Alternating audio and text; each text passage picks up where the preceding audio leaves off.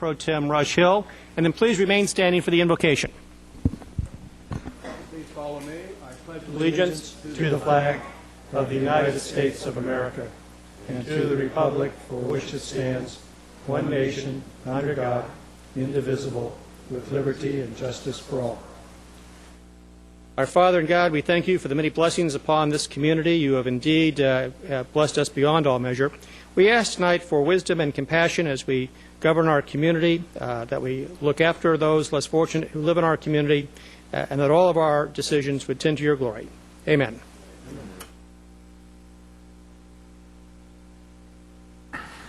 All righty.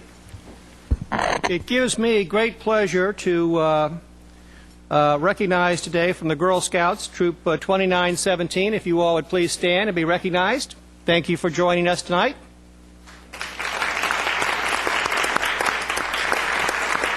It's a pleasure to have you all here, girls.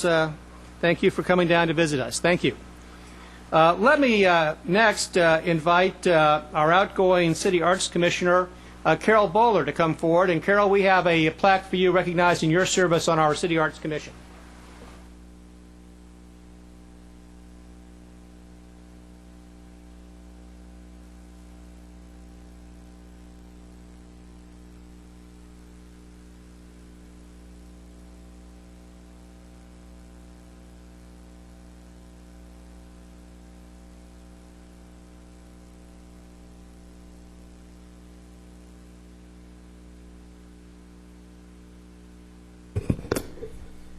I'd like to thank all of you for the opportunity to work for your city for 4 years.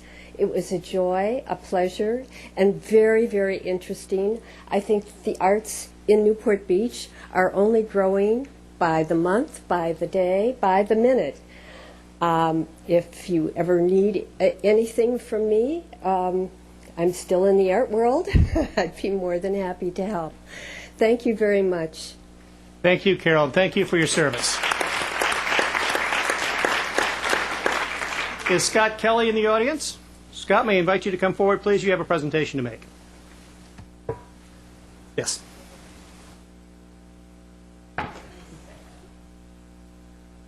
Thank you, Mayor, City Council. On behalf of Kaiser Permanente, Orange County, I'd like to present this plaque recognizing the city of Newport Beach as an active HEAL city.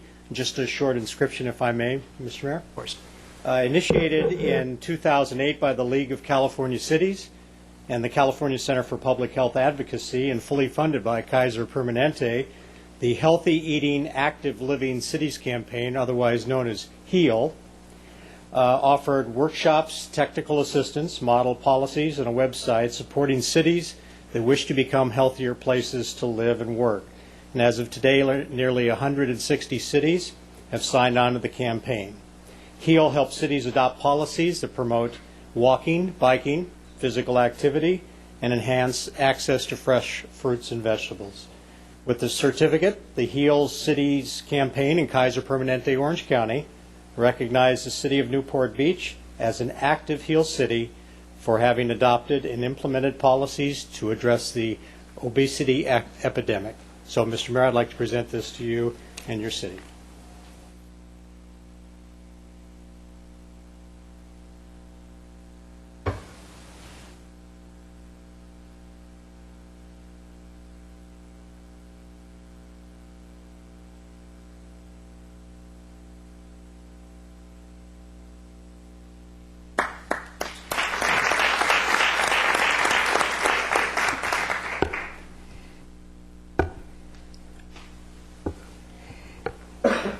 Thank you very much for this recognition. Yes. Excuse me, Mayor Curry. Terry Cassidy, I'm your Deputy City Manager and HR Director. I just wanted to introduce to the audience the members of the city's ongoing HEAL committee who came tonight to be introduced. If they would please stand.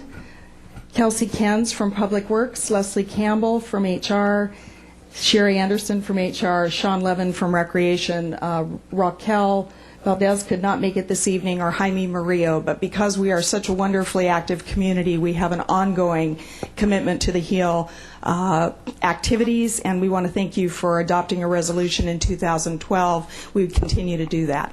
Thank you, Terry. Thank you all who were involved in that on behalf of the city.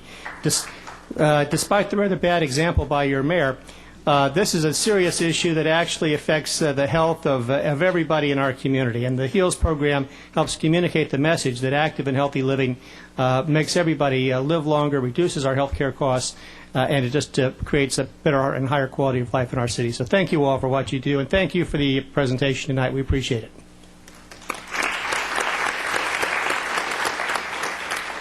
We'll have the presentation by the Corona Del Mar High School students next meeting, so we'll now move to notice to the public. The city provides a yellow sign-in card to assist in the preparation of the minutes. The completion of the card is not required in order to address the city council. If the optional sign-in card has been completed, it should be placed in the box provided at the podium. The City Council of Newport Beach welcomes and encourages community participation. Public comments are generally limited to 3 minutes per person to allow everyone to speak. Written comments are encouraged as well. The City Council has a discretion to extend or shorten the time limit on agenda or non-agenda items. As a courtesy, please turn cell phones off or set them in the silent mode. Now is the time for council announcements or matters which council members would like placed on a future agenda. Councilmember Daigle. Yes, thank you, Mayor. I think it was last week I went to a homeowners association meeting in the Bluffs, and there's been considerable discussion about a possible a stadium at Corona Del Mar High School. And so as the city, we're probably not going to get to talk about land use because of the Civic Center Act, and that regulates schools, and basically if you're having school activities, you're exempt from land use. There's a few exceptions. If you're a swap meet, there's a pretty famous case, Santa Ana swap meet. But anyhow, we are going to get some say on CEQA because we're a responsible agency. And Councilman Petros is a traffic engineer and has a great deal of expertise on that issue and a wonderful asset to our council. So he's going to address, I think, what we might be looking for with respect to the CEQA, or California Environmental Quality Act. So if he can comment on that, that would be very helpful. Mr. Hitt. A few things, Mr. Mayor. I had the great pleasure of attending the Central Newport Beach Community Association annual meeting in the American Legion Yacht Club building, and we had a nice presentation on residential trash outsourcing that was managed by our city manager and Mark Harmon, our director of municipal operations. It was a good discussion, lots of good questions. And then I gave a wrap-up of sort of the status of the city, if you will. But wanted to comment just along the way that I was struck as I was preparing my remarks at the great number of very positive things that are happening on our peninsula right now, and that will be happening over the next several years. I'm really thrilled. I think the peninsula is really on the move in a positive direction. And I'm very appreciative of staff's efforts and support in that respect. And then I was able to, will you be talking about the former mayor's luncheon, Mr. Mayor? Or? Well, I'll let you do that. I'll leave that to you. Okay. And then I do want to announce that the Balboa Village Advisory Committee will be meeting tomorrow, Wednesday, at 4 p.m., and the principal agenda item will be to discuss the final report of the Urban Land Institute Technical Advisory Panel work for the Balboa Village area. We'll be going over their ideas for outside-the-box thinking about how we might put better land use planning into effect down in the village to help with its revitalization process in relation to the master plan that we're pursuing right now. And then the Finance Committee will be meeting on Monday, November the 18th at 4 p.m. in Conference Room 2E here in the Civic Center offices. We've got a fairly substantive agenda. I invite the members of the public to attend, although if you do, you should bring some no-dos. We will be discussing the a review of public employees' retirement systems valuations. These are actuarial valuations. Actuaries are wonderful people, but I have a hard time staying awake when I talk about actuarial valuations. However, that's a pretty important issue for the city, and so I'm glad the Finance Committee is addressing it. And then we'll be talking about the quarterly financial review for quarters 1 and 2, and also the budget process strategy and roadmap for the upcoming budget cycle. That's the one thing I learned as a chief financial officer, is that the calendar is relentless. Every year you have to have a new budget. So we'll be doing that, and I'm sure it'll be a good meeting, probably a fairly lengthy one. That's all I have. Thank you. Mr. Selich. No announcements. Councilmember Gardner. The Harbor Commission will be holding its regular meeting tomorrow, Wednesday, November 13th. But it will not be here because the Coastal Commission meeting will be held here. So if you're interested in the Harbor Commission meeting, it will be at the old City Hall. And just as a reminder, tomorrow's Coastal Commission meeting will be focused on the Poseidon desalination project. We're expecting hundreds, literally hundreds of people, so that if you don't have to do business at the City Hall tomorrow, it's probably a good day to skip, because the parking is going to be at a premium. Thank you. Mr. Petros. Mayor Curry, it was with a deep sense of honor and distinction that I was given the opportunity to present a proclamation on your behalf and the City Council proclaiming November 6th Healthy Eating Day at an event hosted by the American Heart Association at the offices of Newmeyer and Dillion. I say that with a very deep, abiding sense of conviction there, because I am a heart attack survivor. And to be in that room in a place in Newport Beach where there is a corporation that has a conscience and a deep sense of commitment was very, very heartwarming. So to the principals and staff at Newmeyer and Dillion, I'm so grateful that you are present in our community and doing the good work that you're doing. For those of you that just pick up and put in your mouth whatever's in front of you, please stop. You can do so much to change your health by just simply being mindful of what you eat and how you eat. I am here to tell you that I am back on the mend, and I have recently entered my next Ironman triathlon event. So I'm back. To tag on to what Council Member Daigle did say, I will be working with staff to make sure that our concerns are represented as it relates to the stadium and the notice of preparation for the CEQA document there. I am hopeful that I can work with the community development staff to ensure that there is a full traffic impact analysis of that work effort and a complete parking analysis and assessment. That is a critical issue to the people of Newport Beach and the residents in that area. Thank you. Thank you. Mayor Pro Tem Hill.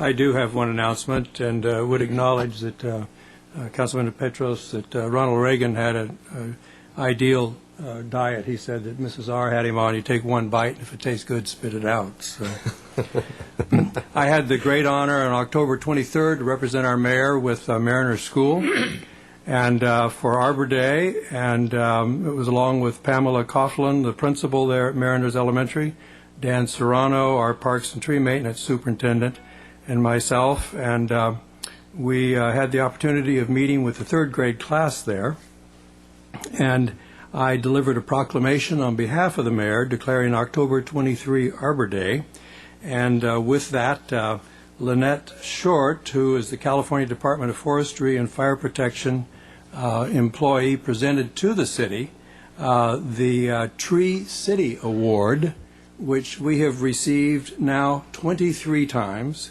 and also received for the 17th time the Year Growth Award for our street trees. Coral tree, of course, is our primary street tree, our dedicated street tree. We have 34,000, plus or minus, street trees that have an estimated value of over $80 million, and we spend just over $1 million a year in taking care of them. They're trimmed on a three-year cycle. Tom Anderson and I had the opportunity of assisting the students in planting 2 trees, and then, of course, we were assisted by the grounds crew, the great grounds crew that we have of employees. So a very pleasurable time, and pleased with the opportunity to represent you. Thank you. Well, while I was being so ably represented by the Mayor Pro Tem and by Councilmember Petros, I was honored to be able to participate in the 8th Silk Road Mayors Forum in Yasu, South Korea. Yasu is a city in southeast Korea. It's actually a Newport Beach sister city, a very beautiful place. It's sort of a butterfly-shaped peninsula built right on the water. There were 70 mayors from around the world. There was no taxpayers' City of Newport Beach expense involved in my participating in this. It was all paid for by the South Koreans. But I did have a chance to meet many mayors, including the mayor of Kabul, Afghanistan, who I sat with at dinner. So every time I think that I have a tough day here in Newport Beach, I just think about him and know that it's not so bad here. I also participated last week in the California Economic Summit in Los Angeles and had the opportunity to meet with business, political, and labor leaders from across the state, talking about strategies to keep California working and to restore our economic situation. And as Councilman Hinn indicated, I was also fortunate to host the former mayors, a tradition started by former Mayor Steve Bromberg here at City Hall for a tour for some and an opportunity to talk about the time they served as mayor and the challenges that have faced our city over the years, and to take advantage of the collective wisdom of the mayors who were gathered there representing several decades of leadership in Newport Beach. Yesterday, I participated in the Veterans Day program at the Orange County Fairgrounds, again with other elected officials and the U.S. Postal Service, where they unveiled a new Medal of Honor stamp recognizing our National Medal of Honor winners. Let me also announce that the City Clerk's Office will be accepting new and unwrapped toys for children of our troops, new or used DVDs for the troops, and gift cards and cash donations for the families through Operation Christmas. This helps bring happy holidays to California's military and their families, and let's show them how much Newport Beach appreciates all that they do. Operation Christmas is a program organized by the Yellow Ribbon America, which can be found at www.yellowribbonamerica.com. That supports more than 300,000 members of the armed services and their families. If you would like to participate, please drop off your donations to the City Clerk's Office by noon on December 23rd. Troops and vehicles will also be present at this year's Winter Wonderland on Saturday, December 6th. Help bring a Merry Christmas to California's military and their families and show them how much Newport Beach and our residents appreciate all that they do every day for each one of us. I'm sorry, there's no Winter Wonderland this year. Sorry? My apologies. No Winter Wonderland, sir. There's no Winter Wonderland. Okay. That was the our rest old of it. announcement part, that portion. Okay, thank you. Okay, so now we'll move on to the consent calendar. Public comments are invited on consent calendar, items 1 through 17. Speakers must limit comments to 3 minutes. Before speaking, please state your name for the record. To the extent that any item is removed from the consent calendar by a council member, members of the public are invited to speak on each item for up to 3 minutes per item. All matters listed under consent calendar are considered to be routine and will all be enacted by one motion in the form listed below. The City Council has received detailed staff reports on each of the items recommending an action. There will be no separate discussion of these items prior to the time the City Council votes on the motion unless members of the City Council request specific items to be discussed and are removed from the consent calendar for separate action. Thank you. Councilmember Gardner, any items to remove? Yes, I'd like to remove item 17 and to recuse myself from item number 11 because I live within 500 yards or feet or whatever it is of Bayside Drive. Thank you. Councilmember Petros. No. Mr. Hill. Pulling none, but recusing myself from item number 4 and item number 10. I own property within 500 feet of those 2 items. Thank you. Councilmember Daigle. I do remember when we cut snow from the budget with the Winter Wonderland. I just read what they put in front of me. The snow plowing was just getting too expensive. But anyhow, I need to abstain from item number 4, which is the Woody's Wharf. I haven't read the full record. Thank you. Thank you. Mr. Hill. Hinn. I have nothing. Mr. Selich.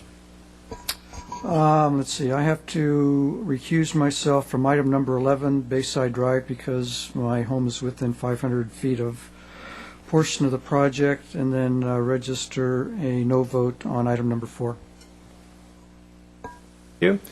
And I will be abstaining on item number 1, the minutes from the October 22nd meeting, since I was not here. All right. Is there anyone who would like to speak on the consent calendar on any items not pulled?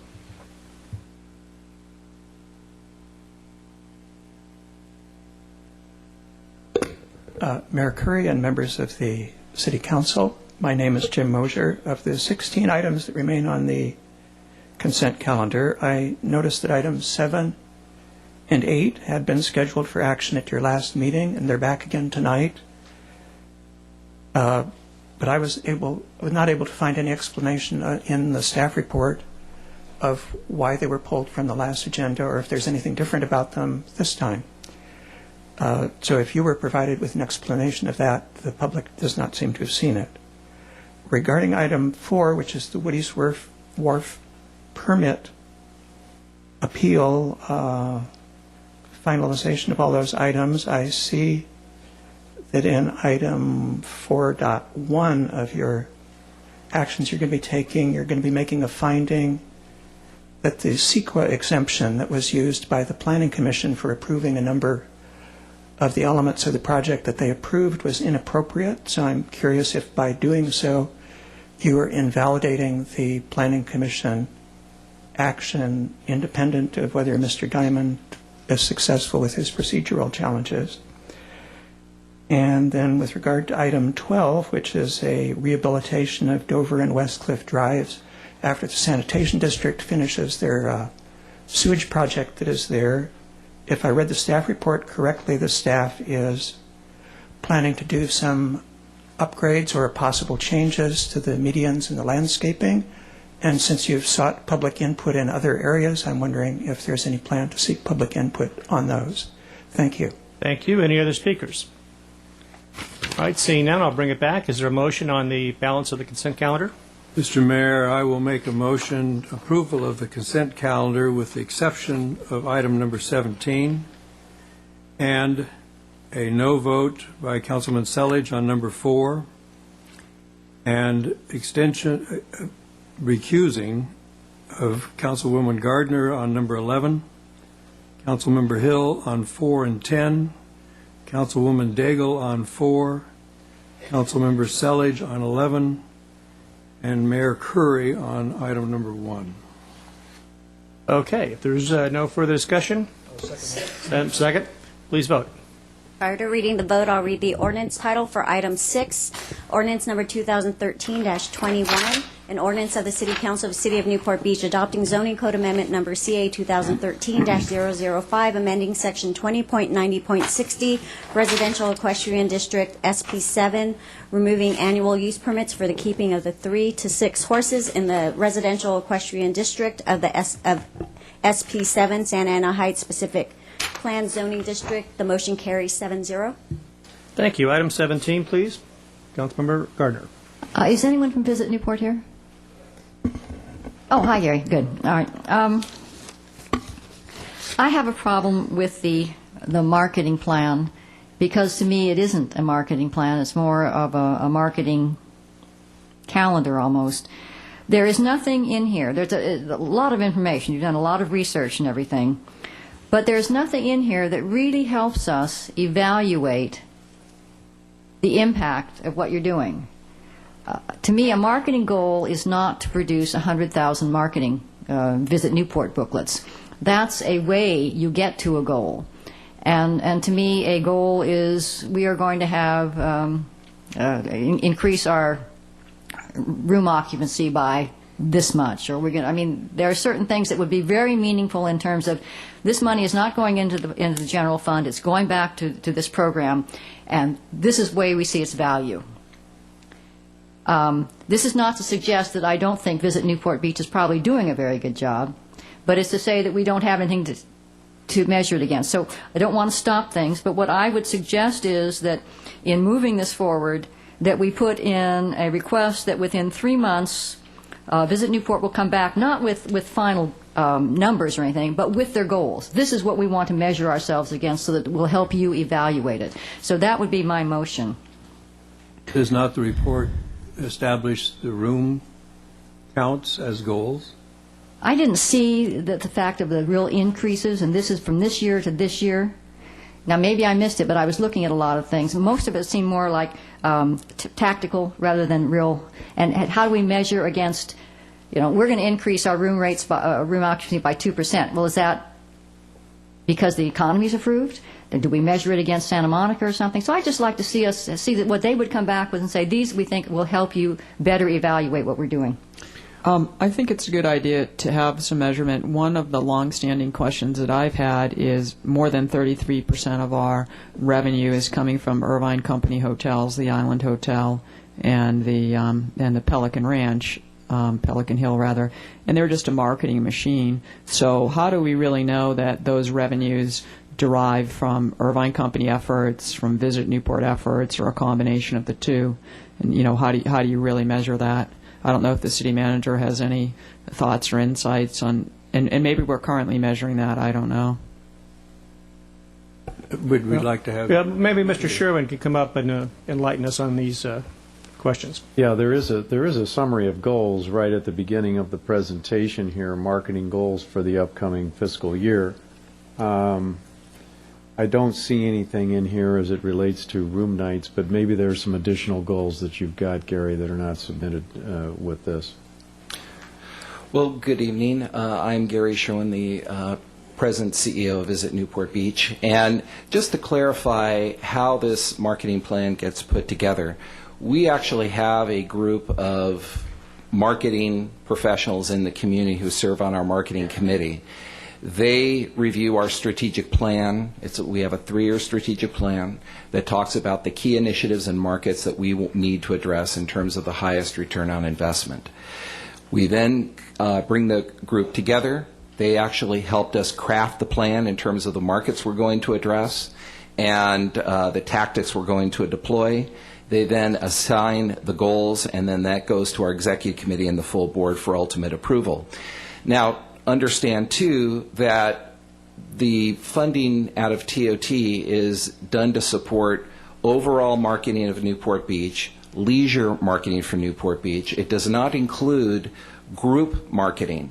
But that group marketing, which means booking room nights, for example, the BCS, which will be coming here soon, is funded through our TBID. But the TBID depends on us to go out there and do the marketing for the city and to raise our profile. The TBID has a sales force that actually goes in, cuts the deals, and books all of the room nights. So both of the programs are very complementary and dependent upon one another. But again, these are done and approved and assigned by the hospitality community based on what they see the needs are and also what we can clearly measure and take credit for, because we don't want to take credit for anything that we can't control or influence. And there are many things in this document that does include productivity standards. Those areas where we do measure tactics, I'll acknowledge that, but also being able to measure the kind of production we get with international tour companies. We have to have inclusion in certain product packages that result in booking room nights into Newport Beach. But will we see in this subsequent plan that you're going to present to us, I gather then, will we see the impacts from that? Because yes, I mean, I understand that we see where we're going to spend more contacting China or Chinese tourists. But if they don't end up coming here, I don't care that we've contacted them more, frankly.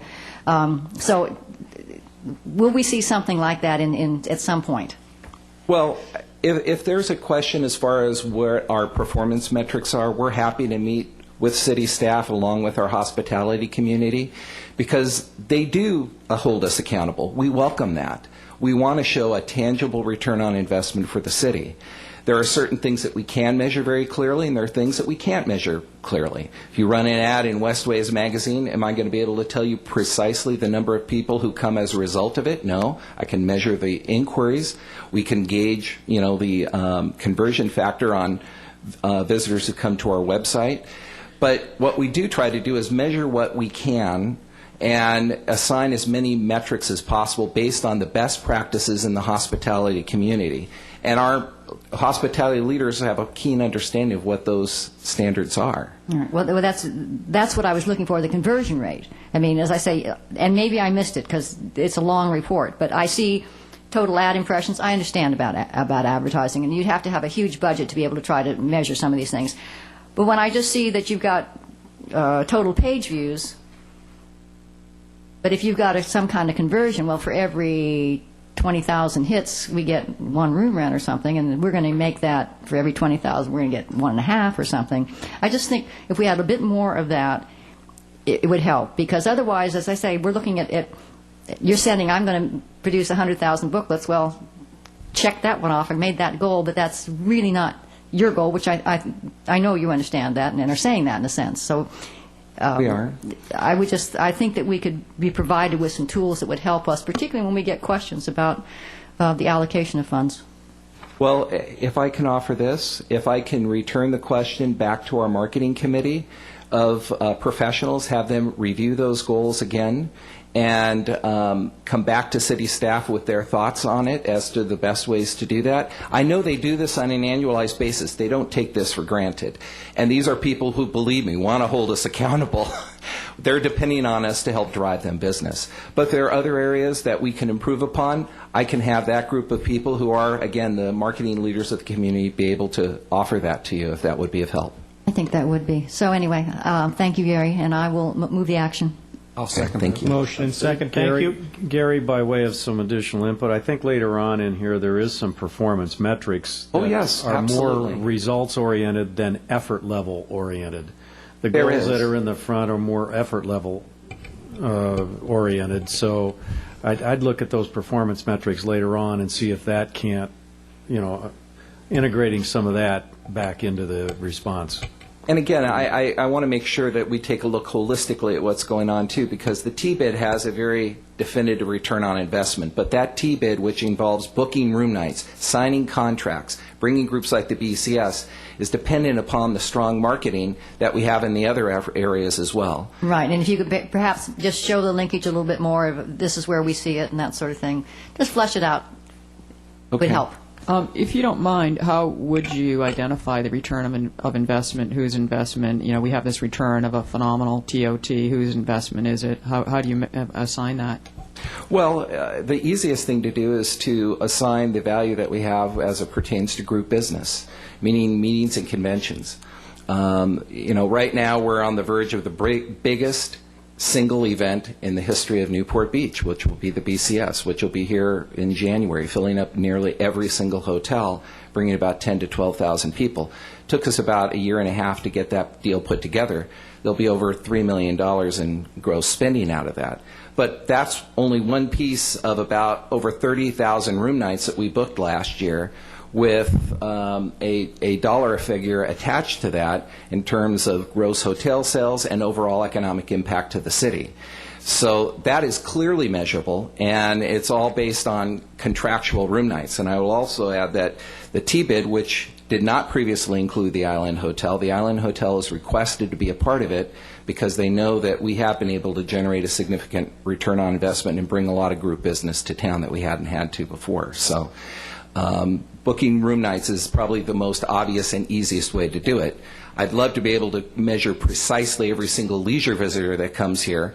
That's a little trickier, but we do have some performance metrics in place that do measure some of this stuff. We do measure effort because we want people to understand what we're doing, but we also, wherever we can, try to show where the dollars are being spent, such as purchasing of international packages and such. Thank you, Mr. Sherwin. Thank you very much. We have a motion and a second. Is there anyone else in the audience who would like to speak on this matter? Please come forward. Thank you, Mayor Curry and members of the City Council. My name is Jim Mosher.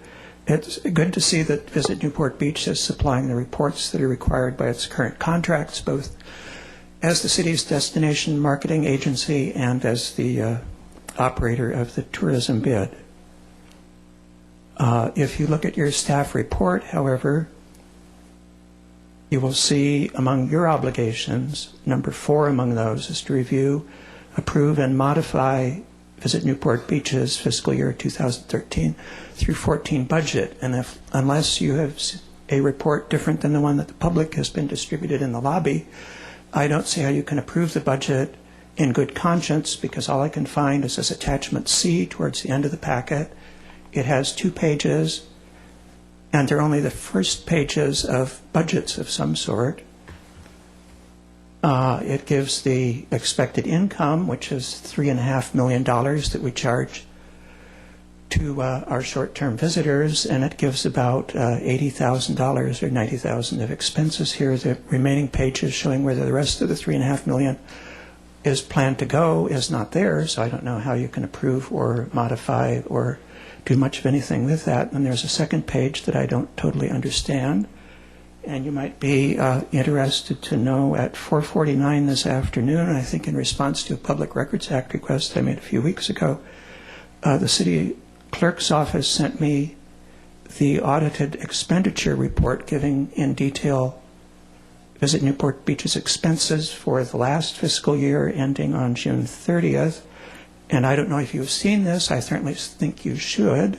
And it might raise questions about the budget and the part of it you haven't seen. There's major discrepancies between the two. I have no idea what the explanation is. The budget you see before you to approve is allocating $43,000 for salaries, which seems incredibly low to me. But this audited report and the auditor's letter was dated today, so perhaps you have not seen this yet. It shows $530,000 of salary coming out of the money. That's quite a lot different than $40,000, so there's a difference between that. It again shows what used to be called the annual dinner is now called the annual marketing outlook event. I don't know what you're approving this year because the page is missing. Last year, $93,000 was spent on that. And then there's a mysterious item at the bottom here. $464,000 was charged to Newport Beach and Company fees, like there's a transfer from this organization to the other, and I believe Newport Beach and Company is a separate organization. I don't know if you're approving an amount for transferring out of this to that purpose, because again, the page is missing. So, thank you. Thank you. Any other speakers? All right, seeing none, I'll bring it back to the council. If there's no further discussion, please vote.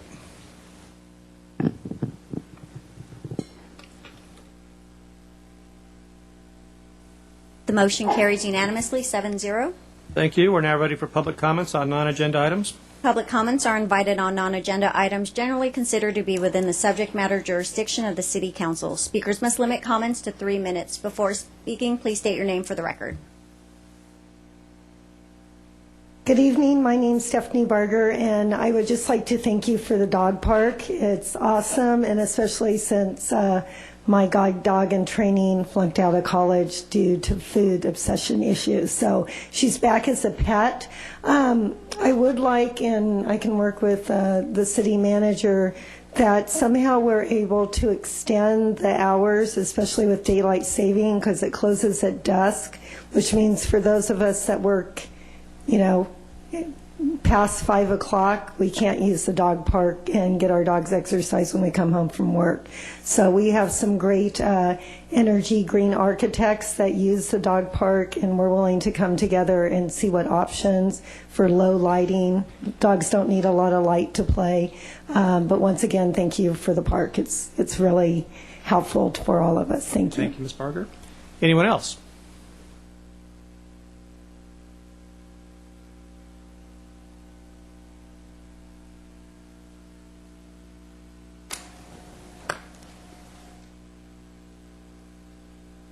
Hi, my name is Laura Curran. I live in Corona Del Mar. So I noticed the city's building a new pocket park near the Hurley store in Corona Del Mar, and we should thank Ed Selich for his efforts in securing the property as a donation, and I'm sure other staff members were involved. But now the project's moving into the planning phase, and this includes the selection of the plants. So I was able to finally get a hold of the plan. And what I saw was that there are really 3 kinds of plants that are showcased. One is a succulent, one is a grass, and there's another plant. And then I looked them up, and the plants are from South Africa and Australia. And I thought, you know, this is really a missed opportunity, because we could be showcasing California natives, which also include succulents and grasses. In fact, in California, we have some of the largest variety of grasses species anywhere in the world. And if you look north of the Civic Center, we've recently put in a project with the consultation of Mike Evans from Tree of Life that showcases California natives, including grasses and succulents. So, let's continue the theme and showcase our natural beauty. And so I would ask you to reconsider the plant palette and to ask the contractor that you've selected to bring back to us some plants which showcase our natural beauty. And in that case, we could probably also save some money, since at the Hill we've put in the investment into a park that showcases the plants that would be represented, and we wouldn't need to pay for a contractor to select plants for us. So again, take a walk up the hill, and if I know all the city council members have, if you're a resident, take a walk up the hill and look for your favorite Dahlia or your favorite ryegrass and think about how nice one of those would look in our new pocket park. Thank you. Thank you. Any other speakers? Please come forward.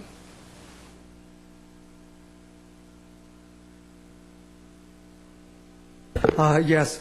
Good evening, Mayor. My name is George Schroeder. The reason I'm here speaking tonight is I want to invite everybody at home watching and everybody in the room tonight to please join us tomorrow evening at our community forum across the way in the community room. Our guest speaker will be Police Chief Jay Johnson. The topic is safety and security here in Newport Beach. So again, I'd like to extend a warm invitation to everybody to please come out and attend at 5:30. Thank you very much.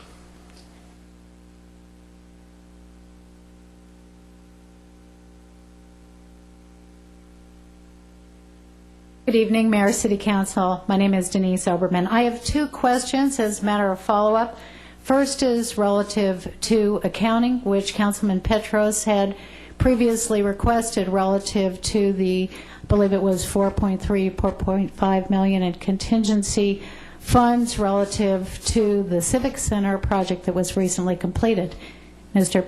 Councilman Petros had asked for an accounting of that, and we, the public, would also like to have the opportunity to review the accounting, what's been spent, how has it been spent, etc.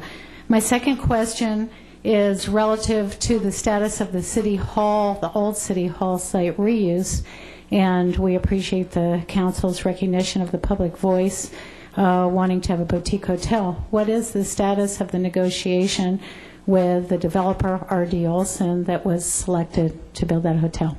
So we greatly appreciate the city's response for the public about those issues. Thank you. Thank you. Any other speakers?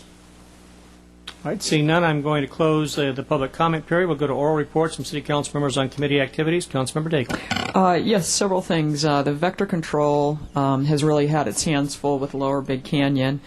We have malaria mosquitoes living there, and there's a special species of mosquito with a particular physiology that can carry malaria, which I want to emphasize there's not currently malaria in Orange County. But the counts in Lower Big Canyon are about 500 to 600 of these mosquitoes per night. Vector control is spraying there sometimes 3 times a night, so it's expensive for the district and annoying for the homeowners because there is some noise associated with that activity. So anyhow, this particular mosquito, the Eureka thorax, is a highly competent carrier of malaria, and the vector control has made a proposal to try and eradicate it. And Councilmember Gardner, who sits on the Newport Bay Executive Watershed Committee, is going to be hearing that proposal in this month, basically to try to eradicate the mosquito. And then secondly, went up to Los Angeles to the Southern California Association of Governments, and I was fortunate, Councilmember Sandy Guinness of Costa Mesa was able to give me a ride. It's been 2 months to the day since I was run over in Irvine, and I've had to go from being pretty self-reliant to asking people for help. So it's been different. And so I appreciate her taking me up, and she's expressed an interest in serving on SCAG when my term is up. She's a graduate of Stanford University and served 10 years in our planning department, so knows our system. So of course we would want to give a priority to a Newport council member, but if no one wants to serve, she would be willing. The subject that particular day was climate change, and the SCAG also has great speakers. In this particular day, they had a representative from the governor's office and also from the RAND Institute. And the United States Navy is taking quite seriously the climate change. They consider the rises and falls of the ocean, the weathers of the ocean, to pose threats. So it is something they're doing a lot of analysis. With respect to the state, what they're doing now, their approach is what they call cross-collaboration of sectors. And what that means is that policies are pollinated in different areas, and of course land use is a big big area that they try to drive these policies. I know a friend that recently remodeled a house, asked him what it was like, and basically it's green and earthquake that people have to deal with. And then thirdly is our Affordable Housing Task Force that I chair at the city, and as you know, the preferred policy outcome of the council was to delete the inclusionary housing zoning. You probably heard LA County did. But anyway, maybe ask our city manager, when will that be coming to the council? It that already particular did. item? Well, that was the question, too. I'm wondering if we've already deleted it or it needs to come again, if you have adequate direction. We do have adequate direction, yes. The direction of the council was to remove it. Okay, so it doesn't have to come back again. Well, Does it? Our land use plan was approved with that deletion. Yeah.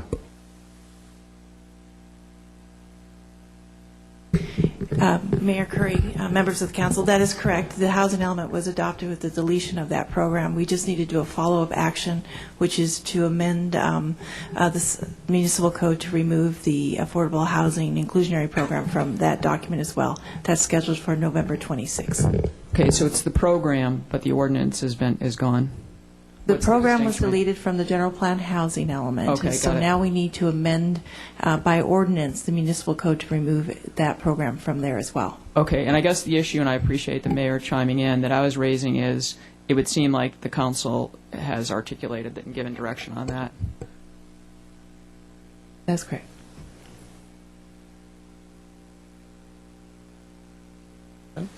Thank you. Mr. Henry. I have no reports, Mr. Mayor. Selich. last week on the 5th, the Land Use Element Committee met and did a review of initial review of policies in the general plan, and the discussion on that was continued to the next meeting, which is going to be December the 2nd, I believe. Thank you. Councilmember Gardner? To follow up on Councilman Daigle's comments about the mosquitoes, the area it has filled in, sedimented, and it's now about an inch or two of water. When I was talking to the vector control representative, I said, well, what about mosquito fish? He says it's too shallow for them. So there's nothing they can do but spray. And so what they're proposing is to fill in the area.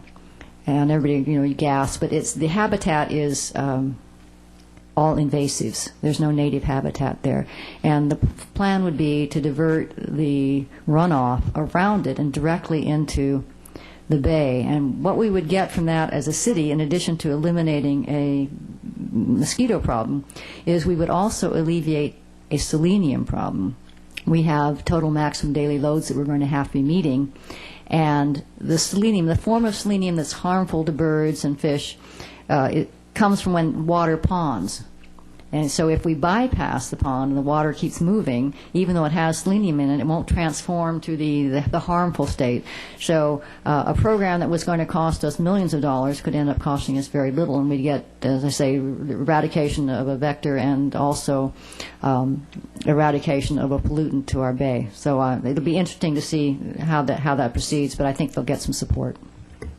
Thank you. Mr. Petros? Yes, Mr. Mayor, very quickly. Last week we hosted an open house for the Bicycle Master Plan Oversight Committee, and I would like to thank the 40 to 60 members or people that did come to participate. There were a number of stations where people could provide input on priority projects that span the gambit from engineering solutions, education, encouragement, and enforcement, how we can get our mobility more in sync with the needs of folks that want to drive their cars and those that want to ride their bikes, and those that want to walk through our town. So it was very well attended and helped a great deal in moving forward our plans for the bicycle master plan. Thank you. Mayor Pro Tem Hill? No reports, Mr. Mayor. And I have no reports. So we will go to public hearings, item number 18. So, Mr. Mayor and council members, we have a number of public hearings tonight, some of which you've heard before. So in some cases, we're going to be fairly brief with the staff presentation. If not, just ask if you have questions after reading the staff report. And this indeed may be one of them. This first one is approval of the master fee schedule. As I say that, though, I think the city attorney has a process that we have to go through. But let me ask if you desire a staff report on this or not. I don't see any request for a staff report. Yes, just briefly. This is actually an interesting situation where the entire city council potentially has a conflict of interest. The city council and its boards, commissions, and committees, they never charged fees associated with calling up matters for review. And a good example of that would be if the city council wanted to review a decision of the planning commission, the council member that appealed it up or called it up for review wouldn't pay a fee to do that. But that process has never been documented in our municipal code. And so what's being proposed tonight is in essence documenting the fact that council members, board members, commission members, and committee members don't pay fees when they call up matters in the public interest to review them from a lower body or lower official. Aaron, just before you go there, committees, but that would be matters within their purview. Yes, so it's only within matters within their purview as part of their official duties. Because documenting this policy and practice potentially could impact the council members either their finances either positively or negatively, the entire city council has a potential conflict of interest. And what the FPPC provides is that when you can't get a quorum or a majority of the members of a council to consider an item because there's a conflict of interest, well, what the code provides is they basically play a game of chance to see which council members, will consider the item. So I brought along some playing cards this evening. And we have 4 black cards and 3 red. And so the council members that draw the black cards will get to stay and consider the item, and the ones that draw the red will have to recuse themselves. So I'm going to mix them up here. So everybody understands the issue here. We've never charged a fee when a council member brings an issue up on appeal or appeals on behalf of a citizen, and to make that a formal policy, we have to do this. This is sort of one of the absurdities of some of the laws that we live under. People keep coming up here and talking about them, but this is one of them.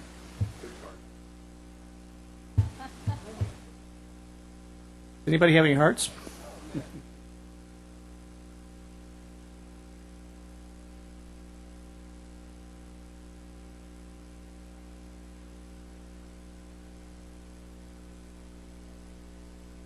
Order the curtain where Carol is now standing. Okay, who has the red? I think I've got king high. I think I win. No, actually. You got the ace? Okay. All right. The red cards lead. So red loses and black stays. So if you just announce, if you got a red card, losing and yourself. stays would not be like the way I would demarcate that.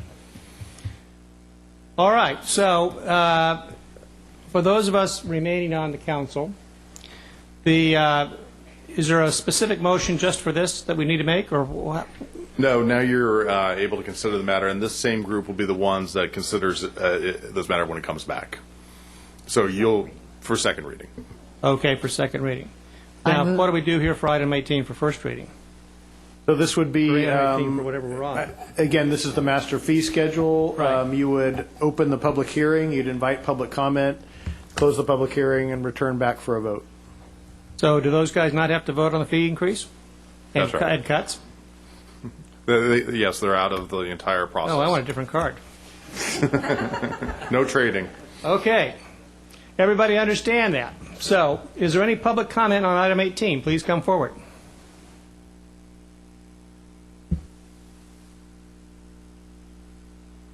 Mayor Curry and remaining members of the council, I'm a little confused as I Usually am, because item 18 actually has two parts to it. There are two separate ordinances. And incidentally, this is not the Brown Act. This is the Fair Political Practices Act. And the second part is a ordinance that I don't think you have this conflict in connection with. So I have a comment about that. One of these is amending the master fee schedule, or not the cost recovery thing, and the other one is making changes to code sections 5.04, 210, and 1268.040.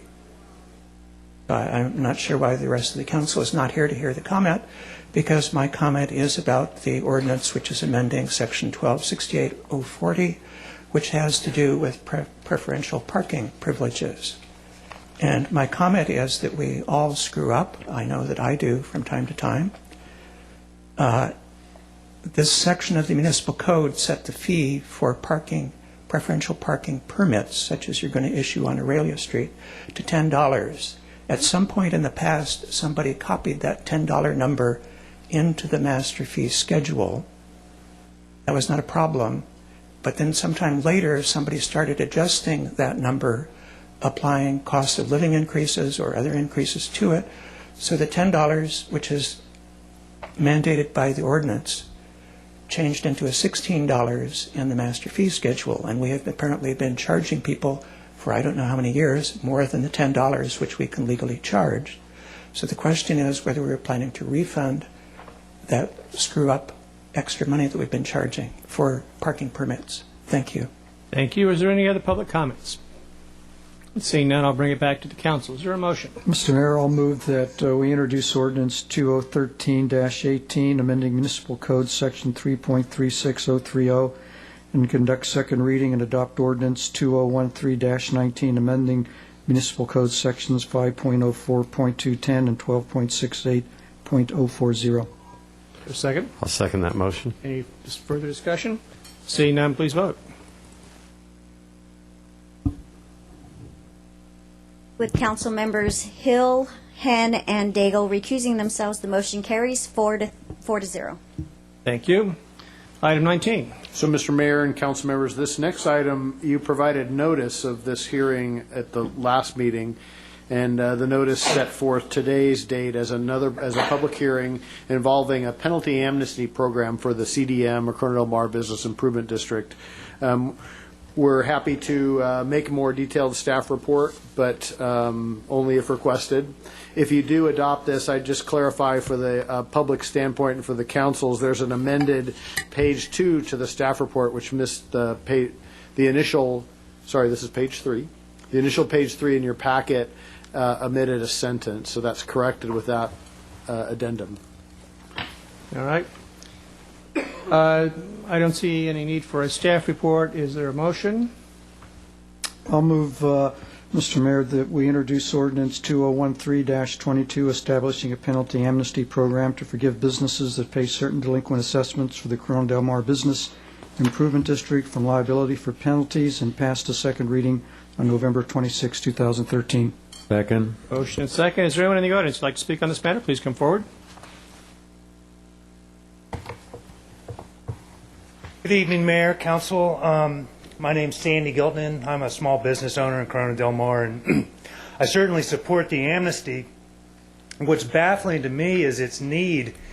I would suggest that there's a distinct lack of communication between the advisory council and the small business owners in Corona del Mar. I've attempted to contact them several times, have written a letter with no reply to my query, and I scratch my head. It almost feels like, dare I say, taxation without representation. I don't know what the answer is, and I'm certainly willing to participate. I'm certainly willing to pay equitable assessment, but the lack of response is it's frankly appalling. Do you have a business card? I do.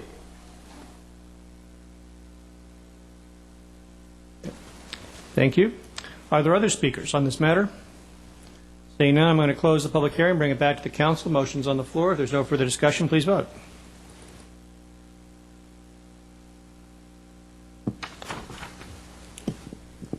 The motion carries unanimously, 7-0. Thank you. Item 20. Mr. Mayor, I must recuse myself from this item because I own property within 500 feet. Thank you, Mr. Hill. Staff report. Yes, good evening, Mayor, council members. Happy to bring this item to you tonight. This has to do with, I'm sorry, up on the screen here, we'll have the PowerPoint up in just a second. This is another exciting project that we're moving forward. You've heard this item a couple times. This has to do with proposed underground district rule number 20 on Balboa Boulevard from West Coast Highway to 22nd Street. Just a real quick history for some of the folks who are just joining us. This is an area that's been requested to be undergrounded for many years. This is the main poles running down Balboa Boulevard. When we got into the West Newport Citizens Advisory Panel back in fall 2011, they had a priority to landscape Balboa Boulevard, but their second priority was to underground the utilities on this street.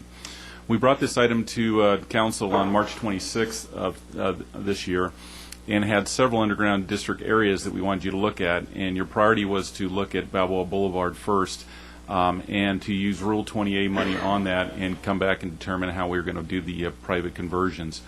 We brought this item back again on September 10th to narrow it in a little further. We had a couple district boundaries, and Council gave us direction to go with option 1, which is the district you'll see tonight, to still use Rule 20 funds, which, by the way, for the audience is money provided by the SCE, the utility company, towards from the ratepayers to help offset and underground utilities. In that, you also heard direction, and the decision was to have the conversion of the private laterals done by the property owners. Again, Rule 20A is money that SCE provides to the city. We have allocations of that. It's used to underground utilities on heavily concentrated areas, arterial highways, scenic areas, and the like. Just a real quick note on the laterals. That's the portion that goes from the mainline pole to the actual facility itself, and we have a municipal code on that, which basically, if the council forms a district, it requires the property owner of the business to go ahead and do the undergrounding on them and keep up with the district. So with the formation of this, we had a couple items we want to point out on the design basics. Again, we're here to improve the aesthetics of Balboa Boulevard, and we really want to maximize the value of our Rule 28 funds. We have 4 other districts we'd like to do behind this. This boundary tonight affects 150 properties within the district. The exact boundaries are shown on a map you'll see in your staff report tonight, but they do change just a little as they get into the design because of the end of the pole conditions, where they can stop the runs, how the guide wires work. So there may be some modifications as we get into the design. So looking at the boundary, this is the option 1 that you looked at last time, and you can see on the top it starts at West Coast Highway around River and moves down Balboa Boulevard. And on the bottom, again, we pick that up and it goes all the way down to 22nd Street. And just to kind of give you some examples, you saw this last time, but I wanted to point out some of the pole conditions. This is around River, how we set the poles there, and what we'll be looking, those 2 poles, and the rest will be coming down. This would be right around Canal Street there, and we'll go down the street a little ways. I believe we go down 2 poles. You see the line goes down in to take them out of the view of Balboa Boulevard. Typical alley along there, and in this case we'd go back 2 poles. You can see the first one and go back to the second one. There are actually 4 poles in this alley, so you'll lose the view from Balboa Boulevard. And then, of course, the properties, right, the first 2 properties there that are connected to the pole, you can see 2 of these have already undergrounded. They've already been improved, but there are 2 properties still need to underground. Those would be included in the district and would be required to underground the service. A little further down, this is 32nd Street. You can see the poles going down Balboa, how they cross the street at 32nd into the alleys, and those wires would be coming down. And then we also asked and included this last time. This is 23rd and 22nd, and this is a little commercial area, and we included the entire alley in this case because it's very visible from all sides, and typically it's a commercial area, and we don't usually see applications for Rule 20B projects where the owners of the properties take care of it and underground the facilities. So we included this in the district as we showed you last time. A little summary on the cost of the district. We refined the numbers, and currently, as you recall, we've been buying credits when they become available at discount prices from various cities. That's allowed us to get a current balance of $1.7 million, roughly, that first line there. You're allowed to mortgage out 5 years on your entitlements. So if we were to mortgage 5 years, we'd end up with another $1.37 million. And then the district's going to take probably 3 years to complete. With that, We have about another 3 years of increment. It's about $275,000 a year we get in increment. So a total funding when we actually start construction in 2016 of about $3.9 million we should have on hand to do the district. Below you see the estimated cost of the district, which we've looked at that with Edison, and they think it's going to be about $4.4 million. So we showed the mainline construction here coming in about $3.8 million, and then the private conversions I alluded to, this is all the connections to the residences, would be about $600,000. And we're proposing, again, the residents pick up this cost. It's going to run, we estimate, about $3,000 to $5,000 per resident if they have not already undergrounded.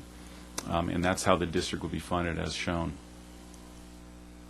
So tonight we are asking for your recommendation to open the public hearing to adopt the resolution to establish the district for the district number 22 from Balboa Boulevard on West Coast Highway all the way down to 22nd Street. And if you do adopt this, I want to provide you a little schedule on what you can anticipate. We're looking at basically forming the district tonight if it's your desire. With that, we'll jump right into design with Edison. We figure the design will go into spring 2015. Underground construction will start usually around spring 2016. And it takes about a year to go through the process, with private conversions coming in about spring 2017, and hopefully the poles will be removed by 2017. There is a slight chance, I'll mention, that this could go a little quicker. Edison tells us they might have some capacity, so we might be able to move that forward, and we'll be pushing them as we go along. And with that, we're open to any questions. Thank you. Any questions for staff? Mr. Petros. Mr. Webb, the notion of the 5-year mortgaging, when we were looking at the budget for this year, there were two other Rule 20A projects, as I recollect. They were Superior and Hospital. Right.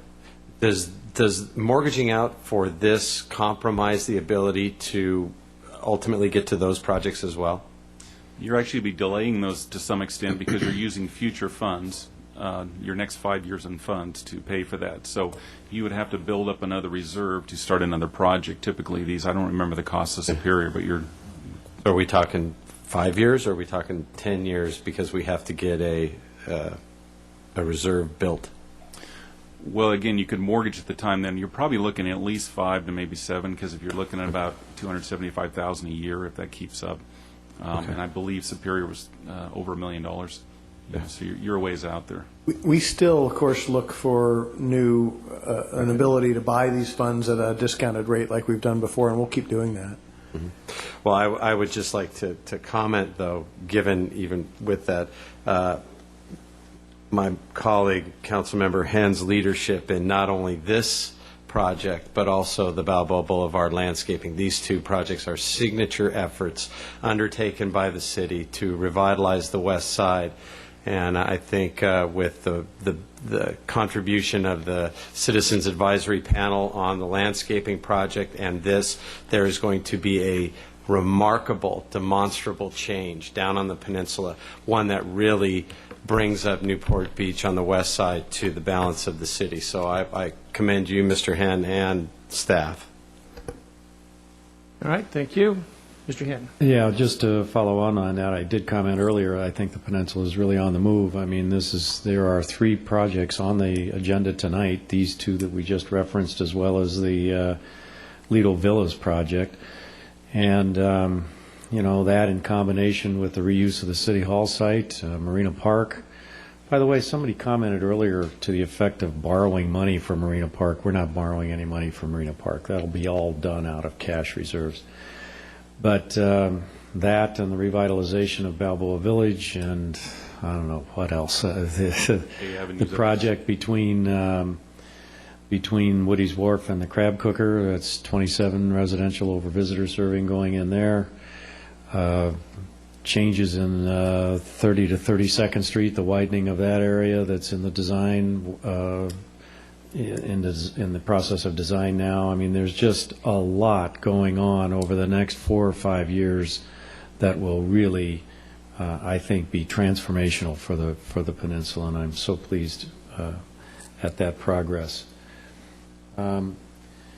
I did have a question, and now I've forgotten it. I got so euphoric over...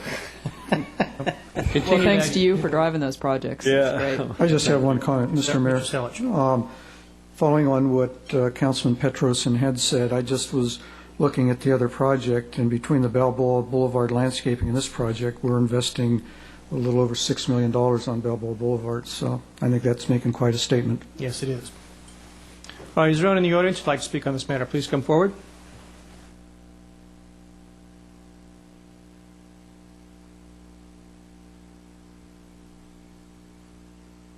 Good evening, council members and mayor. Paul DeRitter from River Avenue. I represent a few members of my neighbors and friends from River Avenue. We're very interested in this project. We did send a letter of interest to Mr. Webb, I think, Director of Public Works, to incorporate River Avenue up through Balboa Boulevard. Is there a means or a way to bring that into this project? We did look at that, and I don't believe it qualifies River as Rule 20A funds because it doesn't meet some of the criteria. We are capturing the intersection there as much as we can. Right. It would probably be something more suitable for like a Rule 20B project, and you've seen a lot of those. You had number 69 just happen a while back, and that's along Seashore. And we could be happy to talk to you about that and maybe a formation of such a district. Yeah, we're trying to find a timeline that would work rather than follow this project. It might be a long time. And also utilizing some of the volume of work that's going to be performed. So probably can't tie to this project specifically. We'd be happy to talk to you, and Edison does Rule 20Bs at the same time. Maybe Right. you could initiate something and Right. maybe catch up, and economies of scale might fit in if you could get the timing right. Okay, so who would I talk to on that? You could talk to my staff. If you give us a Okay. call, we'd be happy to meet with you. Okay, thank you. Thank you. Any other speakers? Please come forward. Yes, my name is George Schroeder, and when I bought my building down there in 1987, there was parking beside my building and actually one island parking in the street. So first of all, the first thing I want to do is thank this council and thank staff very, very much for the landscaping improvements that are going to be coming in and for this undergrounding. But I wanted to address Mr. Petro's concern. I just want to say that this stretch of Balboa is in worse shape than it was by what previous councils did in the 1970s and the 1980s, and that they stripped the parking out, and that's why it looks as bad as it does. So I want to thank this council for correcting what previous councils have done. And I just want to, I can't say you how much the residents in the area do appreciate all the help that you have given to us, and again, thank you very much. Thank you, George. Anybody else? All right, seeing none, I'm going to bring it back to the council. Is there a motion? Yeah, I'll move the item. And I did remember the question that I had with regard to the timeline. Dave, I know you don't control it, but I'm thinking we do. Janelle Godges, I think, from Southern California Edison, has been a responsive representative, and I'm wondering if maybe we can't spend a little time with her emphasizing the desire to move this project along faster than perhaps the timeline that you showed. I know a lot depends on Edison in that respect. It's not so much our desire to move it faster, it's getting them to move faster. And so I'm happy to participate in that in any way you can think of to Just help do that. On that note, Councilmember Hand, we actually have a meeting tomorrow with Janelle and SCE staff, Todd Pierce, to talk about all the undergrounding districts, this being one of them. And if you like, I could send you the link on that. We're going to be at City Hall tomorrow talking underground districts and how to move them. Well, send me the link. I'll see if I can join you. Thanks. Okay. I'll second the motion. Motion and second. Please vote.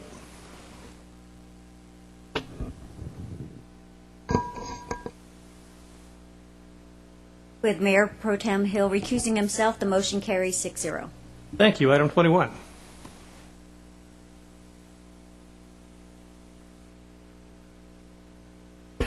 Mr. Mayor, the city attorney reminds me I need to recuse myself on this item. I have a business relationship with a business in Violito Plaza that may have the potential for conflict that I'd prefer to avoid, so I'll be recusing myself.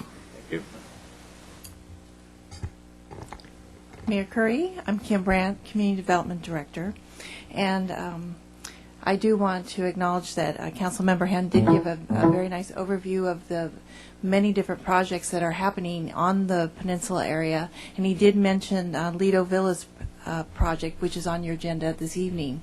This is a significant redevelopment project, and I think it would be significant in any area within the community, but I think more so because it's within Lido Village, which has been an area that the City Council has focused quite a bit of staff time, community resources, and a lot of the community participation in putting together a framework for revitalizing the entire Lido Village area. The project before you this evening is located at 3305 and 3355 via Lido, and it is a redevelopment project that will result in the construction of 23 townhomes. The site is currently developed with a 3-story commercial office and retail building as well as a church. We do have some site plan information. The project has been reviewed extensively by the Planning Commission. They conducted 2 public meetings on the project and unanimously recommended approval of the project to the City Council. There are several discretionary actions that are required by the Council this evening, including legislative actions that are composed of a general plan amendment, a rezone, and amendment to the city's coastal land use plan. There's also a site development review, a proposal that is for your consideration, as well as a tentative map and a mitigated negative declaration. Makana Nova is here with me this evening, and she's the project manager on this proposal, as well as we have several representatives from the applicant's team who are available for questions. We have additional information as part of a PowerPoint presentation, and if you have desire of a more detailed staff presentation, we'll be happy to provide it. Thank you. It was fairly detailed information that was provided with the council packet. Does anyone need a presentation? No, but I do have questions of staff at a certain point. Please, this would be a good time, Councilman Carter. All right. I just have a really fundamental question, which is that how does this meet the design guidelines? It seems to me that when they suggested coastal and Mediterranean, and I look at this and I don't see any traces, and I see a finding in the staff that says, oh yes, it meets it, but I don't see it at all. And I think that it's unfortunate that one of the first projects approved out of the gates after all of this work on the design guidelines is so far from meeting the guidelines. So what am I missing? Either maybe Mr. Hill can tell me because he's an architect. What am I not seeing in here that suggests coastal or Mediterranean? What I'm seeing is very contemporary, and I have no problem with it in the sense, but it doesn't seem to fit with what was proposed. And I realize they're guidelines and not, you don't have to adhere to them if you don't want to, but it does seem to be really far from what was suggested. Mayor. Sir Hill. If I may. Design is something different in everybody's eyes, obviously. I think that if you look at our design guidelines and you look at the Lido Hotel project, for example, then you would say that this is a very far and different design approach than that Lido Hotel, which is very much old Newport Beach. But what this project represents, I think, if you take a broader world view and look at what's going on in the Caribbean and these different areas where they're coming out with new designs, that what we see here is in fact coastal design today. It's a very contemporary rendition of it, and it's appealing to a age group that's much different than my age group, for example. And notice I didn't say our age group. It's because I'm so much older. Yeah. But it is what you're seeing on the coast, and it is in fact very similar to the design that you see on the 5-story building that's across the street that was just completed. Okay. I would just suggest if they had said it should be in the style of Newport, then anything goes. I mean, Tudor goes next to whatever. I don't think, and I wasn't in the meetings, but I have a feeling that your definition of coastal with its modern influence is probably not what the group actually meant. I think they meant coastal like the Olson project or something like that. So that would be my biggest hesitation. I've got some minor things, but to me this just doesn't meet the design guidelines. Thank you, Councilmember. All right, if there's no further questions, we'll open the public hearing up for, I think the staff did a good job in terms of the staff report that's provided. Is there anyone in the public who would like to speak on this matter? Please come forward.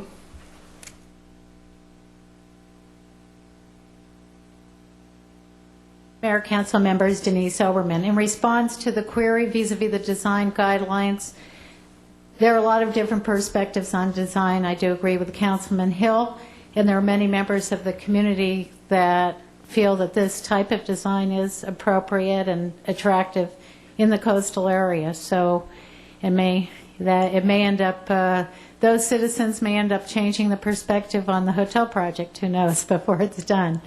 But I think it's in the right direction, and it'll be a good complement to what's already in the community and also the hotel. Thank you. Thank you. Any other speakers? Now I'm going to close the public hearing and bring it back. Mayor Curry, I would say to the developer, thanks for investing in Newport Beach, and this part of our community really needs a shot in the arm. So, thanks for putting your money into it, and hope it sells. Okay. I have some minor points then. First, a question. Wasn't there, from those of you who are participating, wasn't there some suggestion that at some point we might want to make Via Oporto pedestrian? Was I remembering not right? Mr. Mayor. Yes. The original master plan called for a pedestrian, actually a river walk, if you will, because it was a discussion of connecting the back bay, whatever we call that canal back there, to the main harbor for flushing to that area. That was determined to be not feasible, and so it was removed, and the developer was told long ago that there was no need to proceed with that. Okay, so the fact that where they're getting in and out with their cars isn't a problem, isn't contradicting that. We are very pleased as to where they've located the drives, because we have not given up on the opportunity of making Via Oporto a pedestrian way. And this wouldn't interfere with that? This would not interfere with that. Okay. Yes. Secondly, Green Street's called out, again, in the design guidelines. And I just had one question, because it looks like, they're going to meet all the irrigation standards and everything, and the drainage standards, which we now are part of the way we build things.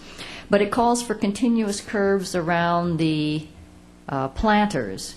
And I'm wondering, is that always the best, or are there ways? I know sometimes we cut those curbs and we let rain run into them and everything. So I would like that at least to be considered. It may not be practical, but if it is, this is a way of improving the water and containing more of it on the site. And finally, my one, I keep coming, there's 2 or 3 things that I'm always coming back to. And this is the 5-minute idling when trucks are waiting. It may not seem, it seems like a short time. It's not a short time if you're nearby. It's 5 minutes of often noise, and of course it's 5 minutes of more of pollution. So I don't see why it has to be 5 minutes, why they can't just stop their trucks. Now, maybe there's a reason I don't know, but I would suggest that that's always something we should just say. You're not moving, then you're stopped. Those are my comments. Thank you, Councilmember. Any other comments? Is there a motion? I would so move the item, Mr. Mayor. Well, I'd support Councilmember Gardner's. I think she has some great ideas on that water quality. Thank you. There's a motion. I'll second the motion. Would you consider amending it to her suggestions? I think it's enough that if they will look at those, because they're not always practical, I know, but if you will at least consider those things as you're looking at the refinements. I see the developers nodding. That's good. I know of the developer and other projects that they've done, and they are tremendously environmentally sensitive. Seeing no further discussion, please vote. Oh, is there, we did public comment. Please vote. With Councilmember Henry recusing himself, the motion carries unanimously 6-0. I voted. Oh, magic vote. Okay, item 22.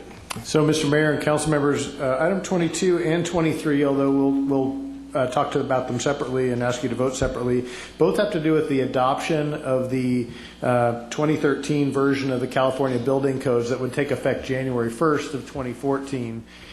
Your staff report discusses the outreach we've done and the specific changes in the codes. We did not envision a detailed presentation unless you wanted to have that. on either or both of these items, I'd probably defer that back to you and to the public. Either way, Simone Georges and Kim Brand are here for questions. All right, I don't see Mr. Petros. I don't need a presentation, but I did just want to point out that these do include the green building codes, and if we are going to walk the walk of a sustainable community, I am really glad to see that this is in here and that we are practicing that type of design and planning. Is there anyone in the audience who'd like to speak on this matter?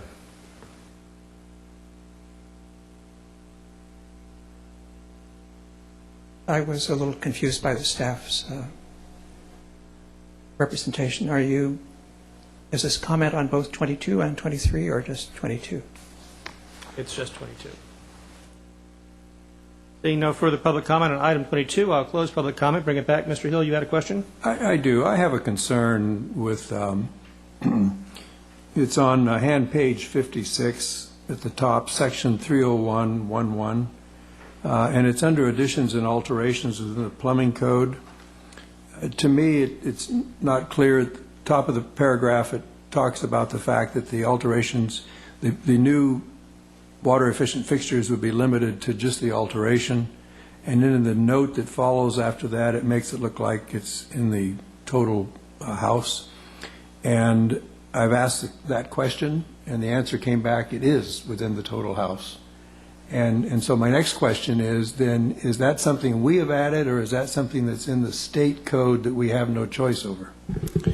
Mayor Pro Tem Hill, this item is mandated by the state.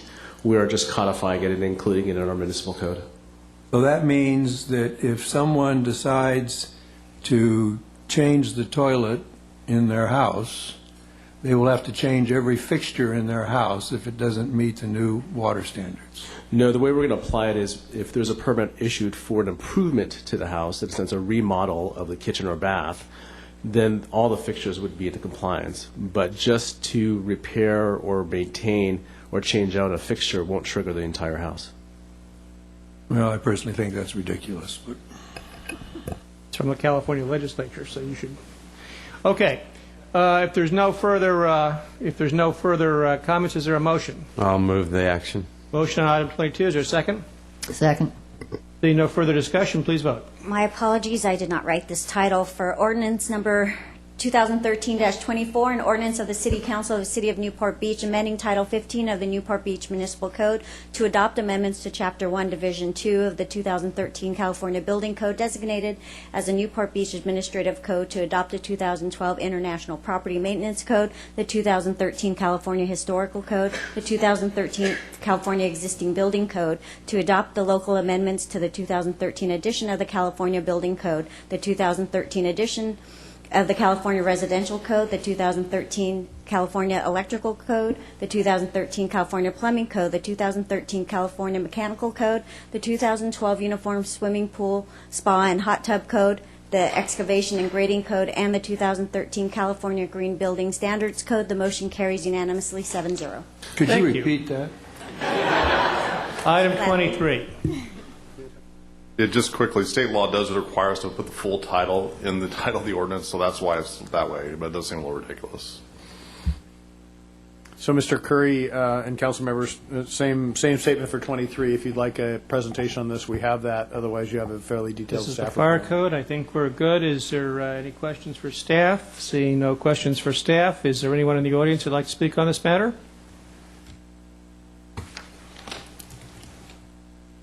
Thank you, Mayor Curry and members of the council. My name is Jim Mosier. The clerk will be happy to see that the title of this one is shorter. However, there are quite a few local revisions to the code that we have in here, and I have not read or tried to understand all of them, but there is one that I've been following because it's closely related to the issue of fire rings, which I think is going to be coming back before the City Council in the not too far distant future, and it's found on page 31 of 68 of your agenda packet here.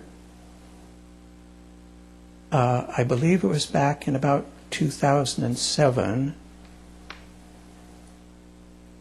The former City Council decided to amend the statewide fire code prohibitions or authorization regarding what is called open burning, to extend that to, and this is section 307.1.1 of the fire code, to include recreational fires, outdoor fireplaces, and fire pits, so that the fire department had the authority to control the burning in them when it was creating fumes, smoke, or other conditions that were offensive to the neighbors. This is the complaint that you've been hearing.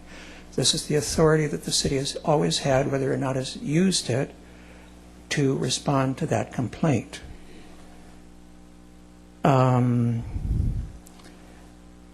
Also, I believe it was in 2009, the City Council added a lot of provisions about what could be burned in the fire rings. That was inadvertently deleted when the previous code was adopted and modified 3 years ago. And then as recently as February, this was on the list of what we thought was obsolete features of our municipal code, and it was up for repeal at that time, and we decided not to repeal it. Again tonight, it's back that we are taking this out.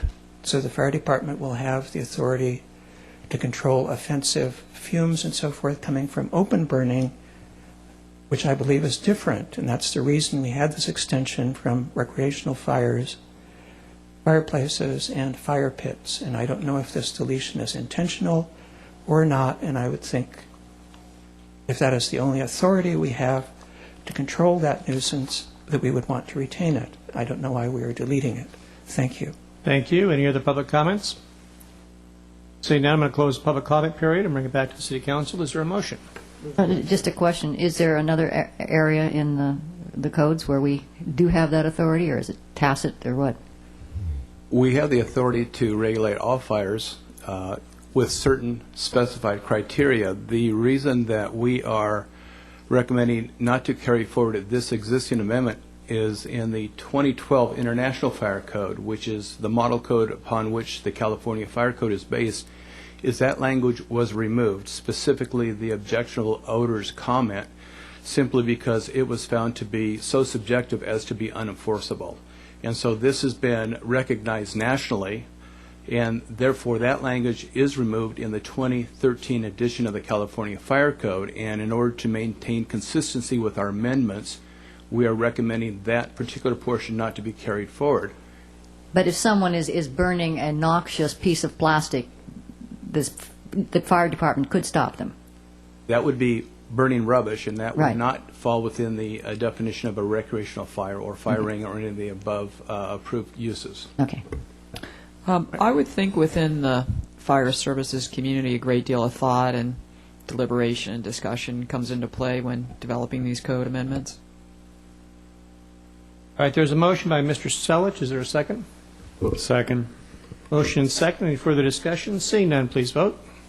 Prior to reading the vote, I'll read the ordinance title. Ordinance number 2013-25, an ordinance of the City Council of the City of Newport Beach amending Title 9 of the Newport Beach Municipal Code to adopt the 2013 California Fire Code, Title 24, Part 9 of the California Code of Regulations with local amendments as the Newport Beach Fire Code.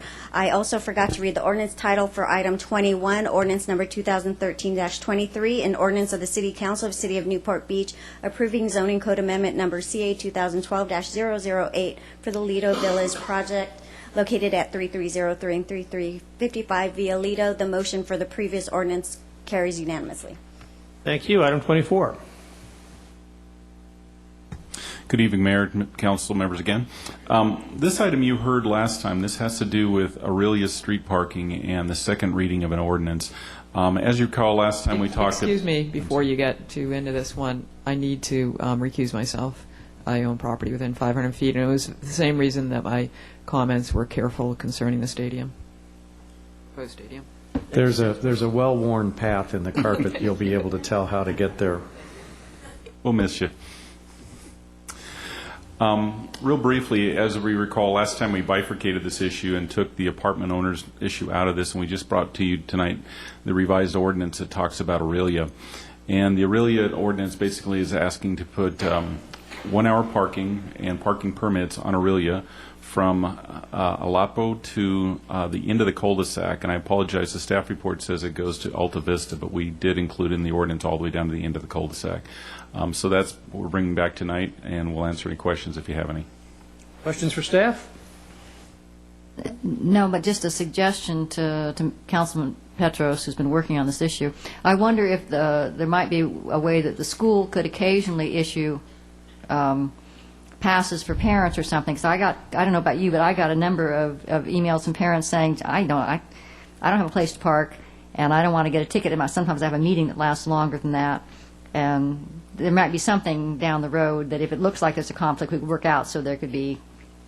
You could put a special pass on your car or something, and I mean, it wouldn't impact the street that much because it would be such a rare occasion. Mayor Curry. I think that we'll be working with the school and the school district on the Corona Del Mar High School issues as well as Newport Harbor, and there'll be ample opportunity to accommodate look for places to accommodate parking. Thank you. All right, is there a motion? I'll move this action. Is there a second? Second. Motion and second. Is there any public comment on this matter? Seeing none, I'm going to close the public comment period, bring it back. Please vote. Prior to reading the vote, ordinance number 2013-20, an ordinance of the City Council of the City of Newport Beach, amending Section 12.68.060 of the Newport Beach Municipal Code to establish a residential parking permit program for Aurelia Street. With Councilmember Daigle recusing herself, the motion carries 6-0. Thank you. Item 25.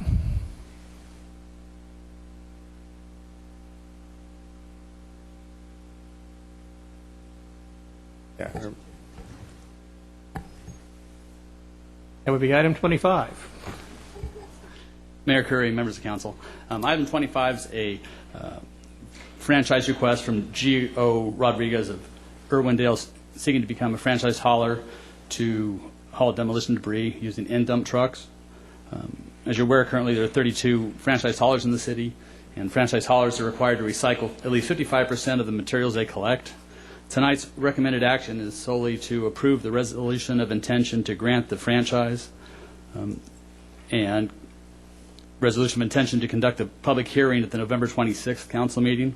If approved at that meeting, the franchise would commence at the end of December and end on March 1st, 2017, the same end date as all the other trash franchises in the city. Thank you. Is there any questions for staff? Seeing none, is there a motion? Move the item. Is there a second? Second. Motion and second. Is there any public comment on this matter? Please come forward. Seeing none, I'll close the public comment period. Bring it back to City Council. Please vote. Can someone go get Leslie?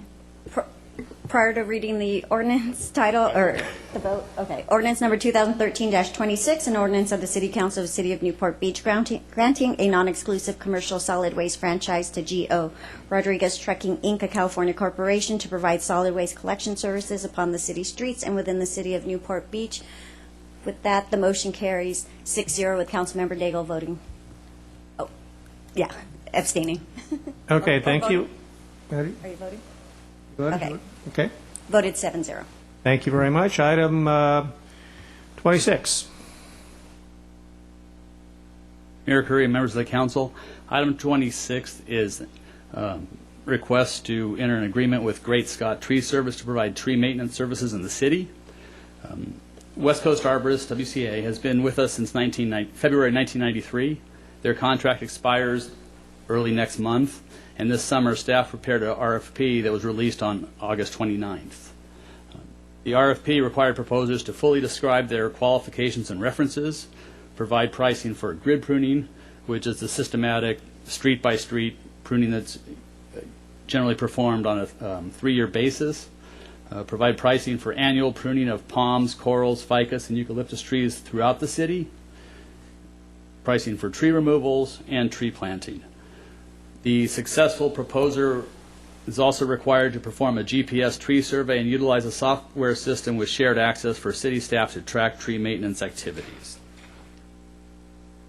2 proposals were received prior to the September 26th deadline for proposals, one from WCA and one from Great Scott Tree Service.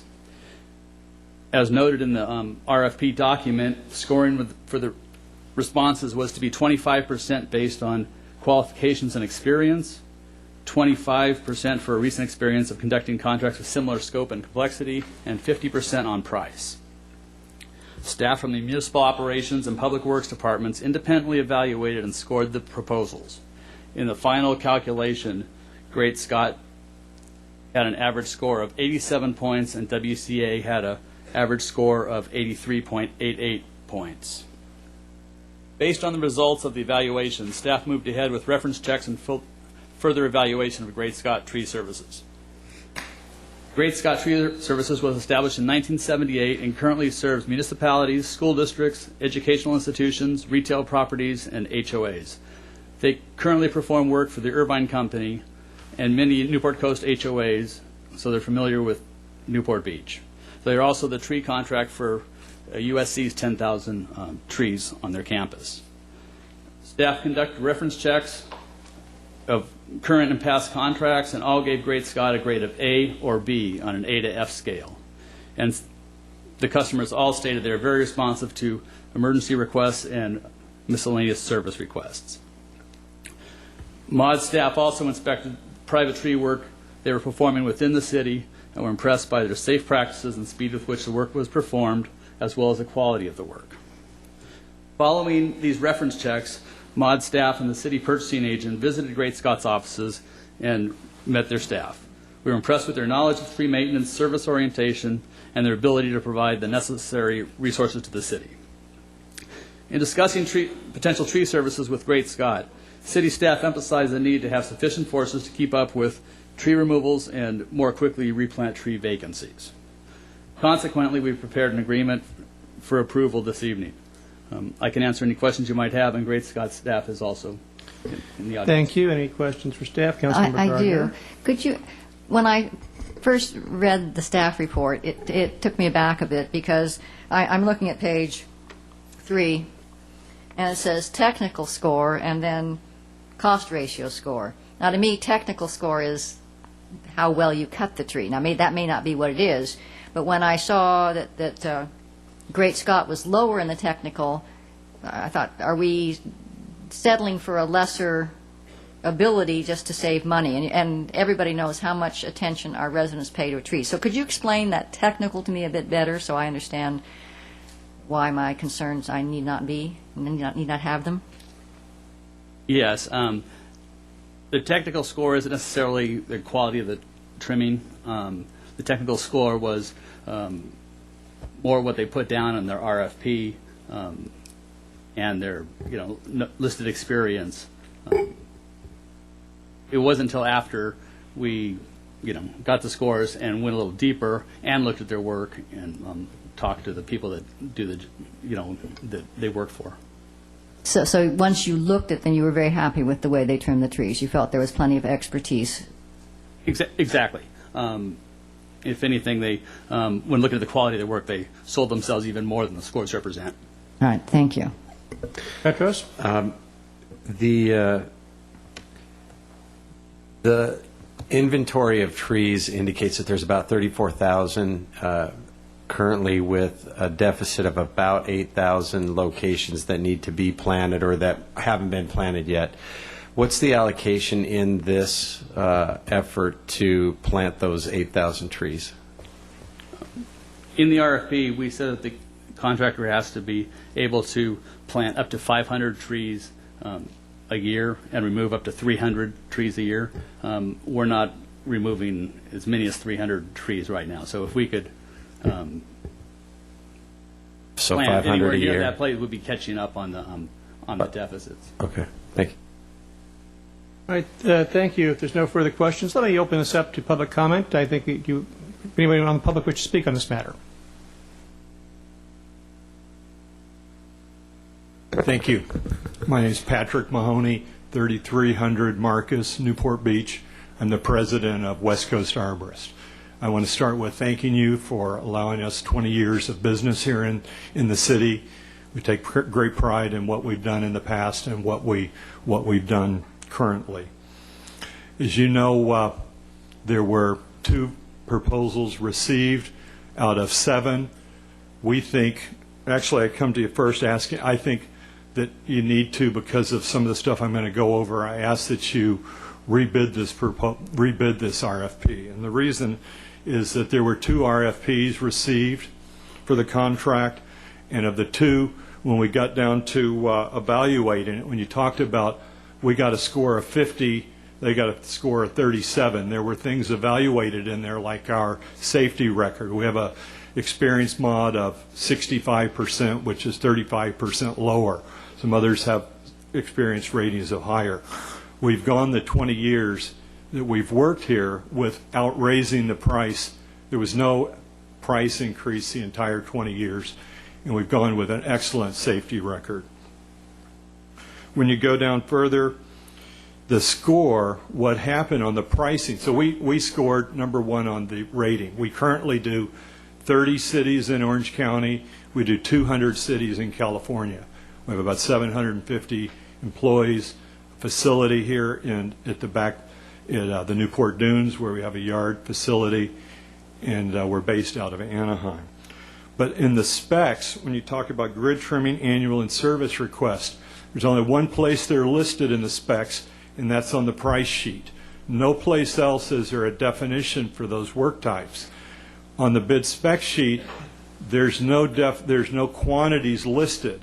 So there's no quantities there. When the staff invited us, we had heard at the staff pre-bid conference, we didn't think palms were included. Palms had always been done with the grid. And our understanding, when we heard, and the staff met us and talked at the pre-proposal meeting, our understanding was that it was the eucalyptus and corals, which for us, they're these big monster eucalyptus that we had been doing annually to keep from having accidents with them. So then when they called us in to say, hey, you were super high, what happened? And reality, then when we looked at it, the bid spec sheet laid out all this complicated trim patterns, full trims, crown reductions, but no place to define grid trimming. So when the score came, then we went back to staff and said, hey, something's wrong here. These things it doesn't add up. So we think that's because of the unclear qualification quantities in the RFP. In June, we had gone to staff and said that we would continue the grid trimming at the same current rate if they would extend it as they had in the past.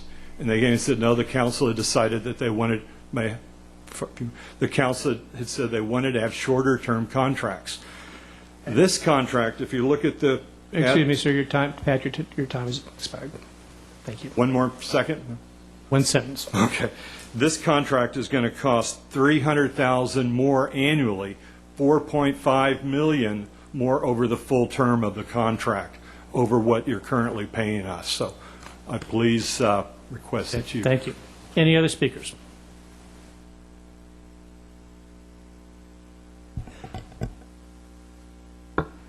Mayor Curry and members of the council, the gentleman from, my name is Jim Mosher, and the gentleman from West Coast Arborist just raised some interesting questions. My comment is a different one, though, because I can't help noticing that this item is rather similar to the next one, which will be your approval or non-approval of a private trash contract for, as Councilman Selich has pointed out, before 20 years ago, city employees maintained the city trees, and we thought, most of us, that they did a very good job of that. Now, 20 years after going private, we're reconsidering the contract, and I'm wondering if any thought has been given. We've heard about various people vying for the contract, if outsourcing is still indeed cheaper than insourcing. If, as with trash, the answer is that outsourcing is cheaper, then that seems to me that there's a certain sadness to that answer. For it seems to me that the reason people band together to form a municipal corporation is not so much to empower a body like you to make new rules and regulations over us, but rather to pool our resources so that we can provide essential services to ourselves at cost. But these private companies that are so much anxious to get the contract obviously are expecting to make a profit in doing so, which means that we, the taxpayers, are paying the cost of this service plus a profit. I don't think it's always been that way, that cities can't compete. And I think one of the reasons was that cities could provide services more cheaply than the private sector because city employees were actually paid less than comparable employees in the private sector, but they were given the jobs were made attractive because of the high job security that they had. However that may be, now that we're 20 years after outsourcing this, I think we should be going through the same exercise that we're telling ourselves we would be doing with the trash contract, which is at least giving ourselves a comparison of what the cost would be if we were once again doing this ourselves, or again going with a new outside contract. And if the cost differential has changed, to understand why that's happened and do something to correct that. Thank you. Thank you. Any other public comments? Seeing none, I'm going to close public comments and bring it back. Let me just ask staff very quickly to comment on Pat's allegations relative to the fee calculations. Briefly. Mayor, from the time the proposals were due on September 26th until we advised him that he was not the WCA was not the low bidder, they had no objections to any part of the RFP and asked no further questions. Additionally, Mr. Mahoney noted that we only received 2 proposals for the services. 7 firms had attended the pre-proposal meeting, and following on September 26th, after we only got 2 of the 2 proposals, the park superintendent called the other 5 attendees and asked why they didn't bid.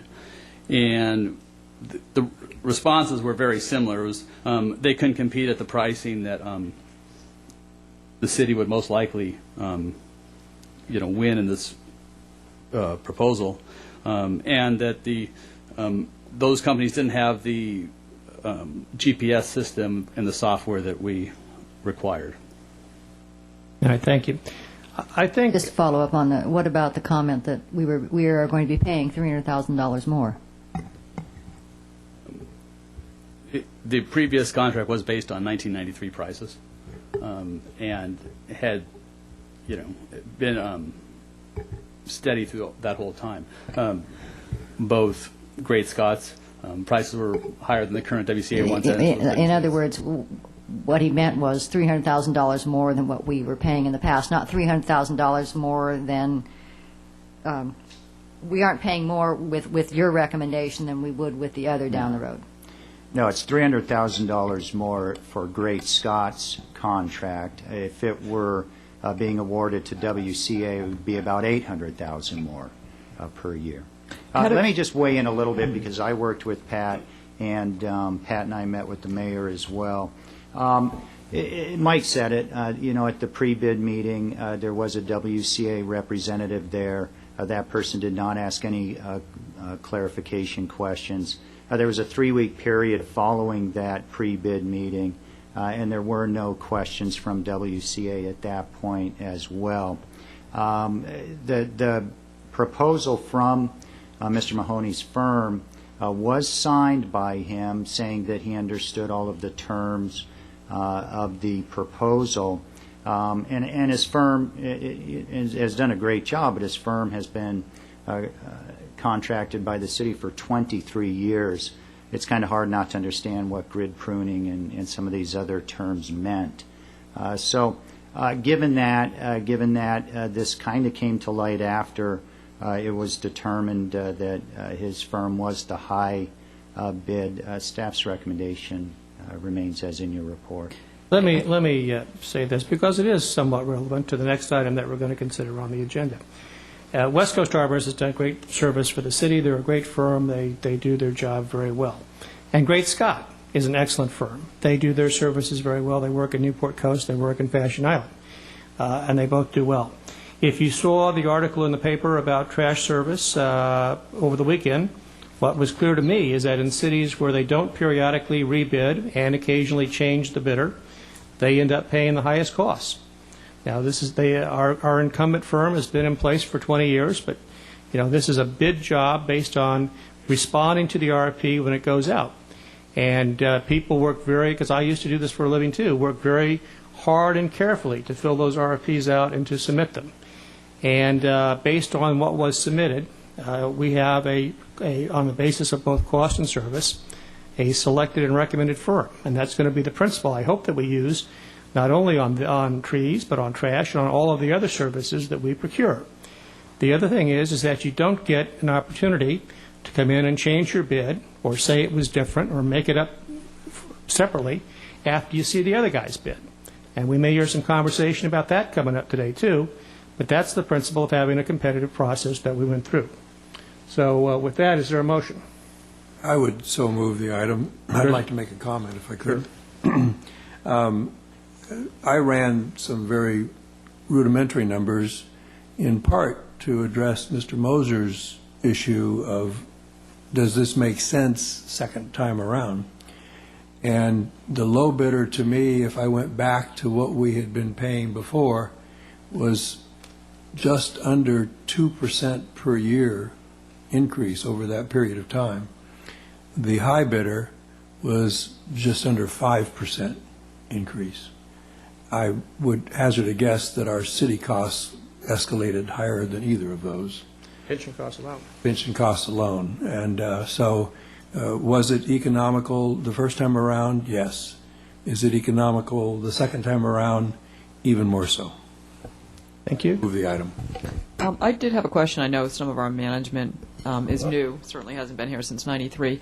But has this contract been bid since '93, or was it just kind of flying under the radar through renewal processes?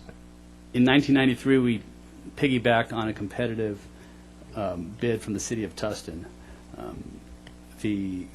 I don't recall what the term was at that time, but it was renewed for a 10-year term in 2004, and again, in 1994, and then again in 2004. So okay, so we haven't bid this since '93. Not at all. Thank you. A motion by Mr. Hill. Well, I have a question. Mr. Selich. So, just so I'm clear here, so West Coast Arborists, their contract is, or their proposal right now is less than Great Scott's, or not? I'm confused. Let me see if I can clarify that a little bit. No, their current contract with the city is lower than the Great Scott proposal to take over service. There were two bids, Great Scott and WCA, to take over service next month. The bid from WCA is approximately $500,000 more per year than the bid from Great Scott. Even with the additional information he provided tonight? Yeah, his information tonight doesn't change his bid cost. His information tonight is that he wants to go back and rebid the project. Oh, okay. All right, so motion, is there a second? I second the motion. Motion and second. Any further discussion? Seeing none, please vote.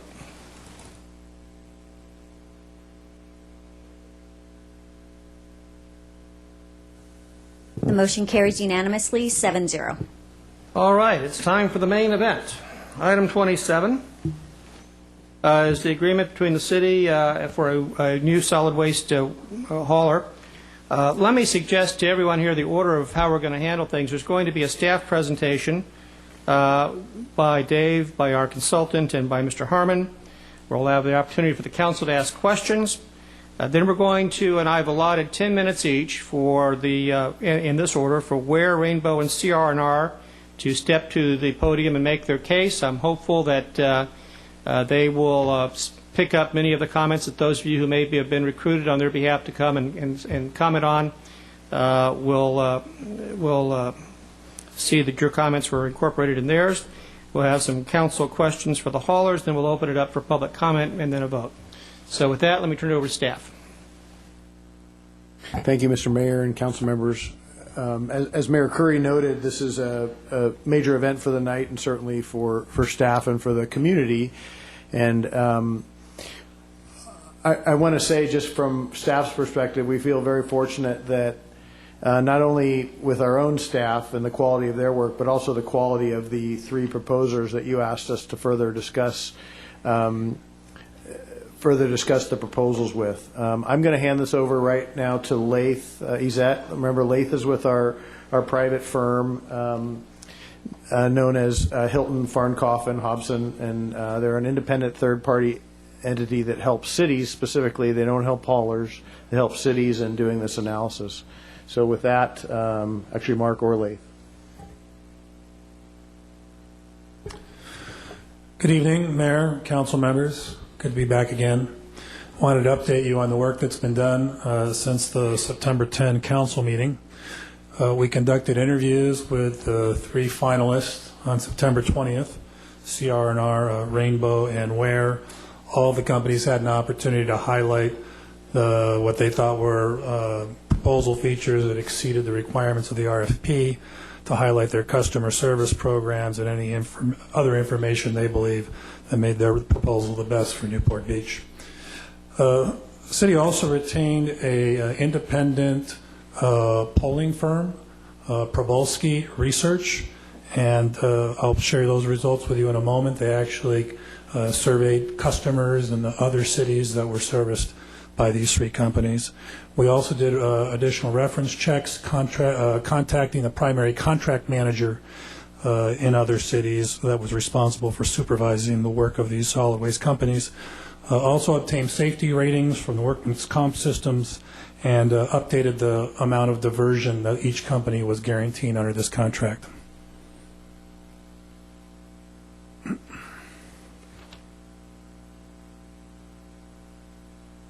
Probolsky Research contacted customers for each of these 3 companies in 2 different cities for each of the 3 companies, and these are the jurisdictions where these companies have franchises.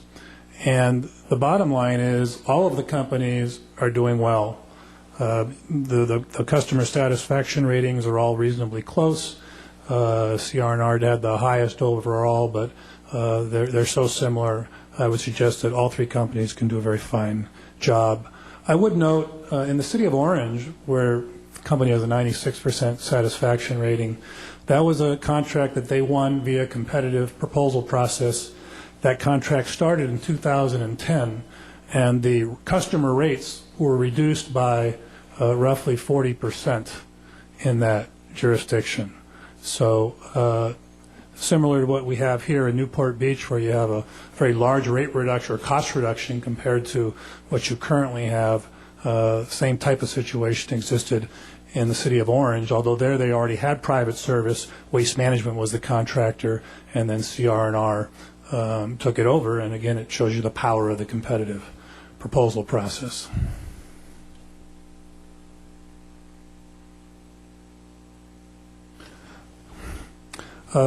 We contacted the primary contract manager in the cities that these companies worked, so these would be city employees or public agency employees, and we've summarized the overall rating from those respondents using the scale of exceptional or above expectations, satisfactory, below expectations, or unsatisfactory performance.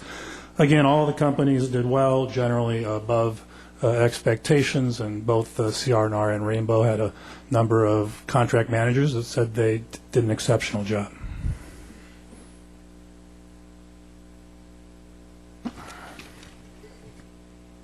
The experience modification rating is determined by the National Council on Compensation Insurance, helps measure the efficacy of a company's safety programs. 1.0 would be average, and lower is better. So the lower your number, the higher your safety rating. Both Rainbow and CR&R had ratings that were better than average, with CR&R having the best. Ware declined to provide their rating and provided a letter that stated that they've been doing better.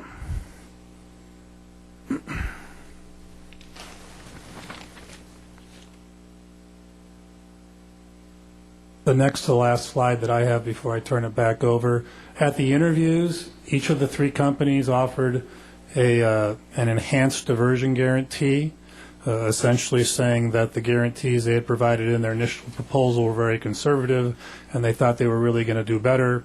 So we asked them to put that in writing, and each of the 3 companies increased their guaranteed diversion by some amount, and those are shown here.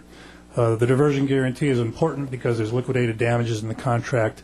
If you fail to achieve the diversion guarantee, you have to pay a fee per ton for each ton that you are short.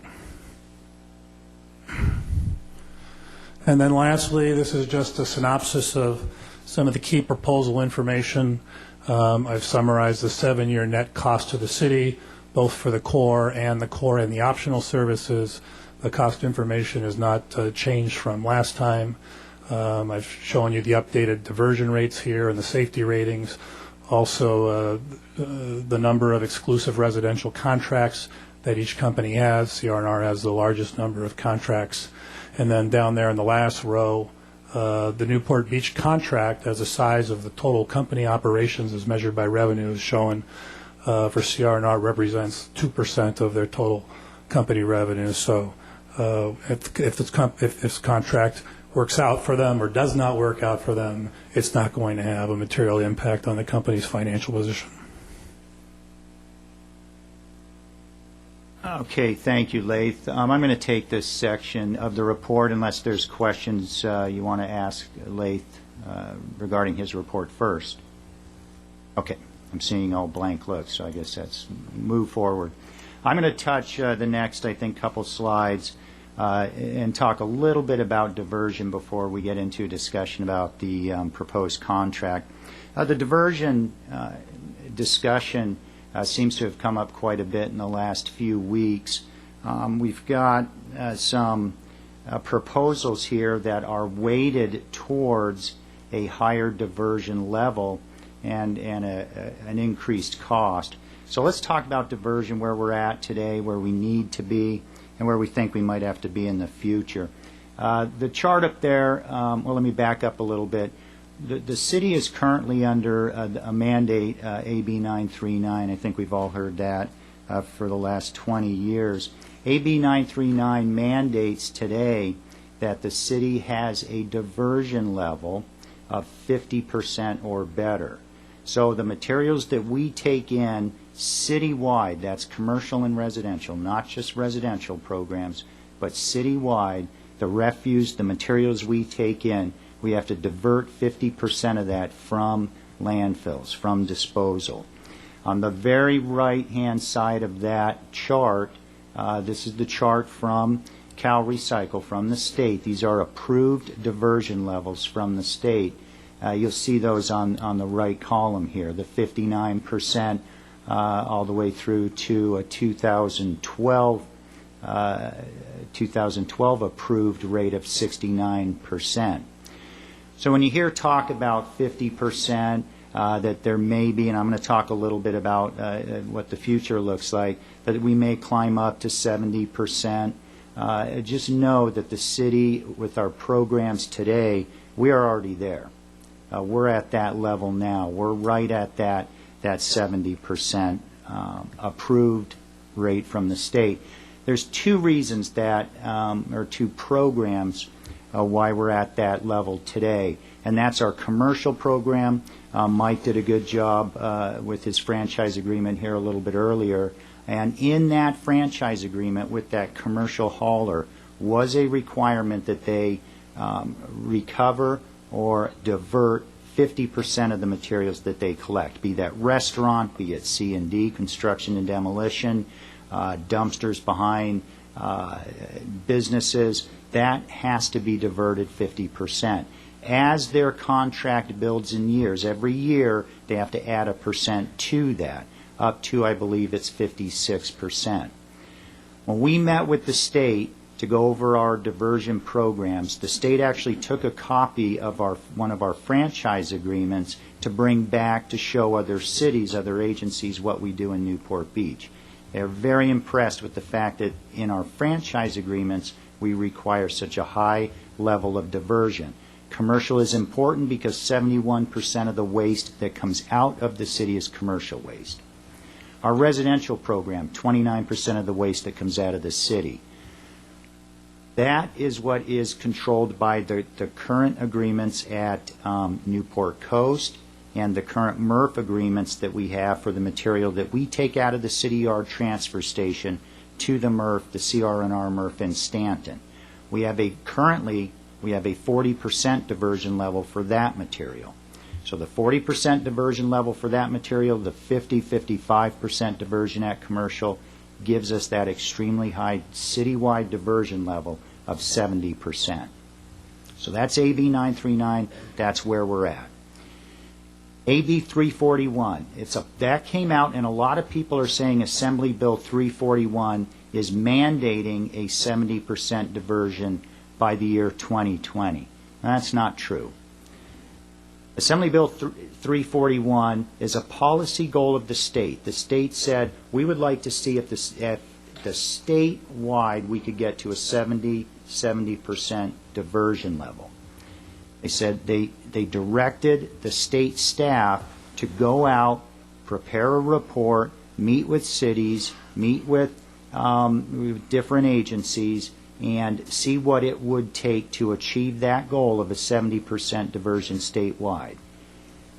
Very clearly, in AB 341, it states that that law, that work, shall not establish or enforce a diversion rate that currently exceeds the 50% that we're doing today. Be clear, that in January of next year, a few months, state staff is going to come back with a report to Cal Recycle. Cal Recycle may make a recommendation that in 2020 we will have to climb up to that 70% diversion level. We don't know that yet. That's an assumption. That's kind of the crystal ball look. Is it probable? Yeah, I would think so. But again, we don't know that. It's not been established. We're there. We're there today. And we should, staff is strongly recommending that we do not pay extra funds to buy diversion, to increase diversion, to meet a mandate we don't know that we haven't already met. In the CR&R proposal for this project, they listed an optional diversion program. Optional. At the city's choice, within 60 days, we can instruct them to put a new program in. This is a program where they would take our organics and process those, and they would take us to a 65% diversion level in residential. That cost would be $925,000 per year for every year that program is implemented. Again, optional program. Staff is not recommending that we go there for the reasons that I stated. We don't need it. If there's a time 7 years from now when the contract is coming to an end and the state mandates a higher level than we can achieve, staff would come back to the city council with program costs, with levels that we would have to achieve, and the council 7 years, 5 years from now would make that decision. To pay that money now, and every year moving forward in this agreement, staff feels that quite honestly would be wasteful. We don't want it in the CR&R contract. It's there if we need it, and we shouldn't open an agreement with any firm that has that extra cost embedded in that agreement for excess capacity, excess diversion. Mark, just Sure. to be clear, the extra cost we're talking about in the case of CR&R would be $925,000 a year, and I presume it'll be roughly that amount if Rainbow were elected, even though the cost of a 75% diversion is apparently included in their bid. Their bid was still roughly $900,000 or $1 million more a year than the CR&R core services. So either way you look at it, it's something like $900,000+ per year of extra cost to try to achieve a 65 or 75% diversion rate today. Right? And that's correct. And we are meeting every goal set by the state today. We're exceeding every goal set by the state today. So absolutely, it would be another almost $1 million a year to add that extra diversion level. So let me just follow up a couple of questions as well. Yes, sir. One of the things that you pointed out was the bulk of our diversion comes from commercial waste, which is really not part of this agreement. I mean, that's correct, right? Correct. So what we're talking about is household waste and whether or not we wanted to, by whatever means necessary, compel or require additional recycling. Now, wouldn't moving to those goals require us to compel our residents, some of whom would want to voluntarily source separate, and many of whom do not? But would we have to be somewhat more compulsory in terms of getting to those goals? Yeah, absolutely. Let's say 5 years from now the state says we're going to do a 75%. We look at our numbers, again, I think we're there, but we look at our numbers, say we have to do more. All of those commercial franchise agreements, we've timed them so they all expire in March 2017. So in 2017, we can go after the big weight, and we can increase our commercial diversion requirement in these franchise agreements. That's one. Two, you're absolutely right, Mayor, we can do a more aggressive source-separated recycling program if that's what Council chose to do. Again, we think, well, let me back up a little bit. The proposal by CR&R already increases diversion 5% from what it is today. Right now at Newport Coast, they have a 2-container system where they source separate. They have a 40% mandated level by the city to contract in Newport Coast. They are consistently at 45% or greater in their diversion level because they have the 2 containers. My point is, as we move into even a partial voluntary recycling program, we're going to see a fairly significant increase in residential recycling. So I think our numbers are going to be better than the 70% that you see up there. And if 7 years from now, if we have tighter state mandates, even if we kept the service in-house, we'd likely have to be more coercive with our residents in terms of how they deal with their own trash to comply with that. Yeah, and if you kept it in-house and you kept the same system, you would be paying, you'd probably be paying these sums of money because you'd have to be MRFing it over and over and over to get those materials out. Please continue. Just, I didn't quite mean this, but it makes me uncomfortable when the only reason we're recycling is to meet a mandate. And I think that there's a value to recycling beyond that, and I don't want us to lose sight of that, whether we pay more for it or not, there is a value in recycling for a whole bunch of reasons, and not just landfills, but all the things that are created in landfills like methane and everything else. So it's not just to meet a standard. And if we exceed the standard, hey, that's great. I agree with that. And one, we take those numbers in that right column very seriously. And there's 2 hats. The environmental hat, we're better than 20% above what the state is requiring of us. So I think we're doing extremely well as a community. But you have to put on that business hat, and staff can't come forward and say spend another $1 million a year for diversion levels we don't think we need. I agree with Councilmember Gardner as well. And the thing is, we don't know yet until if we implement this voluntary 2-stream recycling, we know we're going to get an improvement. It may well be a significant improvement. I'd like to see where that all settles out before we conclude we need to spend more money to have another crack yet at that issue. It just seems to me it only makes sense to wait and see how well we do with this program. Agree. All right, the next slide here, I'm going to now move into the agreement with, proposed agreement with CR&R. I'm going to go through these relatively quick. I think we've all seen these in our September meeting and in the meetings city manager and I have had with many residents. So I'll go through them kind of quick. These are the core services. These are the services that will be provided to our residents. Unlimited number of containers, 3 different size containers to choose from. Not just the trash in the container, bags, boxes, unlimited collection there as well. Residents, that goes into the bag boxes. The contractor will pick it all up. Unlimited bulk item. It's described up there. Your chairs, couches, furnitures, water heaters. The stuff that you put out probably more often than the real big stuff. Holiday tree collection will continue. I believe it's for 2 weeks following the holiday. Same program that we have today. Pull-out services for disabled residents. There's no charge for that.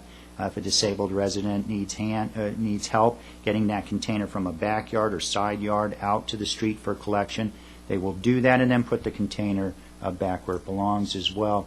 And then the voluntary recycling program, excited about this.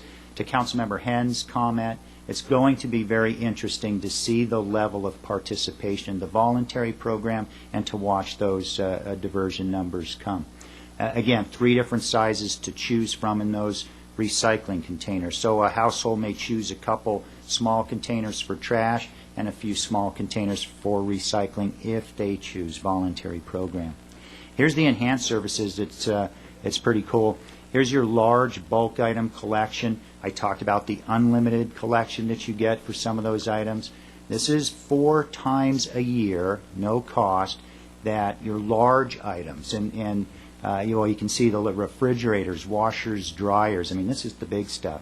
Computers, televisions, again, 4 times a year. I believe, and CR&R can correct me when they come up, but the size of the items that can be put out in this large, bulky item is 4 foot wide by 8 foot long and 150 pounds. So this is your big stuff.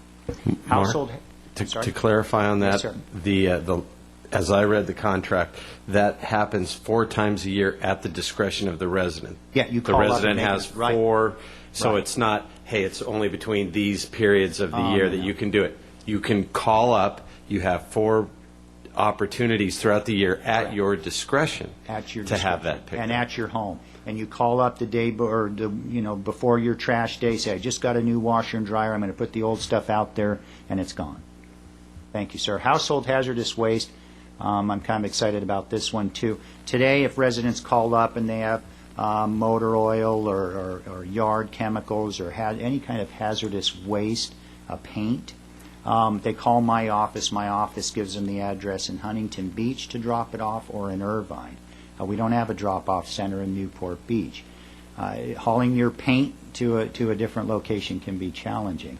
This will be a door-to-door collection. Same thing. You call up the hauler, you make the appointment, you put your materials out at a designated place, and they'll pick those up. I say designated place. Sometimes you don't want to put oil and stuff on the curb, especially if if you live by a school, someone will kick it.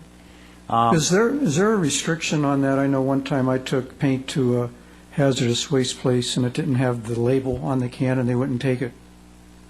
No. Is there any restrictions like that in this program? Maybe you can ask one of the companies when they come up. I've dropped stuff off without a label and they'll take it. They'll ask you what it is and note that, but that might be a good question for the haulers. Community shred days, document shredding twice a year.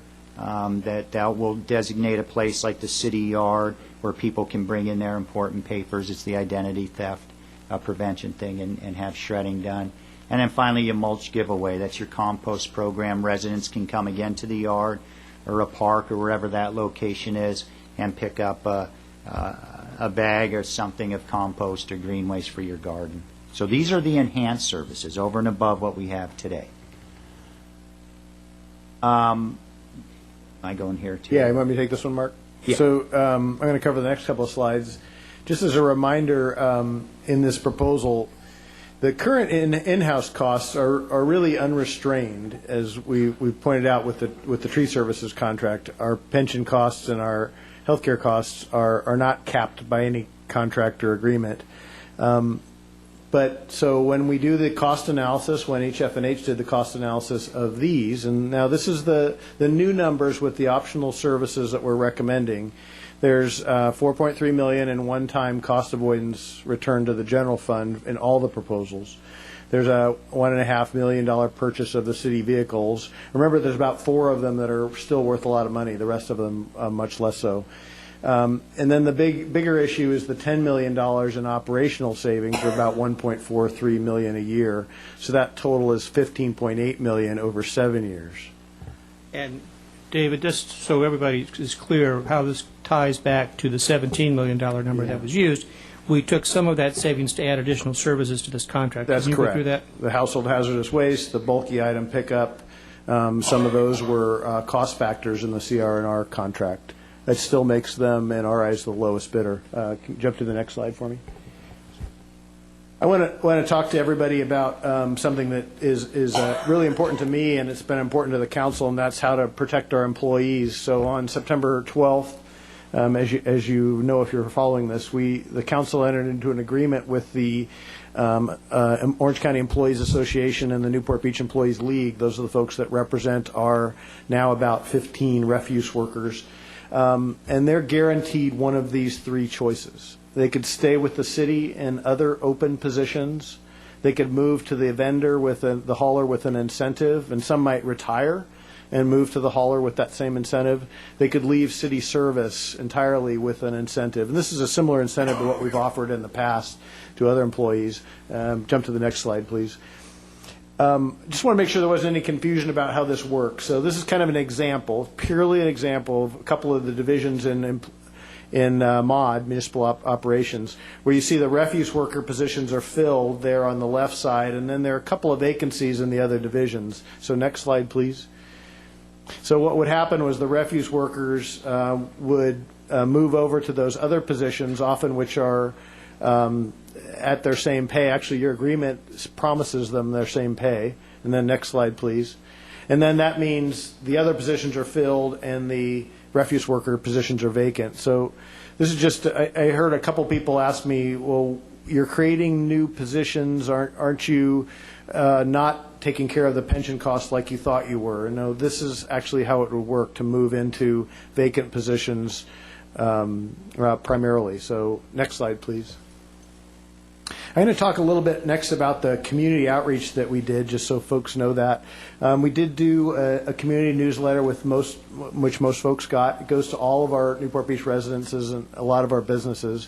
This one generated more emails than anyone I've ever gotten. And at 100, that's not a huge number. It's a huge number to me for those newsletters. And about 90% were about how's this going to work and I'm okay with it. About 10% were not. It generated about 35 phone calls to our office, and again, about 6 were not in favor of it. That's how I'd characterize that. We also track our website. We have a full page about this process, including the contracts and the RFP and the presentations we've made. That's had just about 700 web page hits. Next slide, please. We also did a number of outreach meetings, and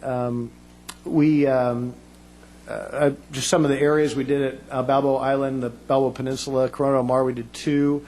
The Harborview Dads had a full forum with the providers, and Mark attended that, and we did others in addition to that. And that's where we really sat down and talked about people's questions. How would it work? How would it not work? Do you like it? Do you not like it? And I think all those were generally quite favorable. I think the people appreciated that feedback. We also did cart displays, and there's one here in the library. They're at each of the libraries. They're at community centers where you could see if you were worried, hey, am I going to get stuck with the big cart? You could see that there are 3 sizes, and the small cart is pretty darn small and actually a smaller footprint than the Ace Hardware can. So there's informational flyers there that people could, we wrote the dimensions of the carts so people could go home and measure that. And then I've also, and I believe Mark has also, we've taken the small cart to people's homes just to show them how they might work if they really had a question about that, and I'm still willing to do that. So next slide, please. This one's back to Mark. Thank you, Dave. Let's talk a little bit about the transition process then, if we move forward and how this plays out. We would continue. Dave did a good job summarizing the public outreach, and that continues. In fact, it continues probably to a greater extent. A lot of public outreach meetings on how automated containers and semi-automated containers work, and that's done by the contractor, CR&R, and city staff. There's an actual transition team that takes containers out, that meets in neighborhoods, that talks to people. A lot of people, need help on determining the waste flow out of their own home and what size and how many containers, so that continues. Brochures, postcards with information, the mailings are critical. The way it normally works is we'll send out, or the CR&R will send out a postcard once we've done a lot of the public outreach programs, a postcard where people will list the container or choose the container size, number of containers. Yes, I want to recycle. I want a couple recycling containers. And so that's how that information is taken to the to CR&R so that they can then purchase the containers for the city of Newport Beach. Site visits continue, and they will continue right on through probably the first year. After that step, container delivery starts as the new containers are delivered. The old containers are collected and recycled. Plastic and metal containers are recycled. So normally that's a kind of a phased-in process. You have to be careful not to move too quick because you drop those containers to the residents. There's still a lot of information that needs to be shared and discussed. Automated, semi-automated collection then begins, and as that process begins, again, both CR&R and city personnel, field people will be out there in the community to answer any concerns and to help people adjust to the new program. So back to me again. There a couple of key questions have been raised in this process, and we just addressed this one. What is the right diversion amount for Newport Beach? And the question is, what's the right one today, and what is it in the future? And go to the next slide for me, Mark. Thanks. We talked about where we're at today and what the proposed contract suggests. It suggests increasing the residential side. And the big question for the council, and you'll hear that from the haulers, is does it make sense today to pay more now for a higher diversion when we don't need that yet? So, and then another issue raised in this process, and we understand it's a part of the process, and I wanted to reiterate this with you. We did not allow any hauler to change their costs after the initial submittal. And we do expect folks to put their best foot forward that first time. Now, you will see other aspects of the proposals. The proposers did make proposed changes, including the diversion, but the cost changes allowed, there were no cost changes allowed, and we believe that's the right process to follow here. If you do make it an iterative process saying, well, this guy's offering this and that person's offering that, I think it's just a race to the bottom in terms of service and quality. Next slide, please. So as Mayor Curry noted, certainly welcome the council's questions, and then the presentations are suggested to go this way. I want to make one comment again. I really, like I said, I'm really impressed by the quality of the vendors that have proposed here. I think you've got some really great people competed here. When it came down to our professional analysis, it was who can do quality service at the lowest price. And our follow-up activity showed me that the quality service at CR&R, the customer satisfaction, the ratings from the other contract reviewers, as well as their workers' comp ratings, put them reaffirm that not only are they the low-cost bidder, but low-cost proposer, but they're also the one that is a top quality provider of service. So we're comfortable making that recommendation, and that's why in those slides we refer to CR&R, because we do believe that that is our professional recommendation to you. Thank you, Mr. Mayor. Thank you. And let me just ask a question to be sure we're clear about this. The relative cost difference between Rainbow and CR&R, is it roughly $900,000 a year? That's correct. I can find that exact number, but yes, sir, that's okay. That's and correct. So when Rainbow now says, but if you were to fully phase in our diversion, we've already built it into the price. So the issue is mandating that we go to a higher level of diversion and paying the higher price today that we may not have to pay at all, or if we do have to pay, would not have to pay until the end of the contract in 7 years. So we're able to bank that savings with CR&R, making it real money to the city. Is that, am I yes, accurate sir, about that's that? Yes. correct. So when someone comes up today and says, I want this firm versus that firm, they need to be able to explain why in the context of why we should pay that much more money. All right. If there's any council questions, if not, we'll turn it over to the haulers for some presentations. I do have one further question. You know, this has to do with the employee arrangements. And I guess what I need to understand is what's your confidence level that we will have sufficient openings in other departments over the next, I guess, 18 months? That's the transition period, isn't it? Roughly 18 months. What's your confidence level that we will have sufficient openings in these other departments so that the employees that might choose to stay with the city, we're not going to be making work for them? They'll be filling open jobs that need to be filled in other departments. What's your confidence level? The confidence level is high. In municipal operations at any one time, there are anywhere between 4 and 6 openings. And remember, this is about 105, 109 position department, so that's just the kind of the life of a employee. People move, people retire, you have those openings. So it's because of the time of this transition, I'm confident that we can accommodate those employees to that process. We also have 2 big new parks we're building, so we've got a lot of work to do in Mark's department and other divisions. That this is work that I'm confident is not is important work and not adding to our cost burden. Mayor Curry, wanted to clarify or make sure I understood that on the terms of the contract where it refers to setting the terms, be that the duration or any adjustments, the reference is to the city, and now by definition that means the city council. Any action to alter, amend, change, extend, modify in any way would require a public hearing brought before the city council. That's correct, Councilmember Petros.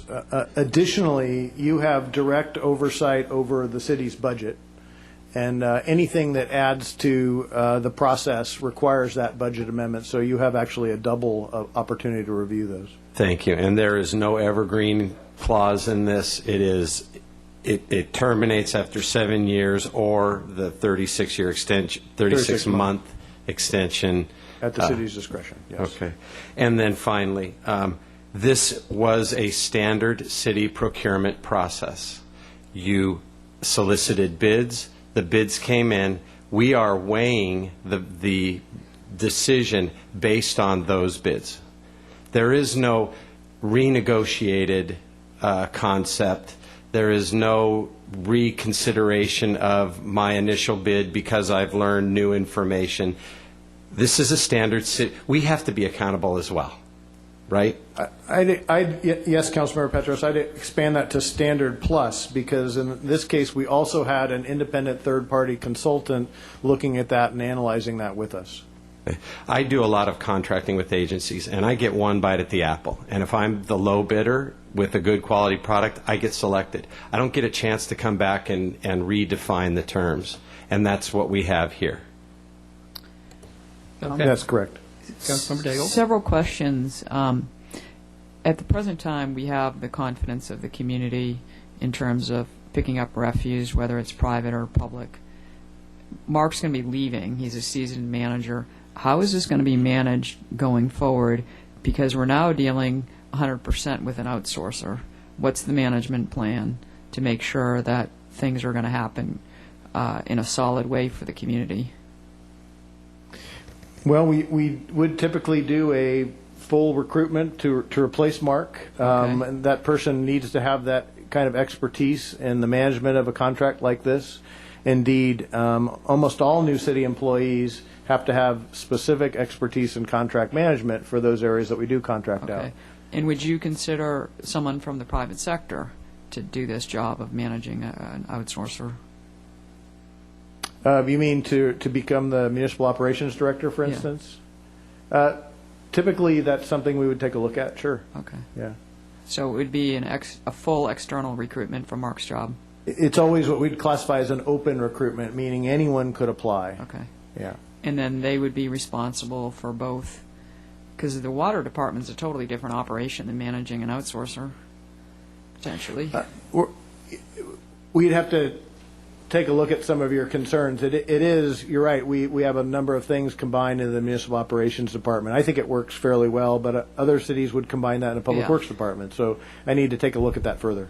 Well, my concern is that we maintain the confidence of the community and that we need management who's experienced at managing outsourcers, which is very different than managing an in-house water department. Well, please know that I very much share that concern. Thank you.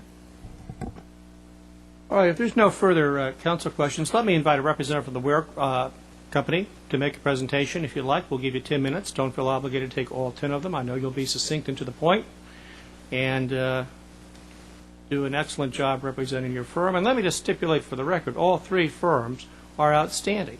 You saw those 90+% customer satisfaction surveys from all of their clients. So we have some outstanding choices tonight. Mr. Ware. Well, good evening, Mayor Curry and City Council. I'm Jay Ware, the General Manager of Ware Disposal Company. We're a locally owned and operated company, proudly serving the community for over 45 years. My parents as well are Newport residents. I appreciate your time, consideration, and considering this important issue here tonight. Back at the September 10th council meeting, you directed staff to enter into some negotiations with CRNR, Rainbow, as well as Ware Disposal. We believe these negotiations were designed to have us revisit and recalibrate our proposal and concerns of the council meeting, and concerns that the council had raised at that meeting. Accordingly, we did so. We came in, we offered some new pricing, some revised pricing, we offered some new programs, and we took the direction of staff to heart. We raised our game to meet the expectations that we heard from you. It should be mentioned that the three proposers appeared to have raised their game as well. It's not just limited to our company. Now, I'm not going to get into, because of the comments tonight, I'm not going to get into some of the past practices because not all the council has been on, not all the council was back there at the council meeting back in 2008. When we were awarded an agreement, we were the low proposer and it was taken away and rebid. At this point, I'd rather just stick to the points at hand. Let's talk about the detail regarding some of our new proposal or our new enhanced proposal of the services we offer. We offered to rate hold the proposal that we put forth by installing 11,000 carts. Once we install 11,000 carts, we rate hold the city's price for an additional year. What that equates to is approximately $1 million, give or take, but it would estimate to about $1 million over the term of the contract. We also offered an organics program inclusive within our proposal as an added incentive at no extra cost to the city. Furthermore, we offered to roll out not only disabled persons' carts to the street, but we also offered the senior carts to be rolled out to the street. Yes, you heard that. We offered a separate green waste program when we offered rolling out seniors' carts as well. The staff recommended waste hauler has a newly proposed add-on organic collection program. This is a approximately $3 per household increase. We included the similar service at no additional charge. So whether you look at when you add that price to the proposal, if selected on that organics program, it's exceeding our original priced proposal. The program we have offered, they're comprehensive, they're the Cadillac in nature because your residents deserve nothing less. It's all inclusive. Our program includes this senior rollout of carts. It includes bulky item collection. It includes a fourth cart for those low-level producers that don't even need a 35-gallon cart. We've offered the Sharps program. We've offered the shredding program. We're going to offer to establish a Newport Beach office. This location offers customer service and support to city residents. It also offers a procurement of vehicles and other equipment, providing a sales revenue of nearly $500,000 over the term of the contract. As it specifically relates to us, clearly the city's franchise for this work would become our crown jewel. I believe the paper even mentioned that the word crown jewel was mentioned in my previous speech. The residents here are the shining city, live in the shining city at the Bay, and they deserve nothing less.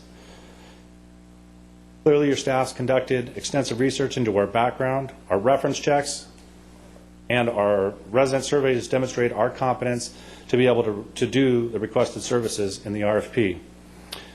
In summary, the City Council has established past practice in seeking out a much better deal after receiving initial proposals. We took your direction from September 10th.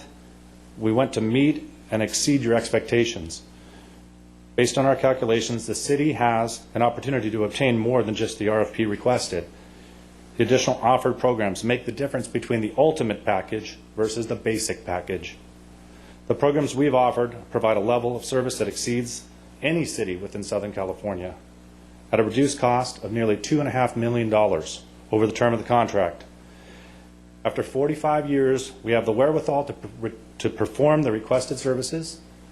We also exist to implement your vision and with professionalism and class. You have my personal commitment to that. If you have any questions, I'm available. Thank you very much for your time. Thank you very much, Mr. Ware. Let me invite the representative of Rainbow to come forward, please.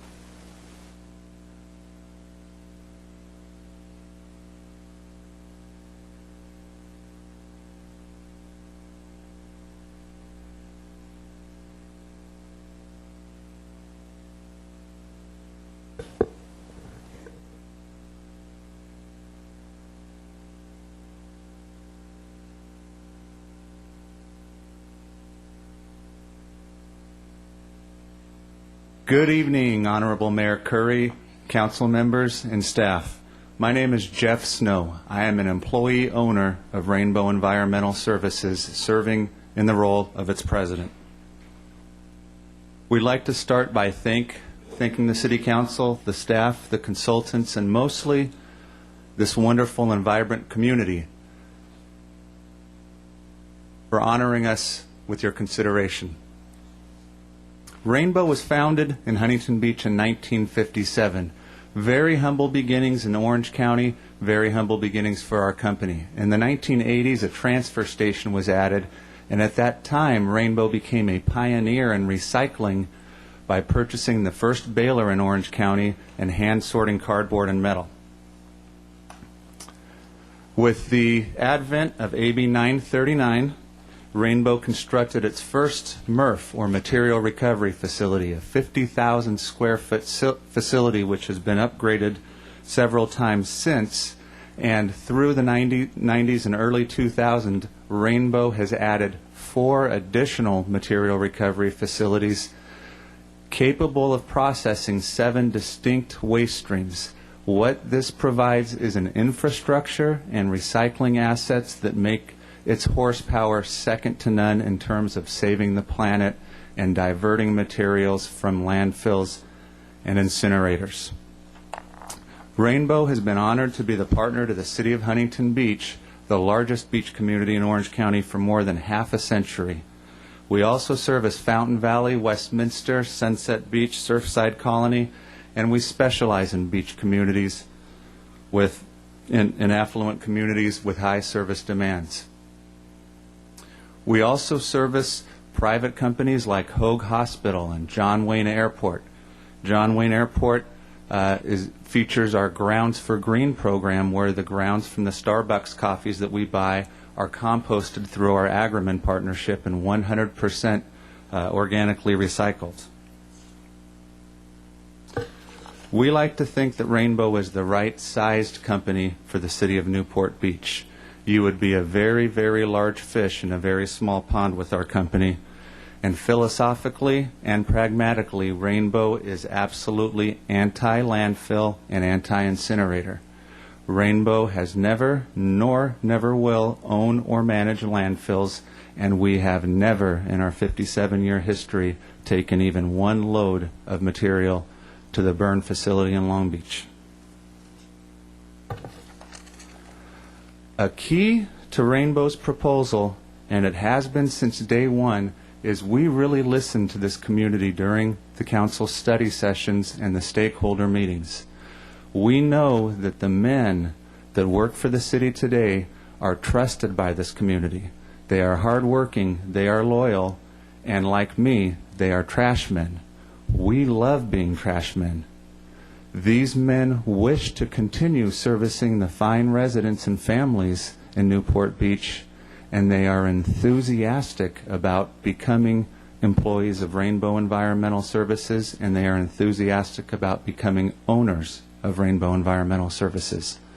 Our service proposal, we believe, is the only one that can guarantee maintaining the same or better service standards, because we're the only organization that will maintain the same men on the same streets, servicing the same routes that they have for decades. We put forth that these hardworking men who are beloved by the community will not work for the other proposers. Beginning in late April, we began meeting with the refuse workers of the city of Newport Beach on informal and formal bases. Listening to the community, we heard that they were beloved, and we believed that the organization that was the best fit for them would be the organization that would be the best fit for the city of Newport Beach.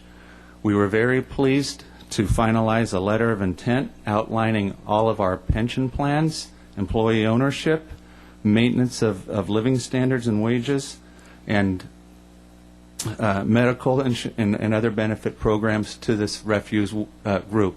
As you can see in this picture, they visited us. They have gotten to know their other Rainbow brothers who service Huntington Beach and Fountain Valley, and they have learned about ESOPs, which were advocated by the great President Ronald Reagan, and Rainbow is very proud to be only one of 2 100% ESOP companies in the solid waste industry in the United States of America. This evening, on other agenda items, we've heard the term sustainability a number of times. Sustainability in building, sustainability in the community. At Rainbow, we live and breathe environmental sustainability. Rainbow and the city of Huntington Beach is the state of California leader in recycling and diversion for larger cities of 200,000 persons or higher. Period.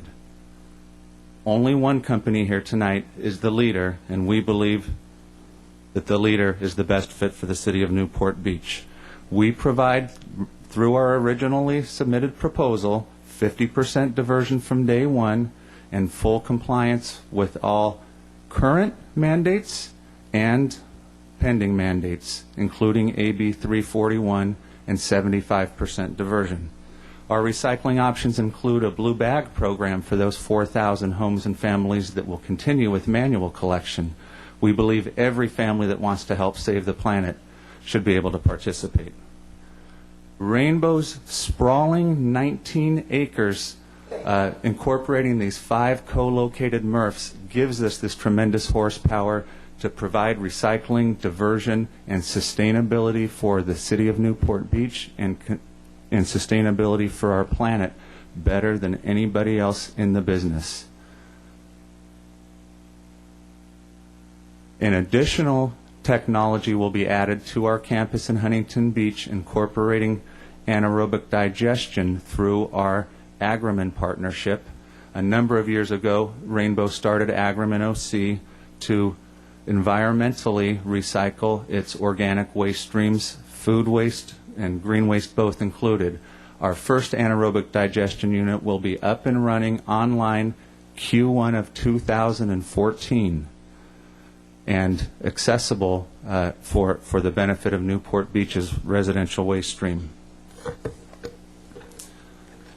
As far as new mandates, and more importantly, as far as new desires of our hearts as fathers and community leaders, in ensuring that we don't compromise this planet for our children and for their children to follow, California does have a 75% by 2020 goal, AB 341, signed into law by Governor Brown October 6, 2011.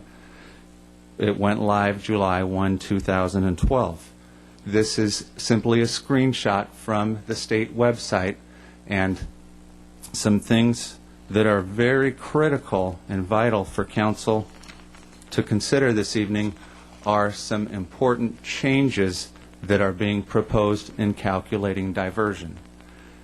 These changes are expected and anticipated to be approved by the legislature in 2014. First one is no more transformation credit. Transformation is a technology which the draft contract with CR&R includes. This is burning trash. Rainbow has never done it. We never will do it. This would represent a 10% decrease in the diversion of a hauler using this kind of technology. The second change, no more ADC, alternative daily cover. This is putting organics, green waste and food waste in the landfill where it creates toxic pollution and methane. As much as 30% of the residential waste stream is green waste. This will no longer be allowed as a diversion credit. There are major changes in commercial diversion where source separation will be mandatory. And there's a major change in the source reduction part of the diversion. These are the numbers that Mr. Harmon showed earlier. The 9.6 pounds per day, which is your current base, is going to be changed to reflect a base year of the past 10 years. We estimate it will drop 30 percentage points from the diversion. These are all pending legislation. They are the recommendations of Cal Recycle that will be shared with legislature in December and January, and we think they are critical to consider in the initial term of this contract. As far as the cost goes, our originally submitted price and rates has never changed. We believe the only qualified bid is number one that meets the current AB 939 mandate and is at least 50% diversion, which our original proposal was from day one, and then complies with the 75% initiative that became effective in 2012 with AB 341. As this spreadsheet shows, Rainbow's overall cost, no add-ons with our program. We do what we do. We collect better than anybody else, and we recycle and divert better than anybody else. We are the lowest priced qualified proposer, period. Thank you. Once the rate is achieved, Rainbow has an excellent record of rate stability. Time's expired. Thank you. And in closing, Mayor Curry, we think that we offer the best service with the same trusted men, the best diversion rates, the best company for Newport Beach residents, and the best value with the lowest cost for the highest diversion. We applaud the city, and I thank you, Mayor Curry, and council members. We ask that you direct staff to negotiate a contract with Rainbow Environmental Services. Before you leave, could you throw that, do you mind if I just? No, right ahead. Throw that slide up there again about AB 341 changes. Certainly, Councilman Henn. Okay, that's it. So the last bullet there, the 9.6 pounds per day, that's the current diversion requirement for Newport Beach, right? 9.6? That's the maximum. Current base. That is the pounds per day that we are allowed to dispose. That's the formula. That's right. Pounds per day per resident that we are allowed to In dispose. effect today. In effect today. And so, Jeff, what you're saying is that we don't know this for sure, but based upon what you expect the recommendations to be, that requirement will drop to 6.25 pounds per day. Yes, sir. It is largely anticipated statewide that the single base year that each municipality's number is based on is going to be changed to a rolling 10-year average.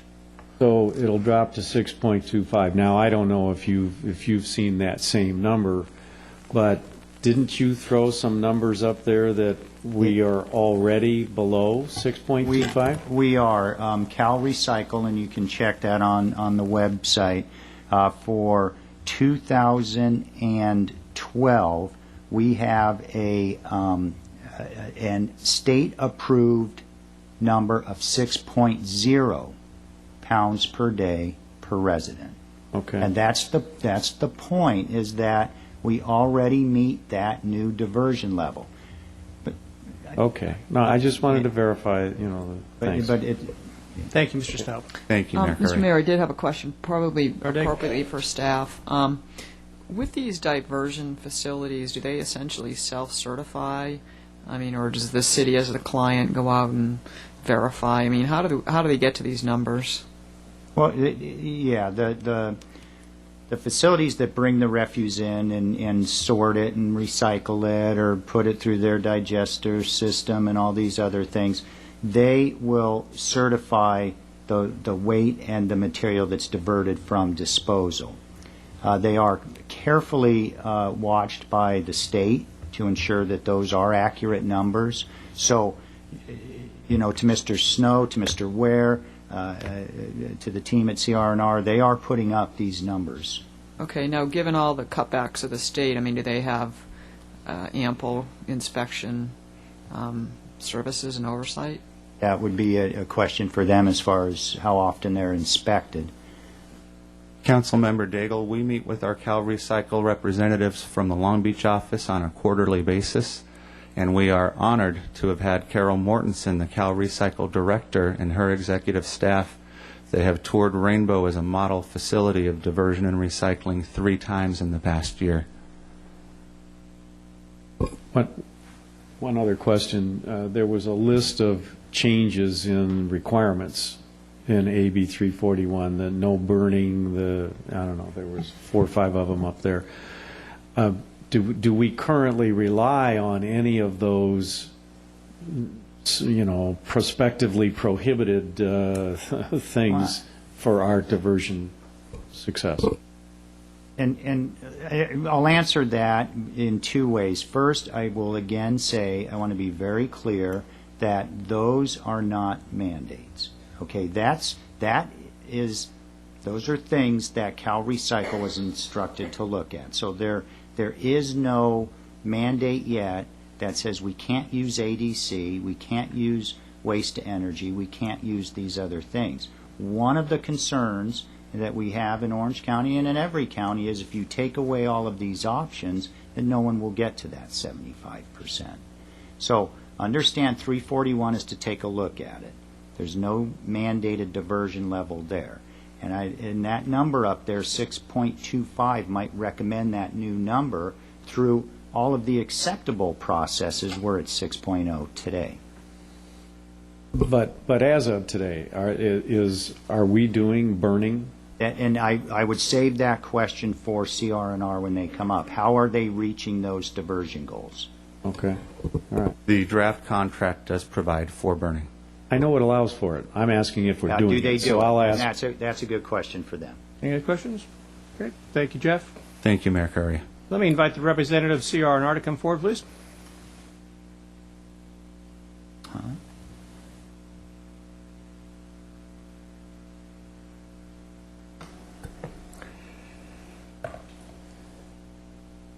Good evening, Mayor Curry and members of the council. My name is Dean Ruffridge, and behind me is the CR&R transition team that I believe you all met in September. The team here tonight is unmatched in the industry and has over 200 years' experience in safe, efficient, and environmentally sound services. As Senior Vice President, I will direct the transition and be totally responsible for every aspect of this project, including the implementation and general acceptance of all terms of the franchise agreement. CR&R thanks you for the opportunity to submit a proposal for our services and to be considered your service provider tonight. We have been negotiating in good faith with your staff and your expert consultant and agree with the staff report tonight. We are ready to order equipment and begin the extensive outreach materials that is presented in our proposal. As most of you know, CR&R is a privately held company and registered in the state of California for 50 years. Headquartered right here in Orange County, we consider ourselves the leader in reinvesting in Orange County with 2 material recovery facilities, or MRFs, in the city of Stanton, with a MRF in the city of San Juan Capistrano, with a MRF at the Prima de Checa landfill, Orange County landfill, and also a 30-acre composting facility outside of the city of San Juan. There is no company here tonight that can match what we have reinvested in Orange County.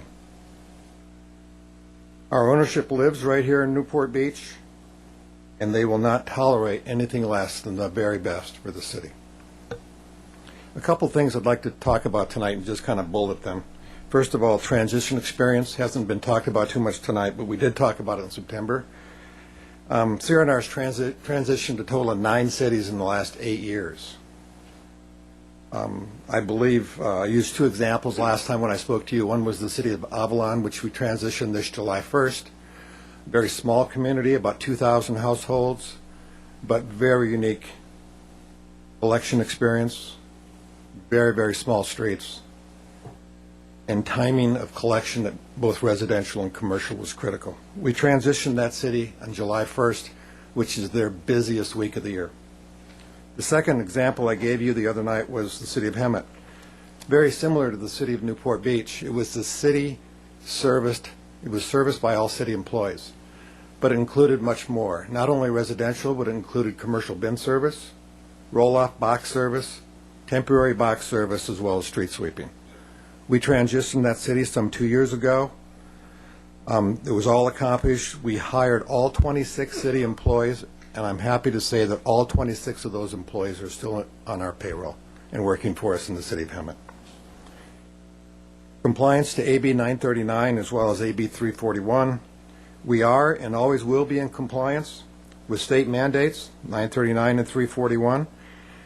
Note that compliance to these laws is not by waste stream, as some may have suggested tonight. It is the entire waste generated from within a community. Safety was mentioned tonight.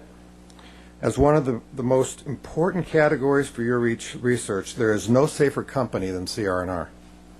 As noted in your staff report, our insurance mod certificate rating is the lowest and the best of the 3 companies tonight. In fact, our mod rating of 0.70 is one of the lowest in the state of California.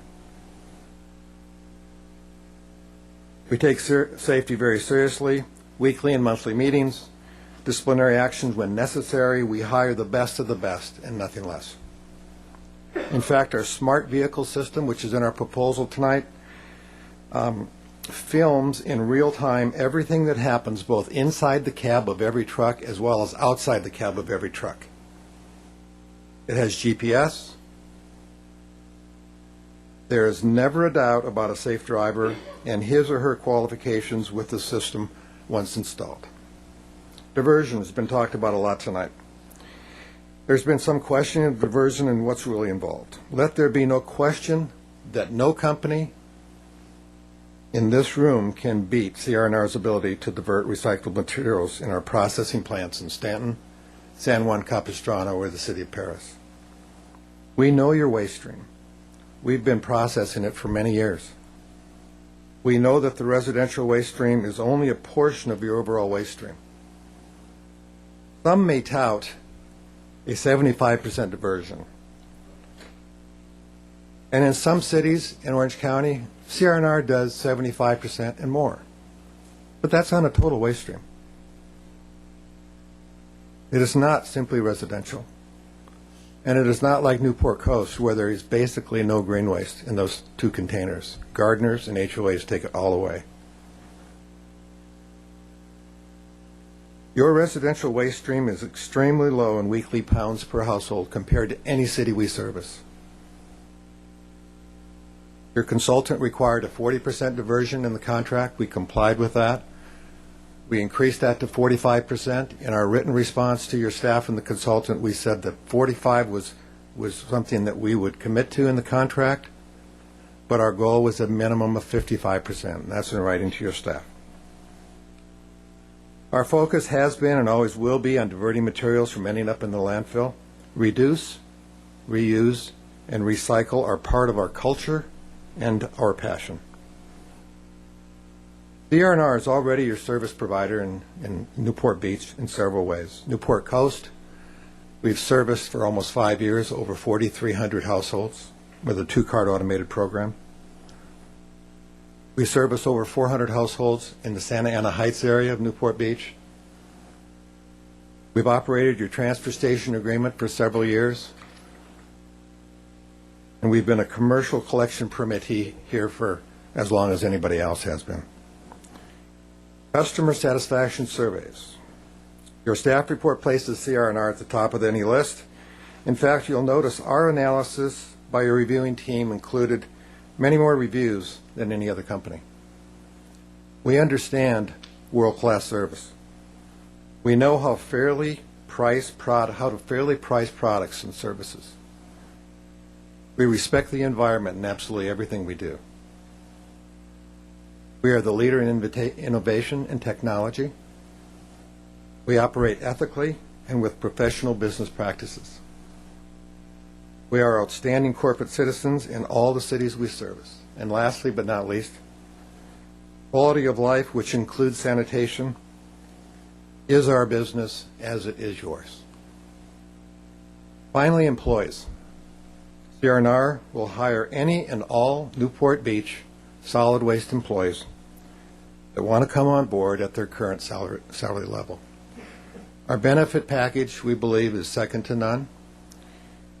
We offer health, life insurance, supplemental life insurance, dental, vision, family coverage. We offer a 401k retirement program which the company matches investments up to the maximum amount allowed by IRS annually. And we provide vacation and sick leave. Employees can take that and use it each year, or they can be paid out at the end of the year. With that, Mr. Mayor, I would be happy to answer Mr. Hent's question on the HHW maximum collection, if you'd like. Sure. CR&R, I believe, is the only company here tonight that is permitted to do the HH collection at residential households. We do not sub it out to a third party, as I believe every other hauler except Waste Management in this county does. We have worked hard to get these permits. They're state permits from Department of Toxics and also permits from Department of Public Health here in Orange County. We pick it up ourselves. We consolidate it. We have a consolidation center located in Garden Grove, and we have a company take it away for recycle, and whatever they can do with it. Recycle is number one, disposal is number two. There are limits placed on by the Department of Health on what we can pick up at a household on a particular day. I believe there was only one instance in my career in the last 3 years in the city of San Clemente where we had to limit what we picked up, and I'll give the example. A friend of mine's father passed away and had a lot of paint in his garage. His father never threw anything away. Probably had over 100 gallons of paint in the garage. We're limited by Department of Public Health. We can only pick up 25 gallons at a time. We went back to that household 4 days in a row and got it all.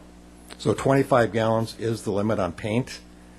There is no limit on the other products as long as we know ahead. And when people call in for a collection, we are required to have them tell us what we're picking up. So if they say they have 5 gallons of paint and there's 20 out there, we can only pick up the 5. Because that's what they called in. That's on the work order, and the driver can only collect what is on the work order. Can we go back tomorrow? Yes, we can. That answers your question, sir. Are there any other questions for me? I'd be happy to answer. I think you asked about Actually, burning. yeah, my question was, you're currently handling Newport Coast. Do you currently burn trash? No. And so you're achieving your recycling goals in Newport Coast, at least. You're achieving our recycling requirement, I should say, in Newport Coast without burning trash. Were there any other requirements of AB 341 that were flashed up on the screen that would present a limitation to you in reaching your diversion requirements? No limitations whatsoever. As far as organics, did I see something that you're also planning an anaerobic digester? We've actually started construction on our digester. It's a $30 million project. We have 3 cities that have interest in it. We offer it to you as an option only in our proposal because it is of interest to a lot of cities in Orange County. Construction should be completed by September of next year. And with your MRFs, do you have both the clean and the dirty MRF? Yes, we do. And we have construction and demolition MRFs also that just take construction and demolition. Thank you, Mr. Ruffage. You're welcome. Thank you very much. Let me ask staff. First of all, given the excellent resources of all three of the firms, and given the fact that source separation is voluntary among our residents, is there likely to be a significant difference in the amount of material diverted, irrespective of who we hire? No, sir. I think all three firms have the ability to meet the mandate. I hesitate a little bit, and I do this with all due respect. I think the processing facilities of Rainbow and CR&R are much more extensive, capable of handling large materials than the facility of Ware Disposal. So I would say that those two firms have the ability to meet the needs today and future needs more than the Ware facility. And in the real world of residents deciding whether they're going to use a recycling bin or not, or and how they put their trash out, is there likely to be any difference among those two firms, for example? No, sir. Okay. No, because they have the MRFs that are capable of doing the dirty MRF, clean MRF, and waste to sort.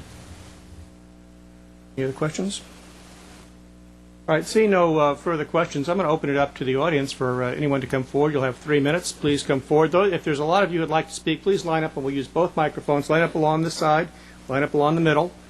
You're first, ma'am. Hi, Council and Mayor. My name is Jessica Suselik, and I have to say that initially I was opposed to the privatization of the trash, and after doing research and listening to you guys, I absolutely understand the benefits here.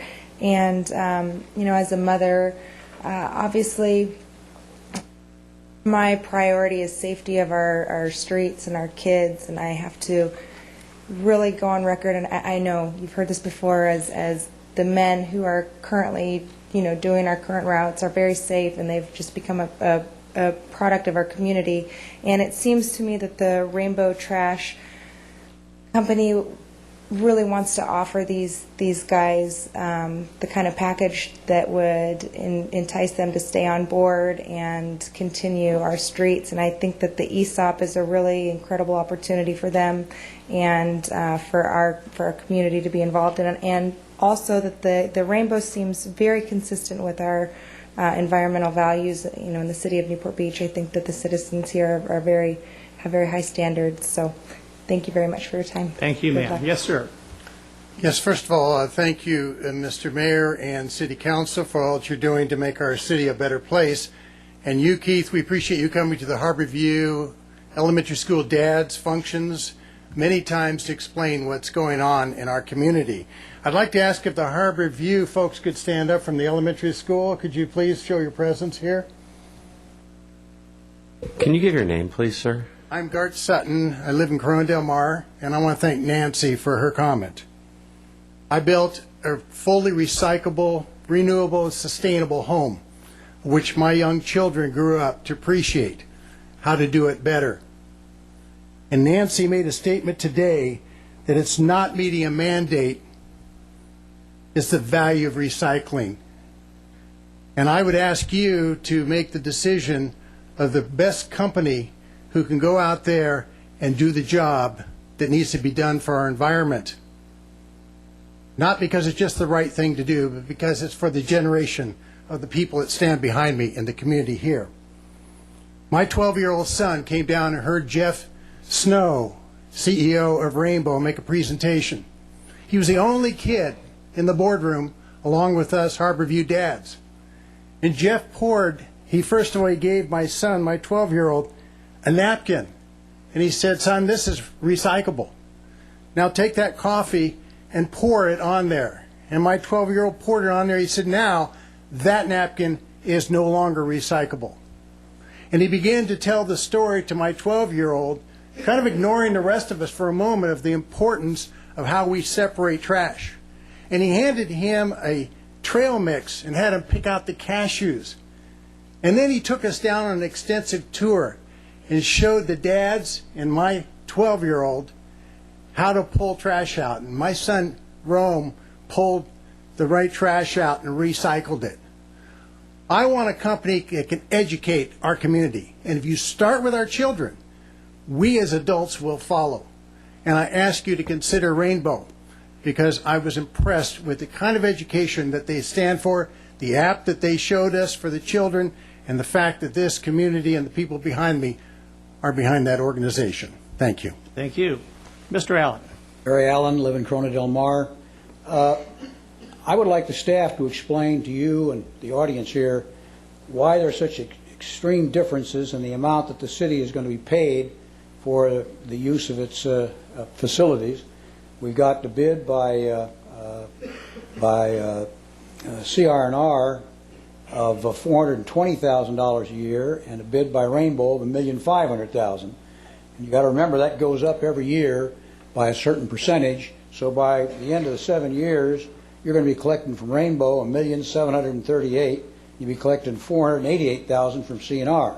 Now, the interesting thing I noticed as a lawyer was I read all the contracts. I read everything, 222 pages of it, and I found out that the contract agreement with the lease with the station that you're going to lease is a separate contract, completely separate. It's not even part of the original contract. So my theory is this: if the whole idea behind this outsourcing is to save money for the city, then I submit that we ought to go back to these people, or just go to Rainbow and offer to lease them the facility for $1.5 million. Maybe they can make money at it. Why should we give it to CR&R for 1/3 of that price, when in fact we can already get the money from another bidder?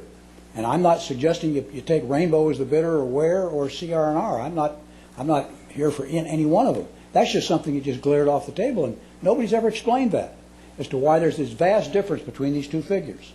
Now, I have a lot of other comments, but I know I don't have time to do it. All I'm going to say is that I went through this contract, and I keep hearing in my ears how much money we're going to save, and every time I look at the amount that's being spent and how much is going to be spent, it's an enormous amount of money, and I never saw anything in any of the documents I read, including the documents from the consultants, as to where they ever got the figures as to how much the city was now paying for trash with their own trash man. By the way, a question was asked by Councilman Petros about who would make the decision if there were any modifications. I suggest you should read the contract. I can give you the pages and line numbers if you want me to, of where it says the city manager makes the final decision, or some person who's going to be called a city engineer or something like that's going to make the final decision, not you. Because I was going to suggest that the city council submit their name in there instead of the city manager or the the guy who's going to be the head of refuse. That's all I have. Barry, I'd suggest you have a look at the red line contract that was distributed prior to the city council meeting, which does make it clear that city approval means city council approval. Oh, there was a change that made that clear. Okay, because I read everything on the website. If it's changed, it's changed. Okay. Changed. All right. Thank you. Yes, sir. Good evening, Mayor Curry and members of the City Council. My name is Jack Shaw. I'm a 23-year Newport Beach resident. So I am speaking on behalf of Rainbow Environmental Services because I have a vested interest in the organizations selected to serve our community. I also have, this is a commercial, a 50-year career in consulting and leadership positions, including Vice Chairman of Deloitte, Office of the Chairman of WellPoint Health Networks, and the Dean of the Peter F. Drucker Graduate School of Management. That background gives me some rights to a professional observation about organizations in general, and Rainbow in particular. I believe at the end of the day, organizations compete through their policy, their culture, and their values. I have worked with Rainbow as a service partner in Huntington Beach for 17 years. And Rainbow, in my observation over all those years, has lived the values and has walked the talk of culture, particularly about people at all levels of the organization. As an ESOP, as you know, the employees own the company. The employee ownership ends up with the work of trash hauling, as it's being called, to be respected and meaningful and important to the workers who do it. From an environmental standpoint, the company's values start with sustainability and the responsibility for our environment. I have watched what they have done in Huntington Beach in terms of their own investment in increased resources. And finally, the community, the employees of Rainbow, including the potential employees, come from the communities they serve and are care about the public safety and security of those communities. Finally, it's my sincere hope that the workers who come down our alley in Corona Del Mar will be Rainbow owners. Thank you very much. Thank you. Ms. Skinner. Good evening, Mayor Curry and members of the council. My name is Nancy Skinner, and I actually came here tonight to thank you for being so sensitive to so many issues, including the current employees. And what I'm really enjoying is the fact that we're finally talking about recycling. I've been after you for years to be working on this, and it's just great. I did not come to speak about Rainbow tonight, but I could not have been more impressed with the approach that they have taken on the recycling. So I wanted to just add that. But mostly I just want to thank you for doing what you're doing and doing it with such sensitivity. Thank you so much. Thank you. Yes, sir. Good evening, Mayor and City Council members and staff. My name is Bill Camarillo, and I am the CEO of Agriman. Agriman is a 42-year-old soil care company, and we recycle over 400,000 tons a year of organic waste streams from over 50 communities between Santa Barbara County through Orange County. You can find our products here at the Newport Beach Civic Center. You could find them at the Fashion Island today.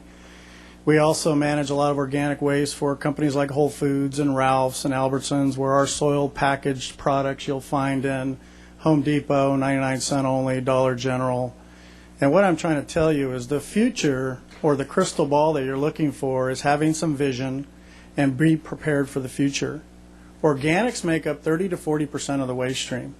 And in order for you to get to even remotely close to 70%, you're going to have a closed-loop sustainable program. We are the exclusive partner of Rainbow and Orange County to manage organic waste streams, and I assure you ADC will go away. There's a distinct difference between the AB 939 diversion bill and the AB 341 recycling bill. It is not a diversion bill, it's a recycling bill. That recycling bill was part of CalRecycle's legislation to meet the overarching bill that we're all challenged with, which is AB 32, the greenhouse gas bill.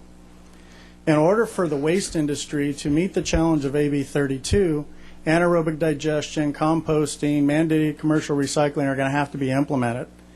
Without having closed-loop organic programs within your community, you're not going to be able to meet those mandates. ADC is not recycling, it's diversion. Agriman today does not use ADC for any one of its 400,000 tons of organics. It all gets recycled. It all gets recycled in California. It goes back to agriculture, landscape projects like the one we're sitting in today, this beautiful facility with Agriman products in the landscapes, into packaged retail stores across the nation. And Agriman chose Rainbow because of its culture and its mission and its vision. Newport Beach can lead the way in Orange County in being the company or the city that's concerned about sustainability. And the true way to monetize sustainability is through brand enhancement. And that's what Newport is doing. And that's why companies want to come to work in Newport. People want to live in Newport because of the efforts that this council is going to be putting forward today. We've only got 6 years left for a lot of these legislation to come to fruition in 2020. And if we don't start planning today to meet those goals, the cost 6 years from now will be 3, 4, 5 times as much as if you start today investing in the future. Look at the wastewater treatment plants. They're a great example. You could start with sewage rates in some cities 20 years ago were $18, and they progressively were innovative over the years, and today their bills are somewhere in the mid-30s. You have cities that did nothing for 20 years, and today their sewer bills are $80. So if we take advantage of the opportunities that Rainbow offers to get to 75% quickly with Agriman's help, we'll be a whole lot further ahead. Yes, ma'am. Good evening, Honorable Mayor Curry and City Council members and staff. My name is Jody McKay, and I'm speaking tonight on behalf of Rainbow Environmental Services and my experience with them and having a positive impact on the communities that they serve. One person, one group, one neighborhood at a time. I first met Sue Gordon, who's the Vice President of Public Affairs of Rainbow Environmental Services, in 2011, while I was planning the inaugural year of a fundraising event called Surfs Up for Down Syndrome, where professional athletes and professional surfers teach Down children how to surf.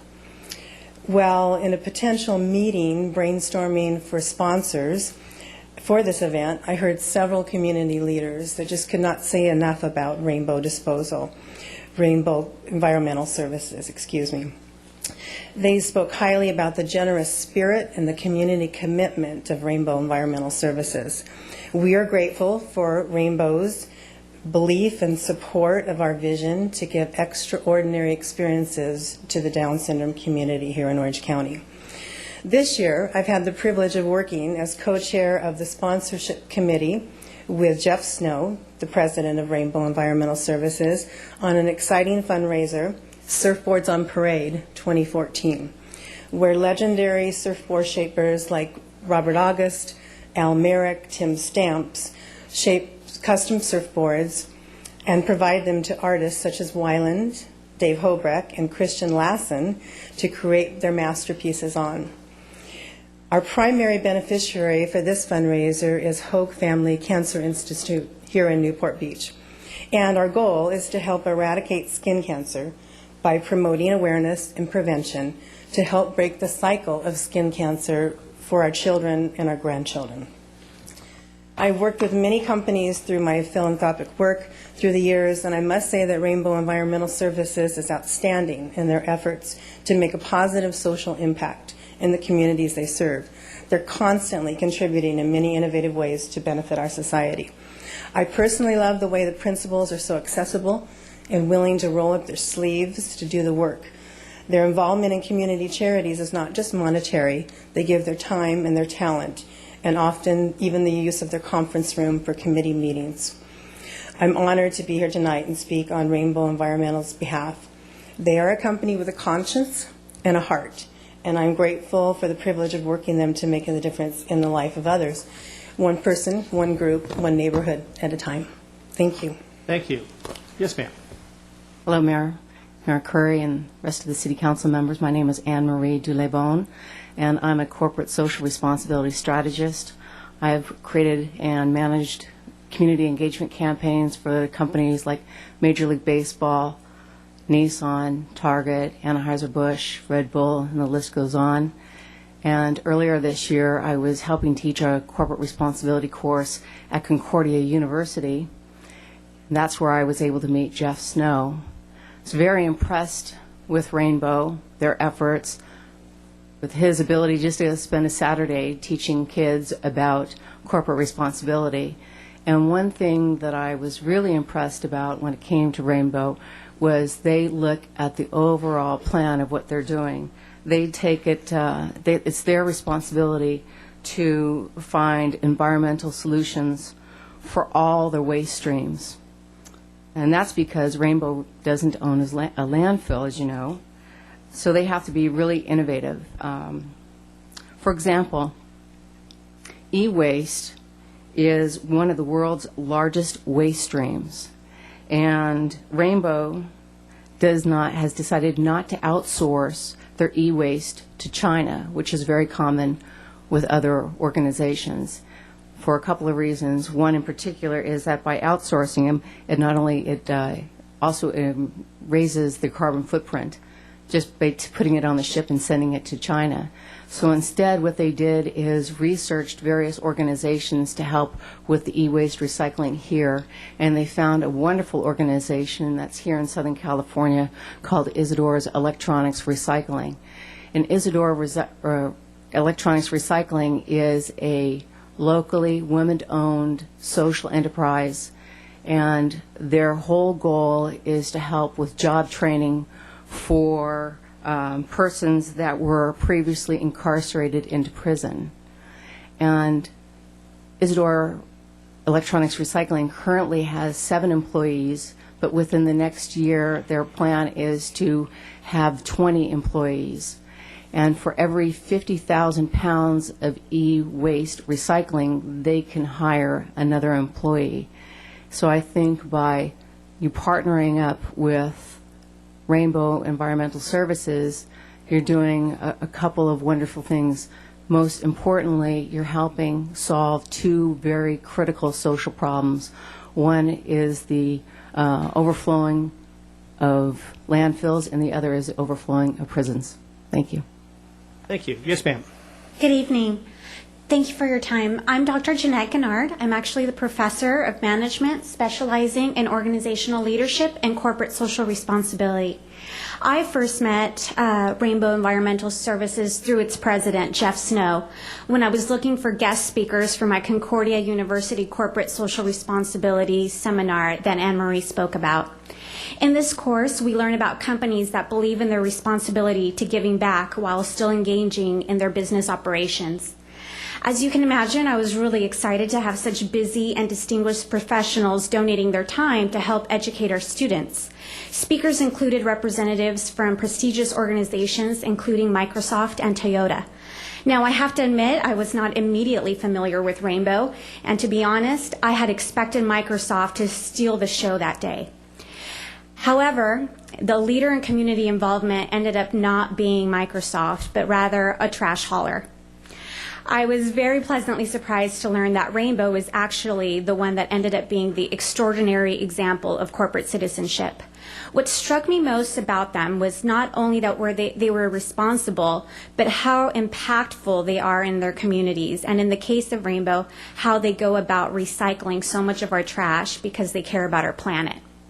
Tonight, I'd like to share with you just a couple more things that impressed me. Again, as you've heard, they're 100% employee-owned. And because a significant percentage of their staff is Latino and women, some say that Rainbow is actually minority or women-owned. Being employee-owned results in incredible low employee turnover and a very dedicated staff that takes great pride in their work. I believe this is a big part of the secret to exceptional dedication to quality and safety. Rainbow sees themselves as being citizens of Orange County, and thus its work is interwoven into the communities that they serve, and those communities are reflected into Rainbow. Because of Rainbow's ethics and mission of responsibility, it is a company that is tailor-made to partner with the city of Newport. Rainbow understands the needs of its residents both as a trash collector and as a member of the community. During this time of economic uncertainty and such fierce competition as we've seen today, I'm so proud to know that socially responsible American organizations are operating in an ethical manner and actually contributing to the betterment and thriving of our communities. Rainbow deserves the city's support, but more importantly, the constituents, as you can hear here, are telling us that the city should be partnering with Rainbow. I urge you to do the right thing, the responsible thing, and to choose Rainbow as Newport Beach partner. Thank you. Thank you. Ms. Barger? Yes, Stephanie Barger, resident, and I want to speak as a resident. When we did the focus groups with Dave Kiff, I would say at least 90, if not 100% of the people that were there want to recycle and are already recycling and also want to do food scrap composting and greenways. And, you know, to keep making changes along the way is going to be very challenging for our residents. So I would really like to propose that we step back a little bit. I know there's been a lot of work done, but we were focused on the employees and whether we were going to do automated or manual. We now need to move to a zero waste community and put together a thorough zero waste plan so that we can exceed the state mandates. And most of the zero waste cities, their goal is 90% by 2020, not 75%. So we're going to implement this plan that we have or accept this new contract, and we're already going to be 5 to 10 years behind many of the leading cities and many of the leading processes. And so I'd like us really to focus on a zero waste plan. And when we look at these, who's going to take us to zero waste? And as Councilmember Gardner stated, it's much more about recycling. If we are diverting our trash, if we recycled and composted, it'd be the same as removing all the auto exhaust in the state of California. And I think it's easier to get people to recycle than to get out of their cars. Also, the more you go up from recycling to composting to reusing, you create more jobs. And that's what we need. We need good jobs and we need local jobs. Let's say a little bit on Rainbow. Rainbow actually changed their name from Rainbow Disposal to Rainbow Environmental, because that's where their priority is. They have always been a leader and is recognized as a leader in the industry. And with all due respect to CR&R, they fought us 8 years ago when we as citizens were trying to get the system in here. Unfortunately, with Mark Harmon's predecessor, we brought it to council. We did many study sessions on it. And at the same time, they had the 3-bin system in San Clemente, and why they didn't want to bring that here to the city of Newport Beach at that time. And I've had other dealings with businesses that they haven't been innovative. They're a great company, but they don't push it and they're not innovative, unlike Rainbow Environmental. And then to address Councilmember Hen's discussions about where the laws are going, that is not just Cal Recycle pushing those laws. That is the California Resource Recovery Association, which is all the recyclers, the haulers, the city people and activists, Californians Against Waste. We will be banning organics from landfill this next year. We will hopefully be going beyond the 75%. We will hopefully be making these mandates, not just policies. So this is going to be happening very quickly, and I ask you to step up to the plate. Yes, sir. Don Ashton, Legal Isle, been in Newport for 46 years. We talked a lot here about saving money, get the low bid. Well, we're passing up an opportunity with a economy that's getting better, revenues coming into the city, to immediately improve our environmental focus. I wouldn't want to see us pass on that just because we want to not spend money in the right way. And I think that the focus should be heavier weighed on the environmental processes that we can implement today instead of wait for it for some bill. Thank you. Thank you. Yes, sir. Dan Boyd, Mr. Mayor, and members of City Council. I've been a resident for 51 years, proudly speaking. I think you all know my position on the outsourcing of this particular municipal service. That has not changed from day one of my advocacy of this decision, nor 3 of the 4 of your council members this evening. However, going through this process, it's become apparent to me 2 issues. One is, if we're going to have a shotgun wedding, let's make sure we're all happy with our partner. I absolutely believe in my heart, as well as many of the residences of Newport Beach, that Rainbow has done a stellar job in outreaching and explaining to us why they are so much different than any of the competitors. Number 2, I applaud your staff for the endless hours of work on this. However, I am not convinced beyond a reasonable doubt that the bidding process has been as transparent as Mr. Petros has questioned staff this evening. Ever since the numbers were released as of Friday, staff has met with CNR, and the terms of the contract negotiations and the criteria has changed.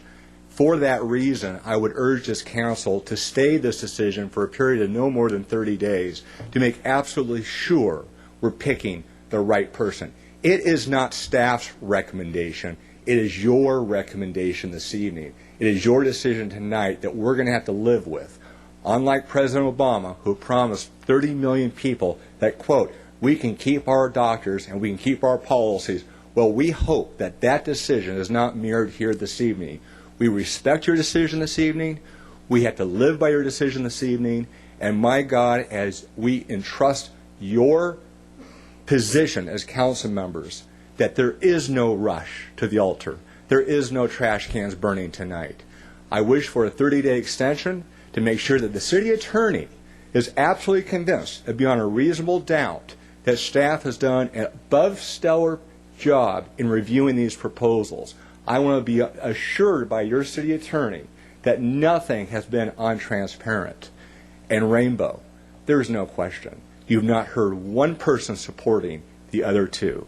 If you're not going to listen to the issue of outsourcing, which we're not discussing that issue tonight, please listen to the citizens of Newport Beach that are speaking before you this evening. Numbers don't always tell the whole story. We want to be green. Newport wants to be number one.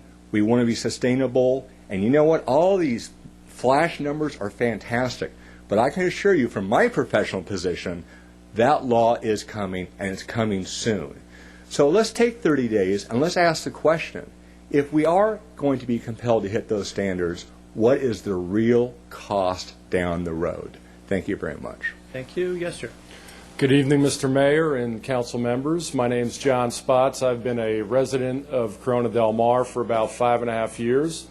Moved here from South Africa and grew up in Pennsylvania. In both of those other places, they're already separating at source and doing extensive recycling.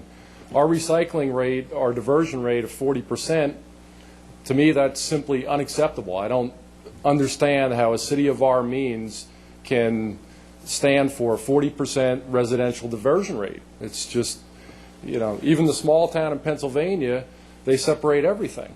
And the fact that we can't take the steps to get to where everybody else is in a city that should be progressive and has the means to do it, to me, there should be a plan C here, not just or a path C.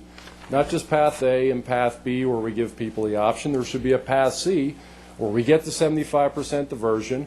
That might change the numbers. I'm not advocating for any particular group here.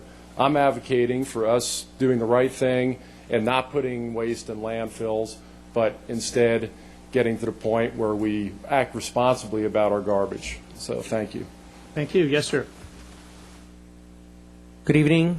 My name is Nick Froelich. I'm a resident of Corona Del Mar for 15 years or so. I'm also president of the Harbor View Dads. I'm here representing my wife today. She's president of the Harbor View PFO, Parent Faculty Organization. She toured all 3 facilities and was very interested, but she's sick tonight, so she could not come. So I can't give you all of her points. I was sitting back there and I took notes and I'm listening very carefully and I have some opinions. Most of them have been stated already, but since I wrote them down and I thought about them first, I'm still going to state them real quickly. First thing I'd like to say, the satisfaction survey I saw, I think that was biased because it's how you parse the numbers. They had 4 categories, dissatisfied, satisfied, and then a couple above satisfied. I would group those together. If you group everybody that's more than satisfied, Rainbow had 100%, CNR had 92%, and Ware had 50%. So just look at the numbers. That bothered me. When I see numbers like that are parsed that way, I don't trust the numbers, and that irked me a little bit. Staff argument is to wait to see if higher diversion rates are required. We live by the sea. We should lead and not wait for state mandate. Councilwoman Gardner said that. A few other people mentioned it. Amazingly, CR&R was up here, and they supported that decision, and they said, it's not needed, it's not mandated yet. I don't like that. Staff's answer was, we're going to go after the businesses.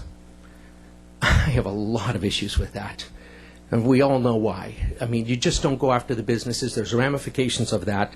It opposes it doesn't go after the personal responsibility of people to be part of recycling. Let's not go after a business if we have to increase our our diversion rates. It's not always about the lowest bid. It's about the policy, quality, and service. Staff admittedly said we were looking at the lowest costs. That is our charter and what we needed to do. They did not consider the moral obligation we have to select a company that's going to protect our environment. In Newport, we want quality, not the cheapest. I love our new city hall. It's not the cheapest. We make decisions that for good quality stuff. I think tonight we saw that. Sometimes it's better to have a smaller, more nimble, innovative, hungry firm that has environment at the core of their DNA. That's what I heard tonight. I'm a small business owner. I compete against big companies. I do RFPs. I'm hungry for this stuff. I have to act differently. I have to prove differently. Tonight I saw CNR talk about contract terms and what's going to happen when a resident calls up and says, hey, I have 5 gallons.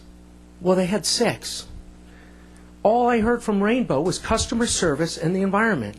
It's that DNA that's going to make a difference. And staff said, you asked that question, will it matter? Will the diversion rate change between these two? They said, no, it won't. Well, on paper it won't. Thank you. Next, but please. it will. Mayor, council members, I'm sure you're ready to go home. Thank you. Aren't you? Of course I am. I've got to get up in the morning and go to work on my day job. I just wanted to point out 2 quick things relative to the staff report and then also to reaffirm what we heard from everybody. First of all, on the materials that the staff provided, there was an indication of a $15.8 million in savings.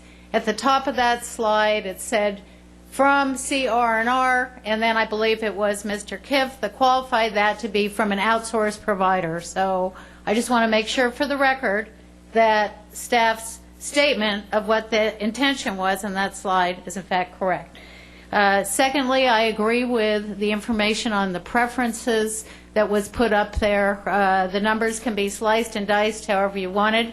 If you looked at the criteria and you looked at the excellent, above satisfactory, etc., versus the total number in the sample, actually Rainbow's was superior at 60% net excellent.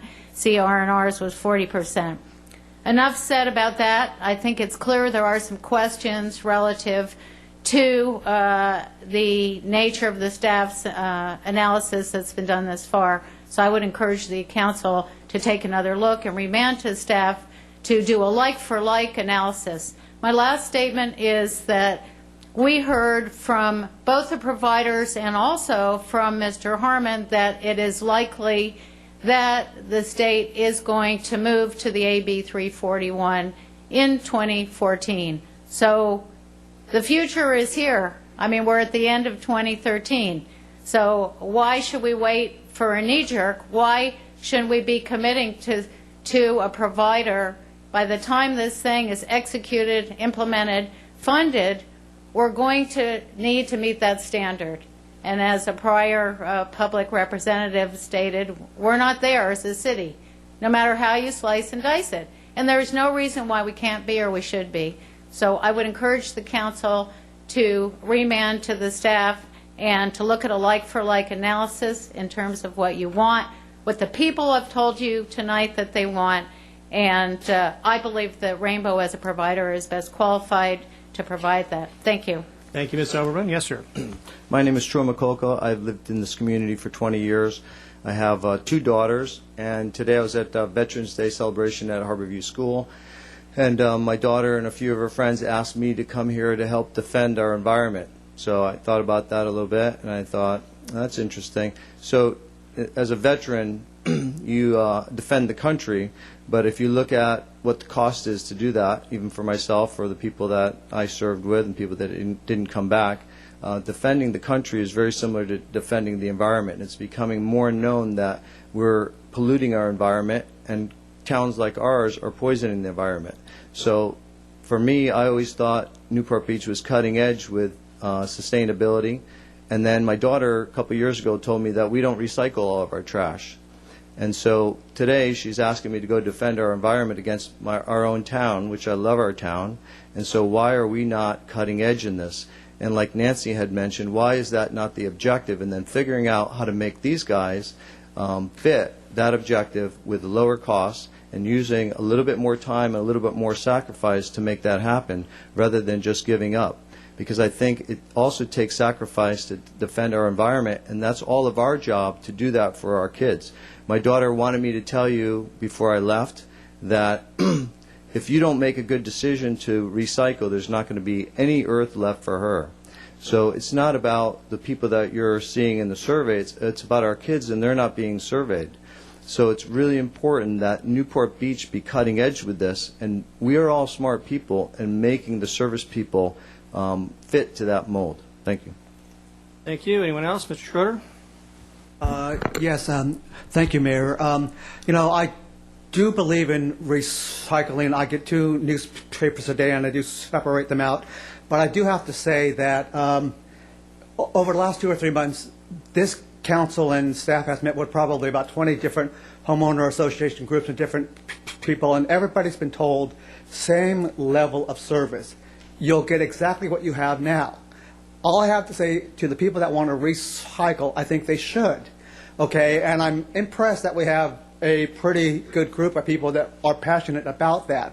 But I will say, if it was on the front page of the newspaper that it would be mandatory recycling for everybody, if you came back here in 2 weeks, this council chambers would be overflowing with residents who would say, this isn't what you told us. You said we would have the same level of service we have now. I think we make it to a point 5, 10, 15 years down the road, where we have to do it.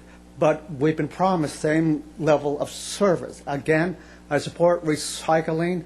Also, I agree with Mayor Curry that all 3 firms are extremely good firms. I will say something good about CR&R. I did my own investigations, and I looked around, and I think they're a good firm, and I do believe their pricing is correct, and I do think staff does have to be responsible, and cost is important. When we get to a point when the state mandates we recycle more, and we have to, we should.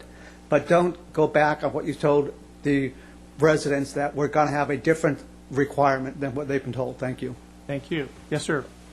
Good evening, Mayor Curry and City Council members. My name is Francisco Espinoza, and I am one of 350 proud employee owners at Rainbow Environmental Services. I worked at Rainbow for just over 6 years now. Rainbow hired me as a driver in 2007, and I was promoted to assistant supervisor in early 2008. Soon after, I was recalled into active duty, and I was sent overseas in support of Operation Iraqi Freedom. I returned to Rainbow 14 months later and resumed my job as if I had never left. I am only one of several veterans that Rainbow employs, some of us being veterans of the recent global conflicts. Generally speaking, stable employment, which Rainbow supplies, is a key factor to keeping the veteran community healthy. I am grateful that Rainbow has provided me with stable employment, a living wage, and promotional opportunities. I look forward to having a pension through our employee stock ownership plan when it's time for me to actually retire, of course. Rainbow Environmental is a 100% employee-owned company. The employee owners take pride in their work, knowing that the customer service and quality work is of utmost importance to the longevity and health of our company. Any newly hired employees can look forward to becoming shareholders and owning a small piece of the company that they work for. In today's world of recycling more and wasting less, Rainbow has been at the forefront of the waste industry, finding new ways to divert waste away from the landfills to close the recycle loop, diverting well above the state mandate of 50%. When Rainbow became one of the top recyclers in California, we subsequently became one of the top recyclers in the country. I ask you that you reconsider staff's recommendation and choose Rainbow Environmental as your service provider. Thank you for your time and your consideration. Thank you. Is there anyone else? Please come forward quickly. Good evening, Mayor Curry and council members. My name is Portia Weiss, and I live in Newport Heights. I'd like to thank you for taking your time in reviewing the different bids that you got and the situation that we're addressing now that it seems that we've decided that we're going to sub out the work. And I would really like to encourage you to take a little extra time to review the numbers, both in just the vast disparity between the high bid and the second bid. You get what you pay for, and I just really encourage you to take a look at those numbers, and I want to thank you for reviewing this. Thank you, ma'am. Anyone else, please come forward. Thank you, Mayor Curry and Council, for having the courage to implement privatization for the city's trash service. This is the right decision for Newport Beach. Private enterprise is better suited to provide these services than the government. My name is Jason Pitkin, and I'm a resident and taxpayer of Newport Beach, residing in Corona Del Mar. I have 2 children, one at Harborview and one at CDM Middle School. I was nominated as the trash ambassador to the Harborview Dads, and over the past month, I formed a working group of moms and dads that personally visited and toured each company inside and out. We conducted interviews with executives and employees of all 3 companies and the city staff. We read the staff report and all 3 different proposals. And if any of you haven't had the opportunity to tour these 3 fine trash companies, I highly recommend it. It's a fascinating process of how we deal with our waste streams. After spending all of this time and energy and due diligence and attention to detail, we all agreed that Rainbow Environmental Services would be the best fit for the city of Newport Beach. I have a lot of information to present, but I am told that I only have 3 minutes. So if I have to consolidate all of our research and experience into 3 minutes, it would have to be the following takeaway. Currently, the city of Newport Beach is charging the residents almost $1 million a month in recycling fees to process our waste with CR&R, yielding by their own numbers a diversion rate in the 40s. The city of Huntington Beach is charging their residents no monthly fee to process their waste, and Rainbow is achieving a diversion rate of 75%. This is such an important point that I'm going to repeat it again. The gap between these companies is so severe, I contend, but I can't guarantee it, that even Joe Biden could get this difference. Let's just have a discussion about this, because does the city of Huntington Beach charge people for their trash? Is this cutting my time? No, you'll get your time back, but your point is just ridiculous, because we have a recycling fee and trash is free, whereas they have a trash fee that goes on their bills in Huntington Beach. Is that correct? That is correct. They charge customers. So the idea that we're charging people here get free trash pickup. So the idea that that's a comparison is just completely bogus. Mr. Mayor, did you read the article in the Orange County Register? I don't know if you recall the numbers. I thought I read somewhere that Huntington Beach was the highest in the county. As a matter of fact, they're pretty close. I think Stanton was the highest, but I think they're pretty close. So and that's not accurate either. So first of all, I'd like to direct the city manager or the director of operations to tell me what the name. Actually, you don't direct the staff anything. I'm sorry. I'd like. Done with it, I'd like to ask a question. I've listened patiently, but by golly, we're not going to make stuff up here. Well, I know you accuse me of making stuff up, so all would like is a simple clarification from the operations manager of what is the name of the $3 fee that we pay every month.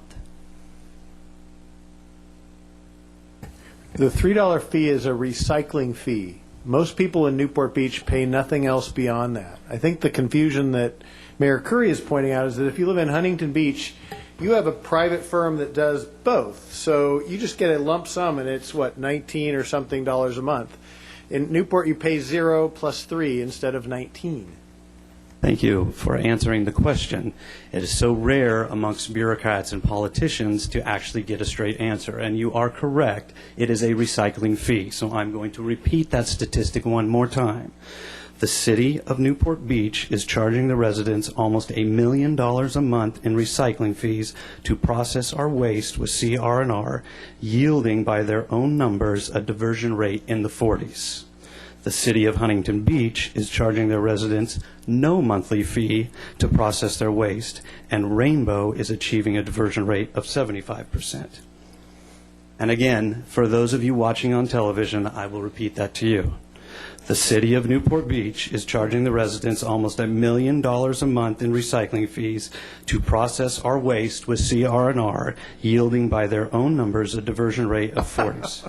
The city of Huntington Beach is charging their residents no monthly fee to process their waste, and Rainbow is achieving a diversion rate. You cut into my time, Mr. Mayor. I am almost done. I feel a little bit like Ted Cruz right now. Well, so many times. That was effective, too, I think. Yeah. Well, clearly it's been played out, and thank you for bringing up Obamacare. So many times government contracts reward poor performance, just like in Obamacare, where we have a failed website. What is their solution? Dump more money into it. Let's take this opportunity to reward high performance standards of efficiency through individual effort, corporate responsibility, innovation, and technology.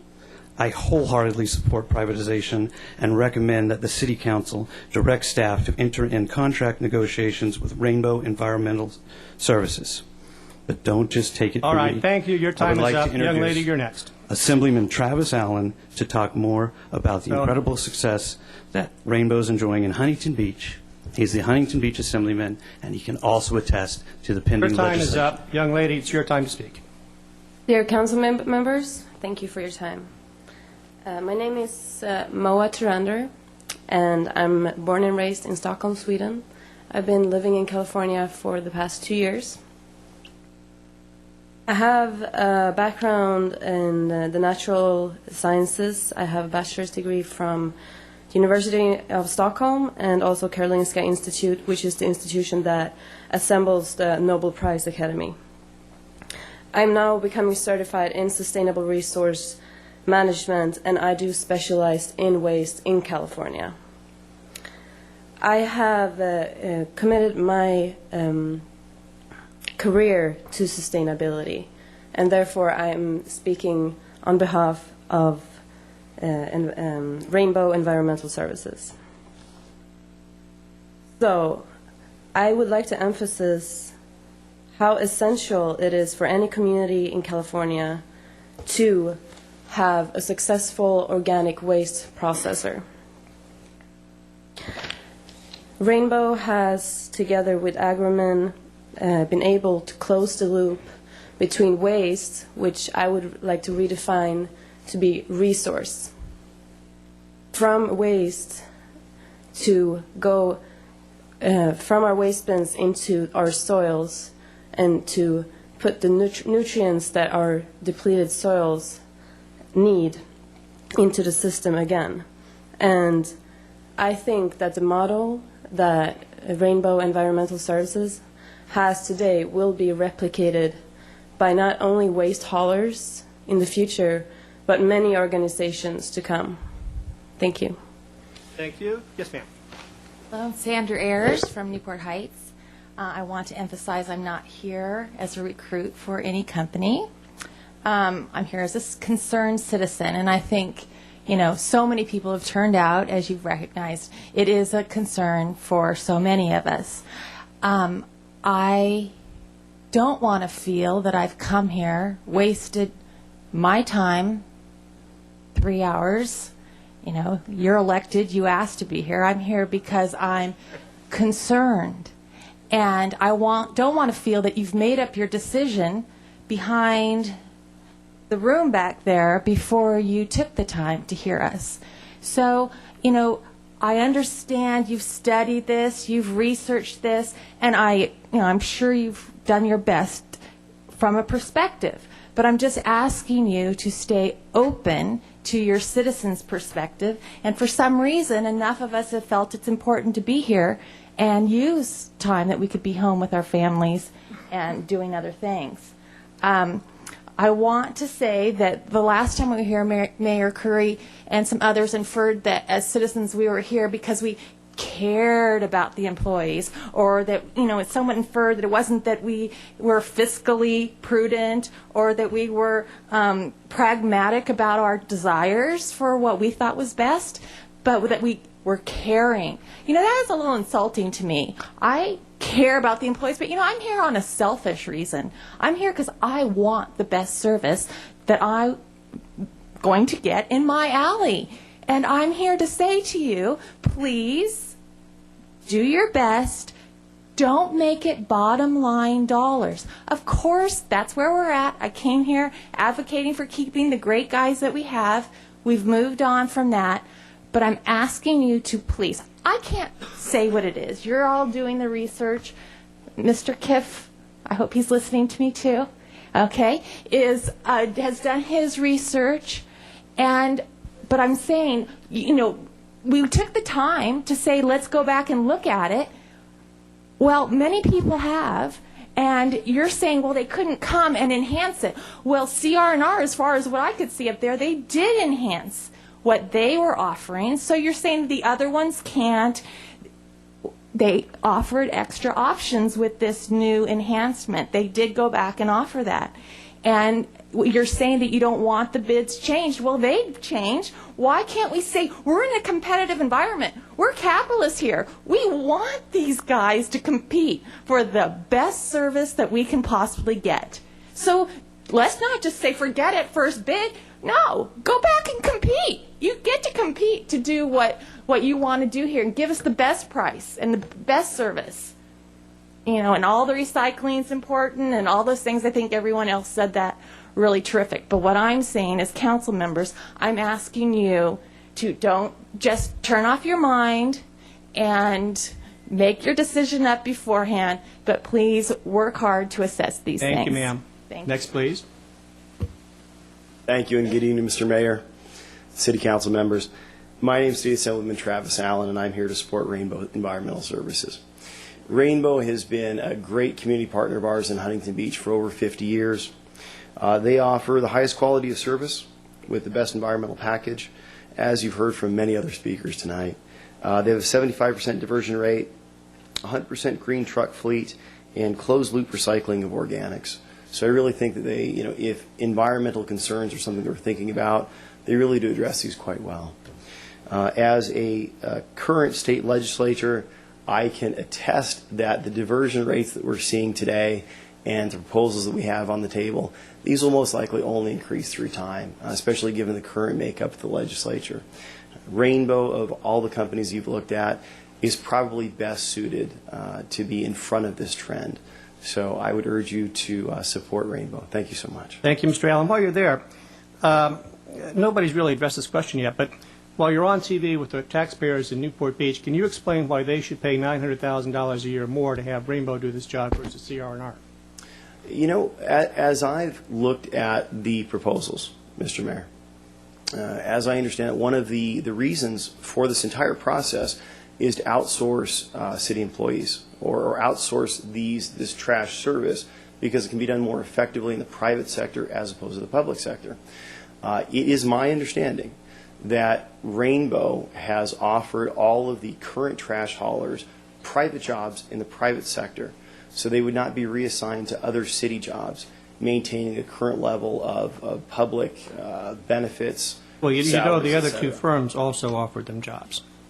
It was and I had heard that tonight in the testimony. In fact, they were required to offer them jobs.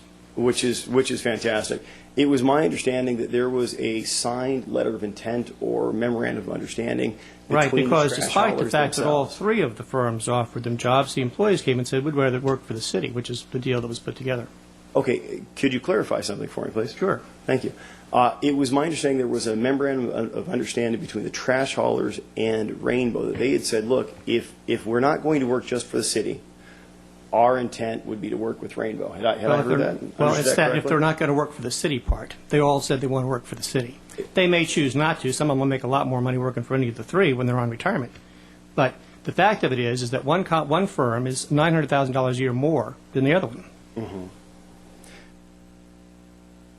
It was, okay, so I'll just repeat, and you may know the details of this a little bit more than I do. I think I do. But I will repeat, it was my understanding that the principal goal of outsourcing this contract was to reduce the burden of the city of the service of trash hauling. Well, they're filling empty positions, so we're doing that, actually. We're saving $15.8 million. If we go with one firm, we save $900,000 a year less if we go with the firm you're recommending. And I understand. So, well, I suppose this might be a longer conversation than 3 minutes. But since you'd like to have it, let's go ahead and have it for a moment. The positions you're looking to fill, how many trash men are there currently? I think there's 12 or 13, is that correct? There's 16. Are there 16 vacant positions in the city that are looking to be filled? And would these people be the most qualified people for those positions? Irrespective of that, they can stay or they can go, even if we hire Rainbow.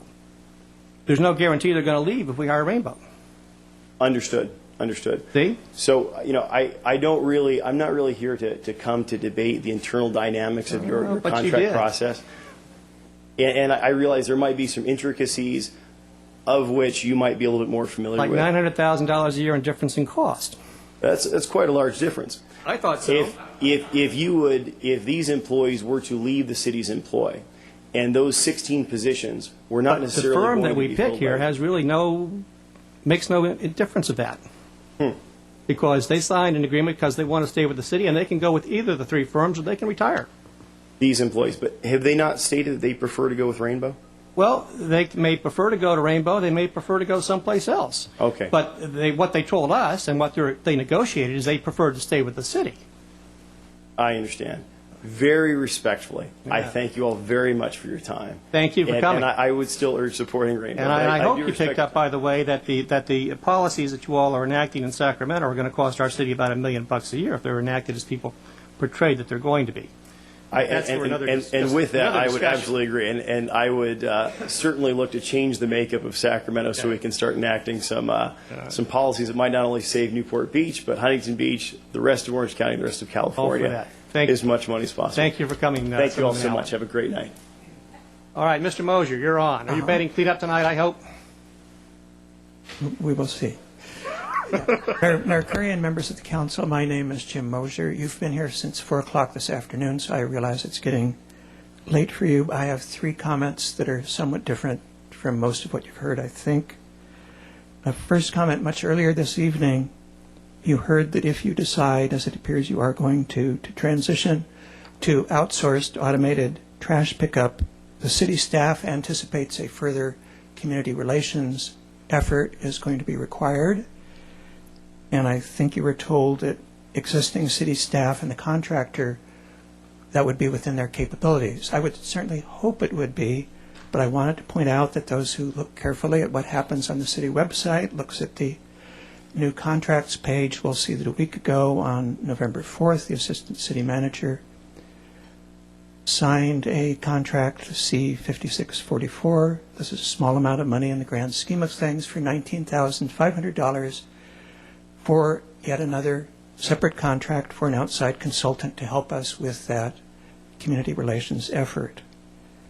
Comment 2 is about the accuracy and reliability of the information that we receive. Regarding diversion, you heard this 9.6 number. First, you were exposed to that in a slide presented by the city staff and our consultant. This is a very small thing, probably just an inadvertent typo, but it's the kind of thing I noticed. And on that slide, it was very boldly stated that 9.6 was pounds per home per day.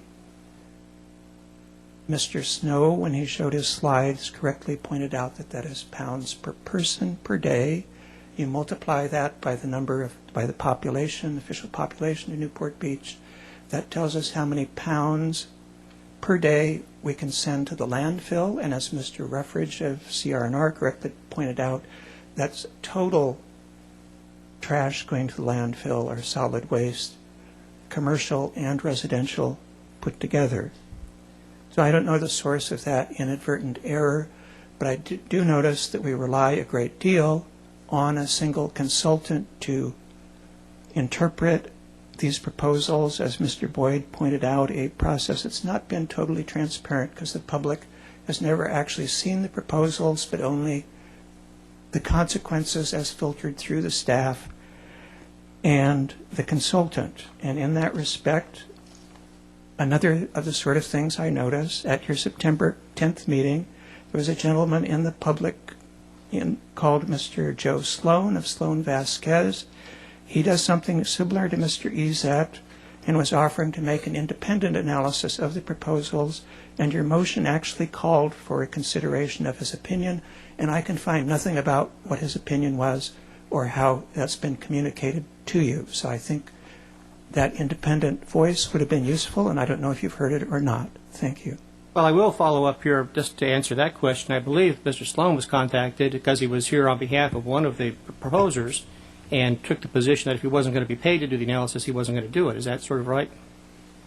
Yes, Mayor, that's my understanding. And Mr. Sloan also contacted staff and said he looked over the information from HF&H and felt confident that they were qualified to make the findings that they did. So that's why he's not here tonight. Okay, thank you. Yes, sir, you're up.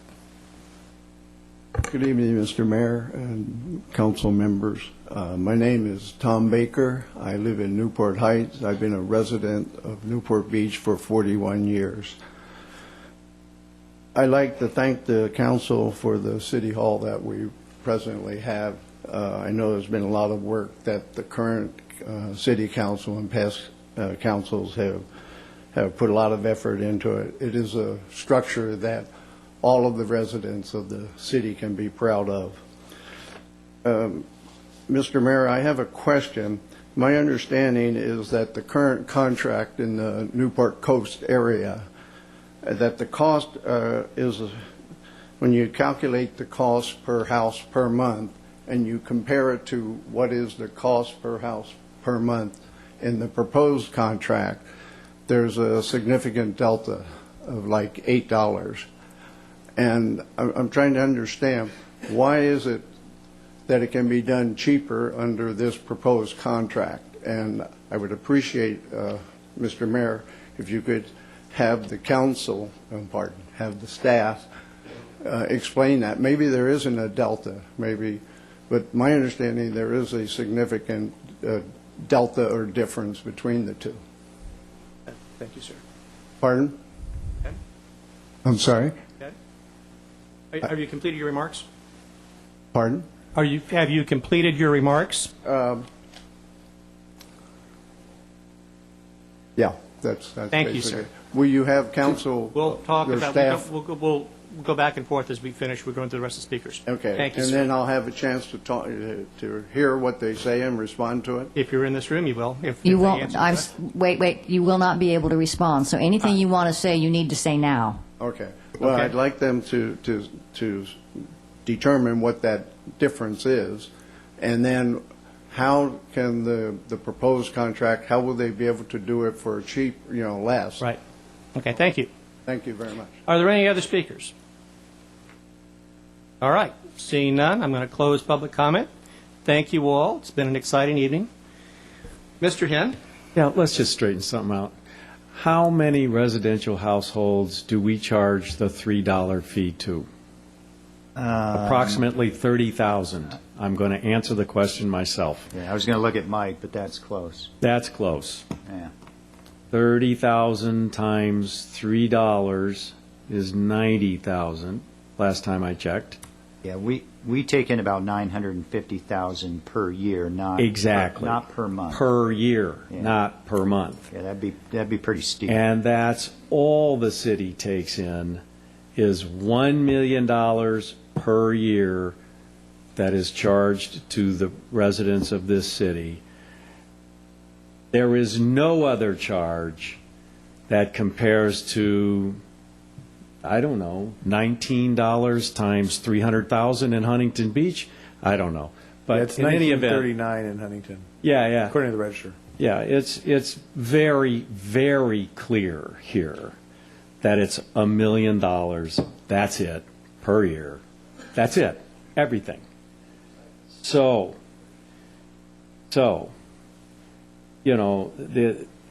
what we have heard here, are dozens of testimonials in behalf of Rainbow. And I'm sure many of the speakers were sincere in their feelings about what they had to say, and maybe all of them. And I appreciate that. But they were, for the most part, testimonials. None of them offered any facts that I heard to the effect that, although they are very supportive of Rainbow, none of them offered any facts to the effect that the performance of CR&R, or where for that matter, would be significantly lower or materially less for the services that we are contracting for than Rainbow. So what we are left with here is a set of objective facts based upon independent surveys independent analysis, etc., that says we have 3 providers here who can do a very good job of what we ask them to do. And what we are left with then is a relatively simple decision here. And that is, do we want to pay $900 and some thousand more per year to go immediately to a 75% diversion rate for residential trash? Yes. When I am not asking All right, for let's- responses from the audience here. So, do we want to do that? The answer. All right, I'm going to admonish the audience to not blurt out here. You're not helping the cause of the firm you're here to advocate. I'll simply tell you that. And we have to answer that question in the context of the fact that even by Rainbow's own presentation, the city of Newport Beach is demonstrably meeting what they expect to be the requirements in 2020 right now, today. Right now, today. So I'm a proponent of recycling. I intend to recycle in my own home. I expect that when we offer recycling, that today's performance that already meets, arguably, the 2020 requirements will get even better. So, from my perspective, it's a relatively simple decision that it does not make sense for the benefit of all of the taxpayers in Newport Beach to pay an extra $1 million a year for this service today. It does not make sense to me. And therefore, I will be voting in support of staff's recommendation for the CR&R contract. Councilmember Gardner? To go back to the gentleman's question about how it can be one price in Newport Coast and then less in an area where it's actually more difficult to provide the service. Yeah, well, first off, there certainly isn't an $8 difference between the two fees. The cost in Newport Coast, I believe, is $12.35. I'm within a few cents there today. That cost is, I think, works out to maybe $2 less per month under the current proposal. You have to remember that this contract, this agreement, includes that the city's transfer station in that operation.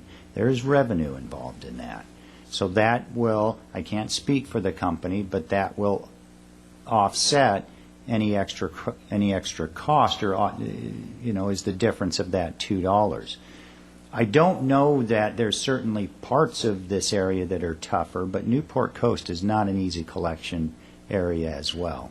There's nice wide streets. Not all of them. There's some of those private communities get pretty tight, but so I would guess that's the difference, but it's not that much. Yeah. And then I may not be. It's getting late, so and when I don't do numbers well anyway, but when it gets late in numbers, but we talk about the $900,000 difference.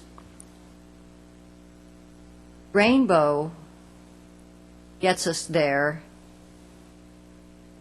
but if we want CR&R to get us there, it costs us the $900,000 more. So in other words, if we want to get to there, it's a wash between them. Is that correct?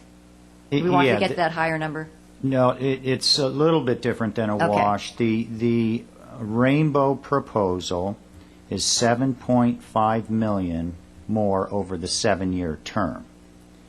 So it's a little more than the $950,000, but it puts them very close. Right. Remember, Councilmember Gardner, the point that Mark made on the slides, too, is that overall, as a city, we're up in the 60s and low 70s. So I think there is a great environmental value in recycling or diverting the residential stream to that high level, but the practicality of it is that we don't need to have it recycled at that level. And frankly, I'll just make one comment. I think it's really remarkable this community is embracing environmentalism and recycling as much as it is. It's pretty cool, but we're doing really well already. We're doing well in the sense of standards. I mean, we keep measuring ourselves against what this mandate is. But as Stephanie Barger said, I mean, we're far, far distance from any kind of real zero waste program or anything. And I'm concerned that yes, I mean, we are, in anything we do, we're going to save money. No matter who we go with, we're going to save money.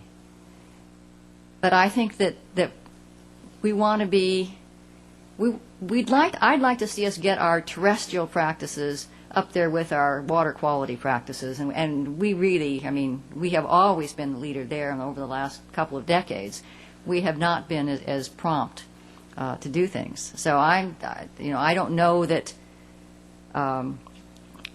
it has been difficult this evening because it has been, as you say, a lot of testimony about Rainbow, and because of the way we structure these things, we haven't necessarily allowed CR&R to say some of the things they do. For example, someone spoke very glowingly of the school program that Rainbow does, but I noticed that CR&R has a school program that they do also.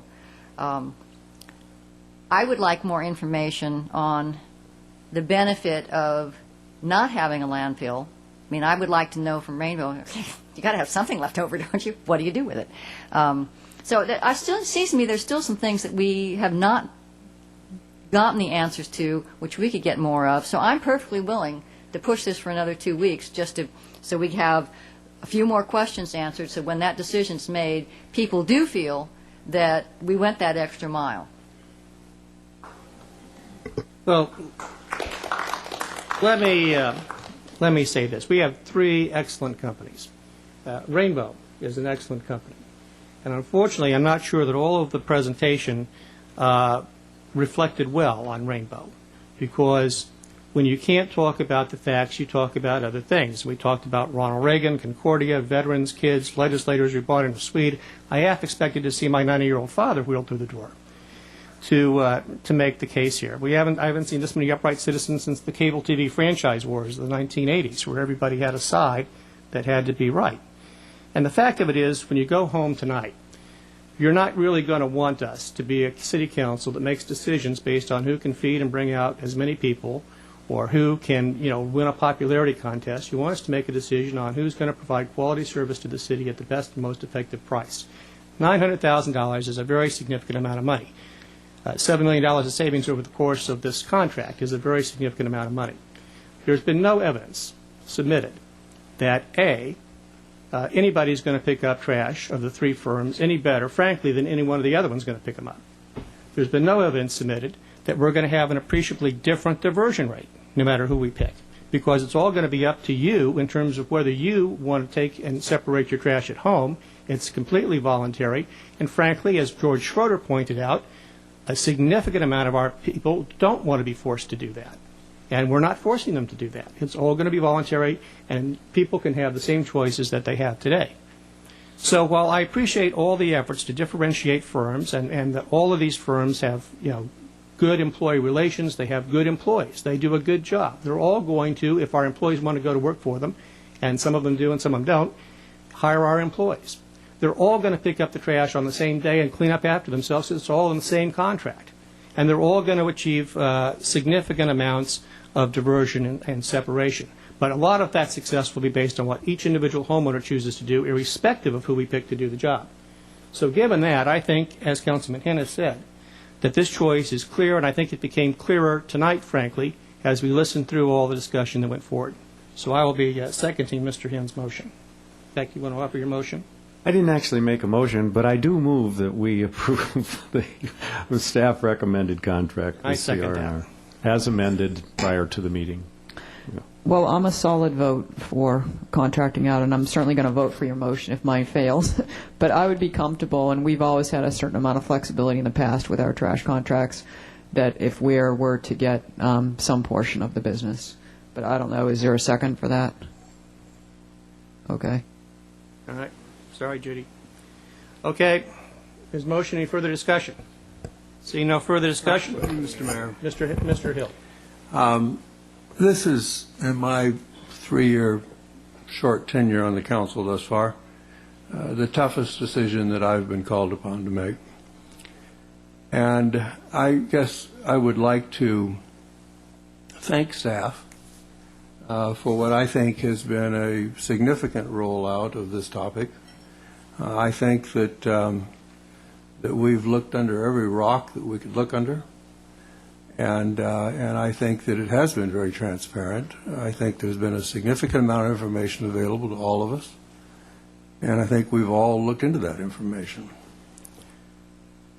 I still think that the item that is missing is that Newport Beach is a very unique town.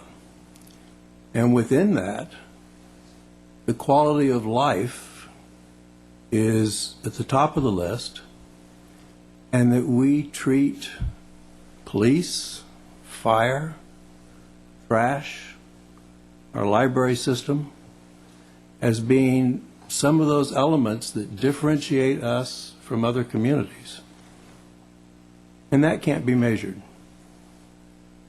And so I haven't changed my position.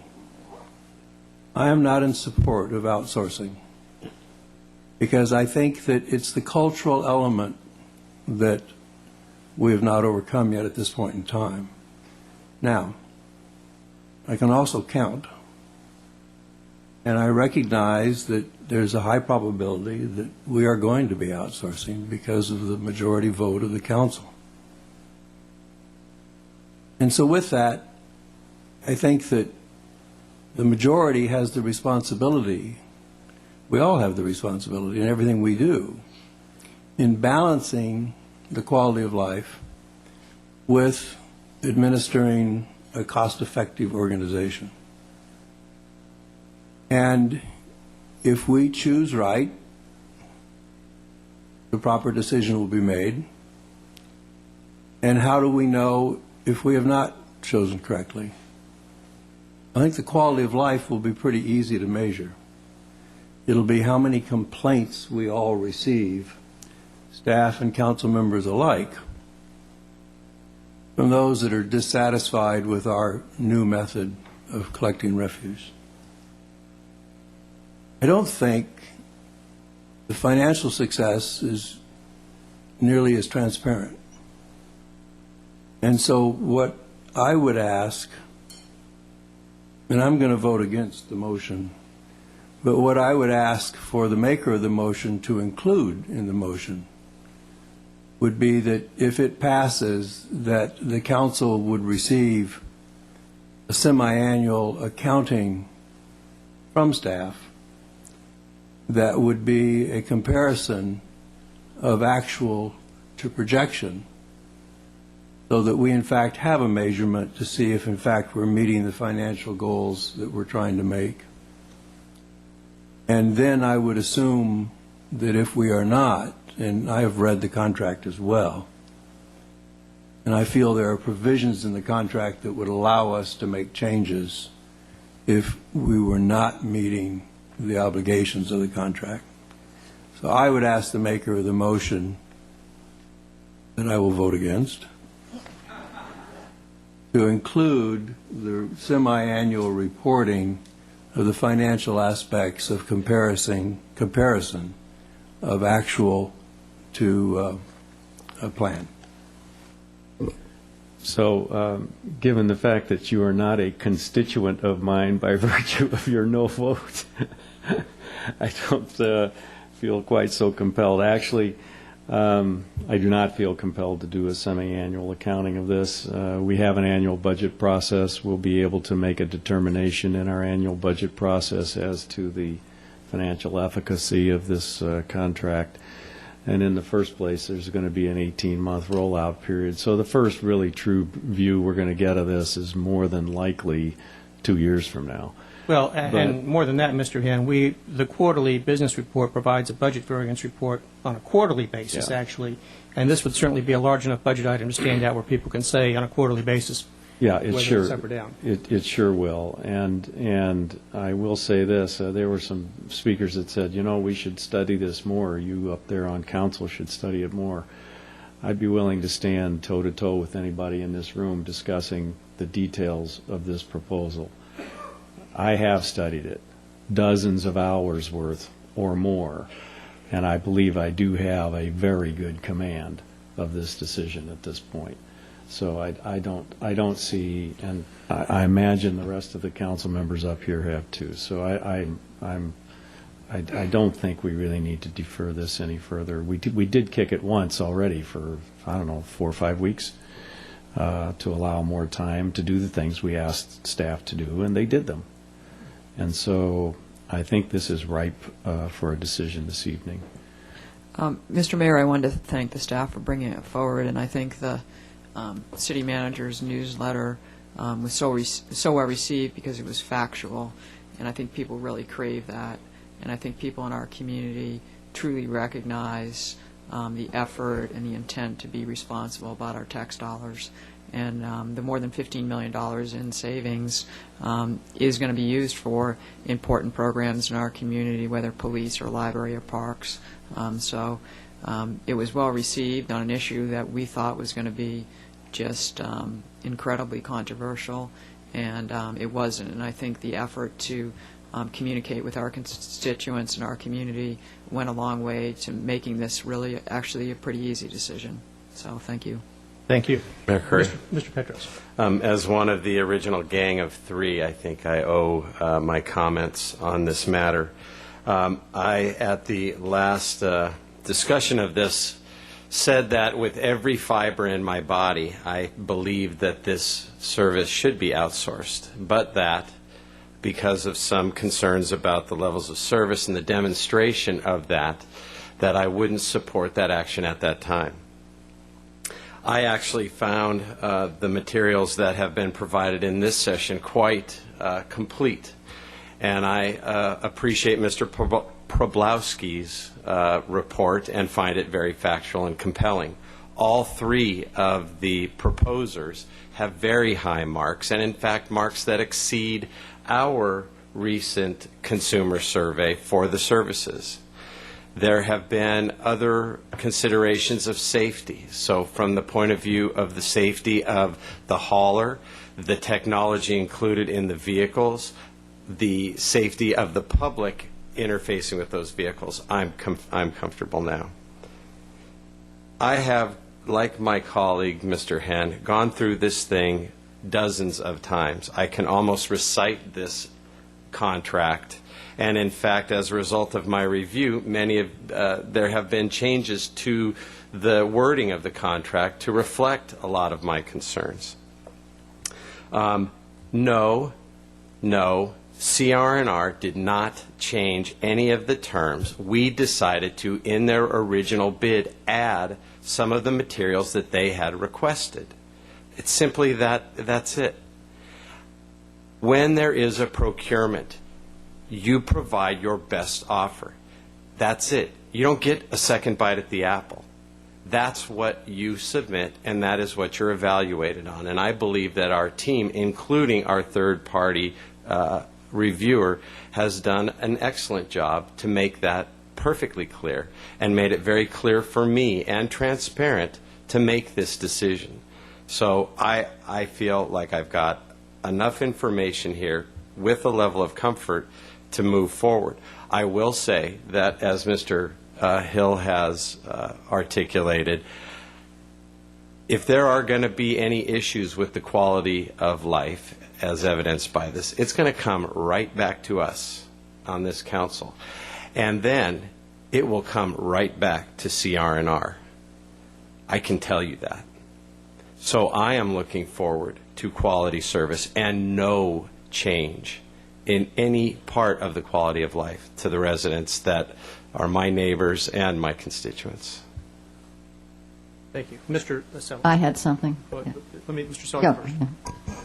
Well, it's been a long evening, so I'm going to be real brief on this. I'm going to be voting against the motion. I'm not in favor of outsourcing. I think Councilman Hill's pretty much expressed my opinions on it. I'll stay true to the vote that we took a few weeks ago on this, and I will not be supporting this motion. Thank you. Councilmember Gardner. I suggested we wait, not because I didn't feel that we had done our homework, but I think we're doing a disservice if CR&R is selected. I think we're doing a disservice to them by voting tonight, because given a few more weeks, they could answer many of these questions that people have. And now they're going to be saying, well, they just went with the usual, and it very well may be the very best choice, but we leave those questions out there. So that is my concern, not that we hadn't done our homework. Thank you. No, and I didn't mean to imply that, and that's what I thought you meant, Nancy. But Thank you. No, I didn't. I was referring to some comments from people in the audience here. But I guess I do. What can you say again? What facts you think really need to be illuminated that haven't been? It's not so much the facts. I think that we're dealing with a feeling that. And hey, all credit to Rainbow. They did a great job. They got a lot of people out. But there are a lot of people that believe very much that Rainbow is offering something that CR&R isn't. And that isn't necessarily the case, but they've done a much better job of making the arguments. And it seems to me that if I was CR&R, I would like that opportunity to say, wait a minute, there were a lot of things said after we made our presentation that I could say, well, but we do this, we do this, we do this, here's my answer to that, which would perhaps allay the concerns of some people who do support Rainbow, but then, oh, okay, I see they've got these services that it wasn't clear necessarily. So that was my rationale. Seeing no further comments, are we ready to vote?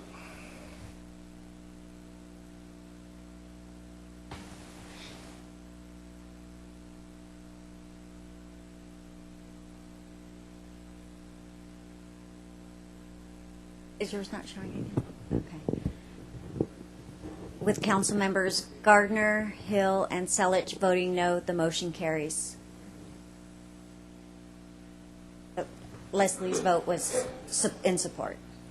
Okay, thank you, everybody. Long night. Motion for reconsideration? A motion to reconsider the vote on any action taken by the City Council at either this meeting or the previous meeting may be made only by one of the council members who voted for the prevailing side. Seeing no motions for reconsideration, we stand adjourned.